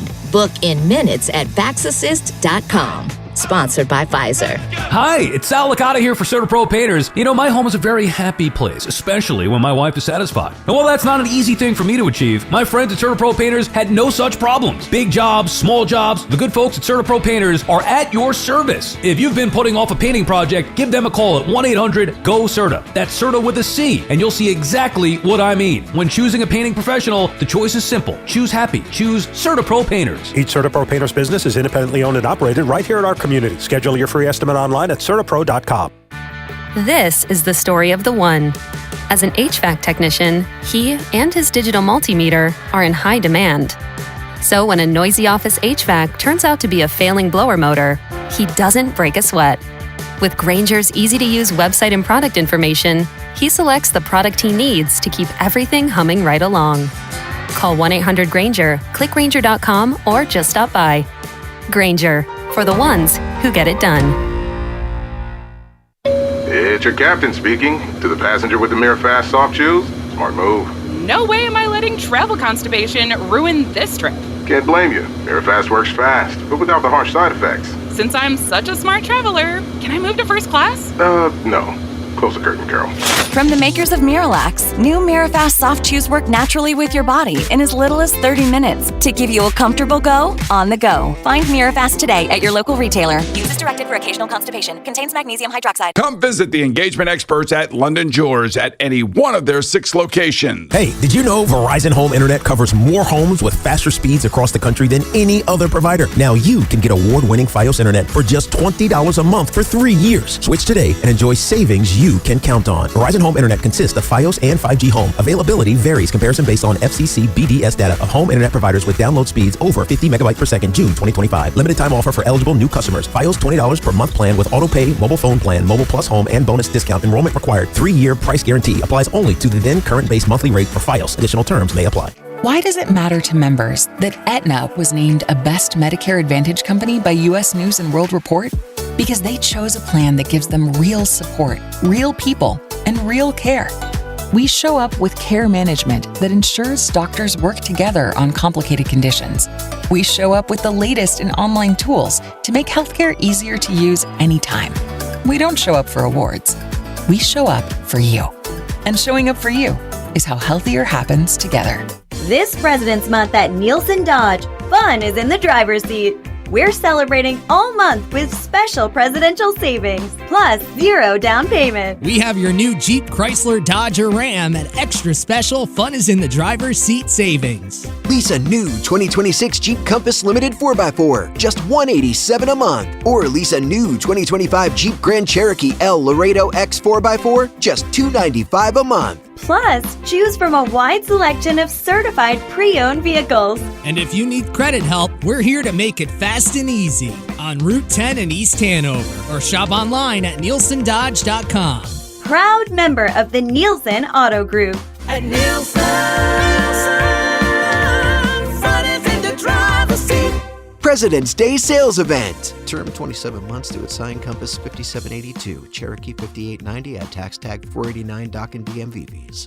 Baseball or football, WFAN runs the city. Yankees bats, Mets heat, Giants defense, Jets dreams. It's all here every day. The Fan, 101.9 FM and always streaming on the Odyssey, iHeartRadio, and TuneIn apps. This Fan Focus is sponsored by Chef IQ, precision cooking, effortless results, chefiq.com. Real quick to get you set for the weekend, it's NBA All-Star Weekend, Rising Stars game tonight, the Lifeless Dunk Contest plus the three-point contest tomorrow night. Of course, the game is late Sunday night with its return to NBC, and you have U.S. Men's Olympic Hockey on both Saturday and Sunday afternoon at 3 o'clock. And breaking news out of the NBA, Chris Paul is announcing his retirement from the NBA. It's because no one wanted him. I hate to say that. He had a wonderful career, but he was traded to the Raptors. The Raptors waived him immediately, and I don't think anybody was interested. So sad to see the end of Chris Paul.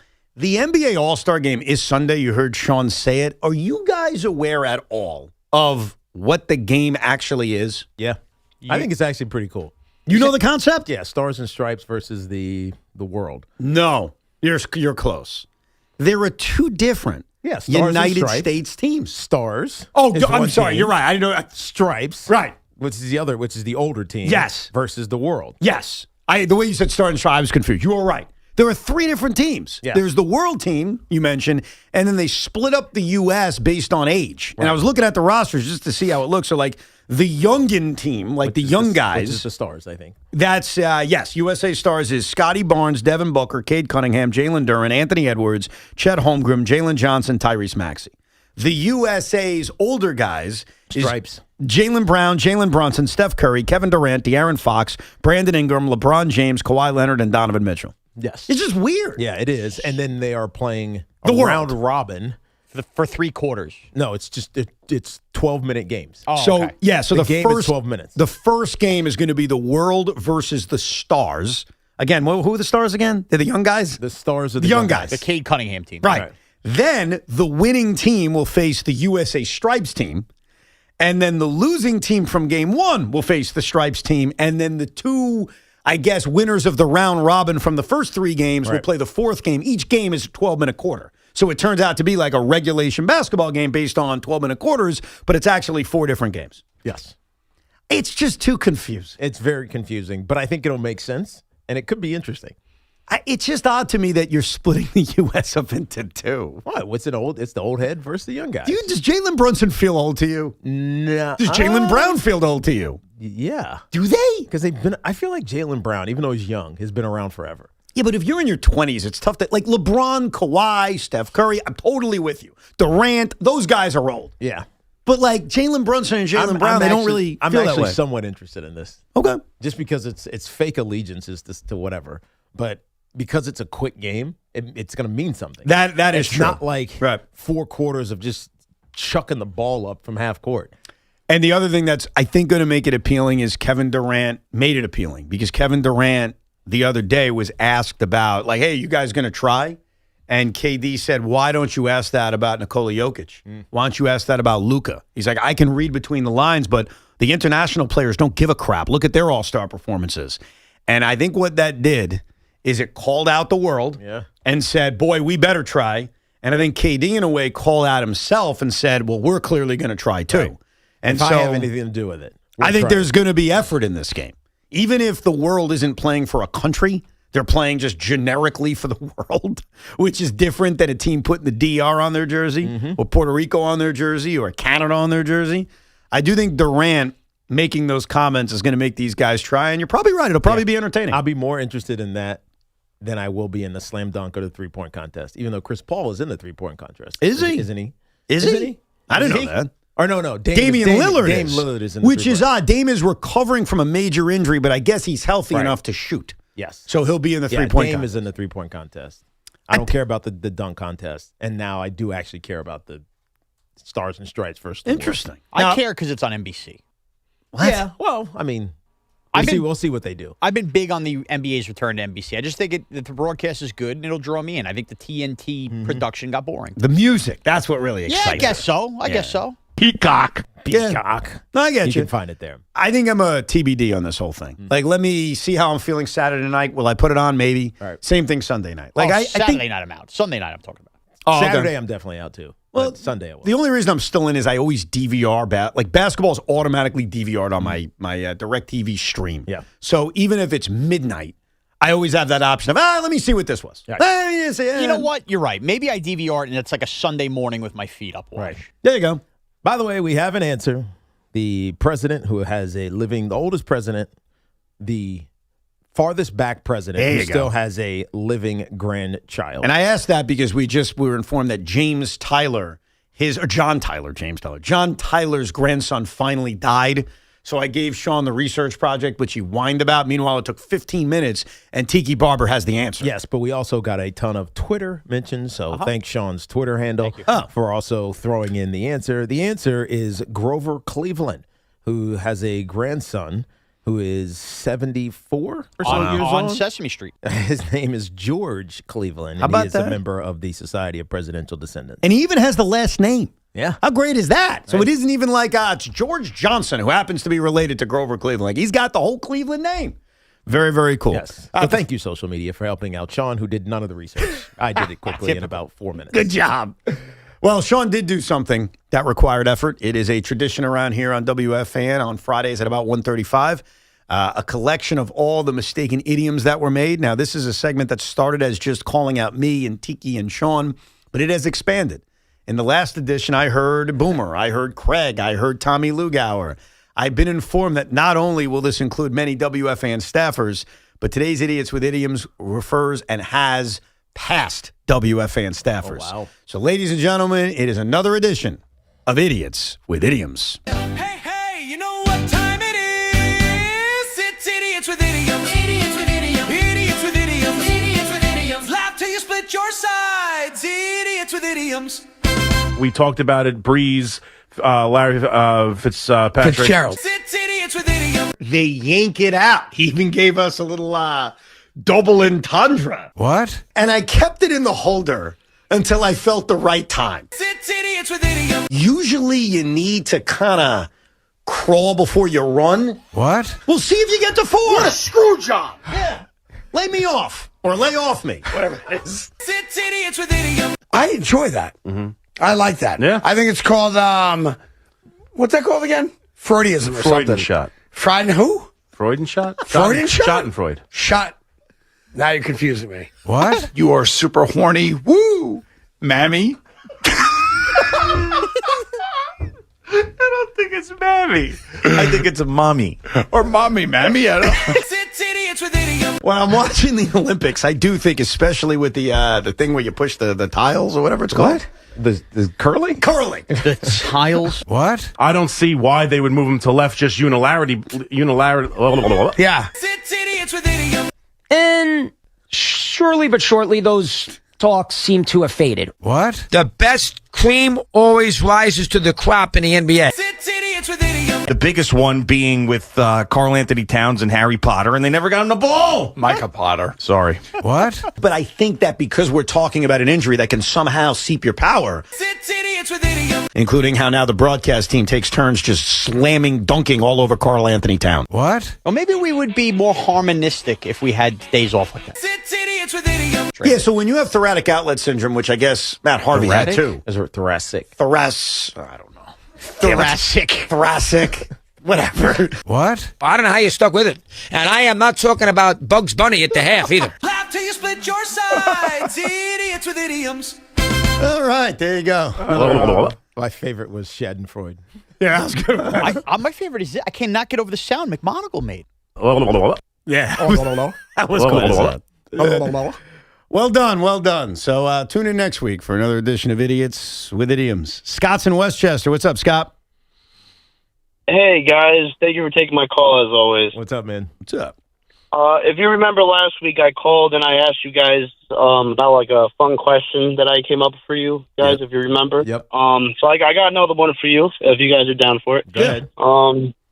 If you could bring one retired or inactive New York athlete back right now, but bring them back in their prime to one of your favorite teams, who would it be? And do they win their team a championship within the first few years? Wow. That is a great question. Boy, I got so many options. Like, what player could say, I'm going to rule out baseball, only because even if Tom Seaver came back in his prime, as great as that would be, it's one player on a baseball team. Like, it'll make an impact, but it doesn't make the impact as the other sports. Yeah. In football, I would need a quarterback. And with all due respect to Eli Manning. What about a pass rusher? Is it really changing my franchise? I mean, if you get someone like if Mark Gastineau or Michael Strahan came back to the Jets, like what happens? Does that count? Does it have to be a former Giant can come back? No, to the any Jets? athlete. I think he said. Oh, any athlete. Yeah, any athlete come back to their team in their prime. Oh, so it's got to be their team or a different team? I would assume their team. Because if not, dude, the easiest answer is Shaq in his prime coming back to a basketball team. Oh no, he said New York athlete. New York. Yeah, he played. No, never mind. He didn't play in New York. I was thinking of the Celtic. No, I think football's tough because I would need a quarterback. That's the only thing that could really change the Jets' future or fortunes. And Eli Manning, with all due respect, is not doing it. If I'm able to go cross sport, a pass rusher, same thing. So now I go to basketball and I say, is there a basketball player that could change my team's fortunes? And I think I have the answer. Who? I think I have the answer. Vince Carter? No. I'm just kidding. Nope. Not Vince Carter. Not Patrick Ewing, if I'm able to go cross sport. Huh. I mean, I didn't see Julius Erving, so like I could include him, but I don't know. I think there's only one guy, and I've said this before about this athlete. There's no athlete I trusted more than this guy when on the field or court of play, and that person is Jason Kidd. Yeah, I mean, games changed a little bit. You put Jason Kidd on the Nets, we're winning 28 games, baby. Let's go. No, I mean, in his prime, triple-double. Does he have a shot? A shot of what? Yeah, he developed one late in his career. A three-point Absolutely. shot? I'm talking about his prime. Well, in his prime, like in the middle of when he became Jason Kidd. Yes. I don't know. I don't feel that way. But are you winning a championship in 3 years? I didn't win a championship with him. Well, is that part of the question, though? In the next 3 years, can you win a championship with that? No, I don't think that works for my teams at least. Yeah, baseball is hard. You're right. No, I think Derek Jeter on the Yankees, they win one. Really? I mean, you guys are close anyway, so yeah, it makes sense. We're close. No, you're right. He's way better than Volpe, and he would inject the winning into the entire team. And he's clutch. Yeah. Well, hold on a second. If we're going to do the Yankees, Mariano Rivera. Jeter's more important for this team. I don't know, man. You trust David Bednar in a big spot? Yeah, no, but I'm only picking one. If you had Mariano Rivera in 2019, do the New York Yankees win that series? Instead of Chapman? Yeah. Maybe. Probably. Oh, okay. Yeah. Just asking. No, not maybe. Yes. I think for you guys as Yankee fans, What it's about easier. hockey? I don't know. You tell me. Hockey's tough, man. Like, yeah, if you give me Messier in his prime back on the Messier, Rangers. but also, what about a goalie? Yeah, Henrik comes back. You know what? Hold on. I got a caveat. All right over there. Wayne Gretzky in his prime comes back to the Rangers because he was a Ranger. Yeah, because he said New York athlete. Yeah, that's fair. That would be the cheating. That's the answer. cheat code. That's the cheating answer. We've had some really good athletes, though, come here at the end of their careers. I'm mostly thinking base. Oh, Aaron Rodgers. Done. I win. Game over. That's I got another prime cheat Aaron code. Rodgers. It's another cheat code. Yeah, that's a cheat code. Why is that a cheat code? I mean, he didn't win as many championships as Eli, but that's fine. No. But he's turning my franchise. Right, definitely. Right. Oh, okay. That's the answer for the Jets. Yes. You know what? You're right. Didn't and even. if you had to pick one for every team, it's probably something like that. Yes. It's You're a also guy. like Brett Favre, too. Yeah, I'm taking. I thought Rodgers was better than Brett Favre. Now you tell me. You want to be an IFO on that one? Favre or Rodgers prime? Rodgers. Thank you very much. Well, we also had Lawrence Taylor playing this time. So that's what I'm saying. So if each team had to pick one, that's why I went edge rusher, because I was thinking Lawrence Taylor. Because if Lawrence was so supported by Harry and Carl Banks, and like they were just really good defensively. Period. He was still, but he was. So for me, the Giants it would be Lawrence. Wait a minute. For the Jets, it's probably Aaron Rodgers. For the Rangers, it's Gretzky. Don't we have to put Babe Ruth back at his prime on this team? It's Babe Ruth. I mean, do we know that Babe Ruth is sitting pitching right now? Oh God! I only say I'm being he'll honest. be fine. I'm sure he would. Don't we have to assume? Like when you talk about the Mount Road and you do Gretzky and you do Jordan, it's Babe Ruth. He wasn't a great athlete. Yeah, but come on. He's Babe Ruth. He's Babe Ruth. I kind of agree with Sean on that. It's tough because you didn't see him. Yeah. You know what I mean? As great as he was, we didn't see him. No. Anyhow, thanks for the dopey question. You gave us, 5 minutes to talk nonsense. Yeah, dopey question. Babe Ruth doesn't work because nobody saw him. That's right. All right. Frank is calling from Yonkers. Hey, Frank. Hey guys, how you doing? I just wanted to comment on the Tom Brady quote with the Jets. Yeah. If you haven't watched the documentary, it's a great documentary. I'm a 49ers fan, and I watched all 4 episodes. But that quote actually comes at the very end of the documentary, where Tom Brady is throwing the ball to Jerry Rice, and he's saying one goal thrown to the other. So at the end of them throwing the ball, right at the end of the documentary, is when Brady says, I could have never exceeded my greatness if I was a Jets fan and not a 49ers fan. Well, maybe he elaborates, because I got it at the beginning. I actually, I didn't watch this documentary, but I got the 10-day free trial of AMC Plus and put the very beginning of the documentary on, and that's where I got the clip from. So this isn't one of those clips I found somewhere else. Like, I did it myself, and it was at the very beginning. So it is possible that at the end of the 4th episode, he elaborates, but quite frankly, I'm not interested anymore. Like, he's a jackass. I mean, seriously, it really was uncalled for, and I'm not going to lose sleep over it, but I'm being serious. Like, it's just too much. Like, we get it, bro. And the thing that really annoys me is that, and Tom Brady may not want to talk about this, the Jets whipped his ass in a playoff game at Gillette. Yeah. Not a lot of people can say that. Not a lot of teams did that. Obviously, you guys didn't get a chance to do it. It was a neutral site. I'm not blaming you. But how many teams, how many quarterbacks, how many franchises, Tom, went into Gillette and whipped that candy ass, to quote The Rock? So, You're talking trash. I get it. They're the Jets, LOL. They suck. I grew up. They weren't any good. Boomer Esiason wasn't any good. But shut up. I'm just so sick of it. I'm sick of getting beat up for dumb reasons. And I think in this case, dude, enough. We beat you in the postseason. I know that's not the end-all, be-all. I know you beat us more than we beat you. But stop making us the damn joke. It's just obnoxious. Anyhow. Good soapbox. Who was the president first, FDR or Grover? You know the answer to that. It's Grover. Why would you ask that question? Oh, okay. Because FDR's a granddaughter still alive. Yeah, it was Grover. I mean, Grover was by 70 years, Do you think I didn't do the research? Come on. I'm just making sure. I got other people telling me that it's Can I ask you, do you know when FDR was president? If I just say, when do you think he was president? If you had to guess. I just told you the New Deal. So what was happening? He doesn't know the New Deal. The New Deal. You think he knows that? This could be a tough close to the show. Why did America need a New Deal? Oh, God. I missed when you were talking about the I'd deal. love to fire his ass. Just in general. Why did America need a New Deal? Because of the great Louisiana Purchase. Depression. Depression, the bread line, the whole thing. So when was that? That was the 20s. They weren't roaring. No, wait, the 20s got roaring. That saved the Depression. The Depression was the teens? The Depression. Oh, yeah. So you think the Depression was before the Roaring 20s? Is that where we're at Or did now? we roar, then we had a Depression? You know what ended the Great Depression? And it wasn't his New Deal. It was freaking World War II. World War II. Let's just be real about this. You know what I'm finding interesting? What? The first president that was photographed. I think I know the answer to that. And the only reason I know this is because I'm looking at the photos, and they're all portraits. Is it Benjamin Harrison? It's all portraits until Benjamin Harrison? John Quincy Adams. What? Yeah. There was a photo of John. Oh, This you is know a what? photo. That's they did have it in the Civil War where they stood there and they did Yeah. Imagine you blinked. No, I mean, I'm looking at the photos of all the presidents, and all of these are drawings. I get what And you're then you get to the like the real stuff. You just take another one, Sean. Yeah, that's it. Even though It takes forever. You got to reload that powder. It probably takes forever. That's the problem. It's like an hour and a half. You got to stand there. Right. Let's go to Norman in Williston Park. What's up, Norman? Oh, this is an interesting point. Are you aware that Teddy Roosevelt's Rough Riders had an armory on 59th Street and 9th Avenue where the Lincoln Center is? So that neighborhood was called Little San Juan. Yes. I think I've heard that before. Look at this. I didn't know that. You should go visit it now. Now we're going to do presidential facts to wrap up the show. It's not called Little San Juan. Still. Yeah. Well, no, I think at the time it was. I don't know what it's called now. Let's go to Jody in Warren, New Jersey. What's up, Jody? Hey, guys, a quick question. Teak, what kind of season do you think the Jets would have to be considered a success in next year? And I'm positive, Jody, with the Jets. I really am rooting for Aaron Glenn. I think, we're just so down on him. But what kind of season do you think? It's interesting. I don't necessarily think it's tied to wins, Jody.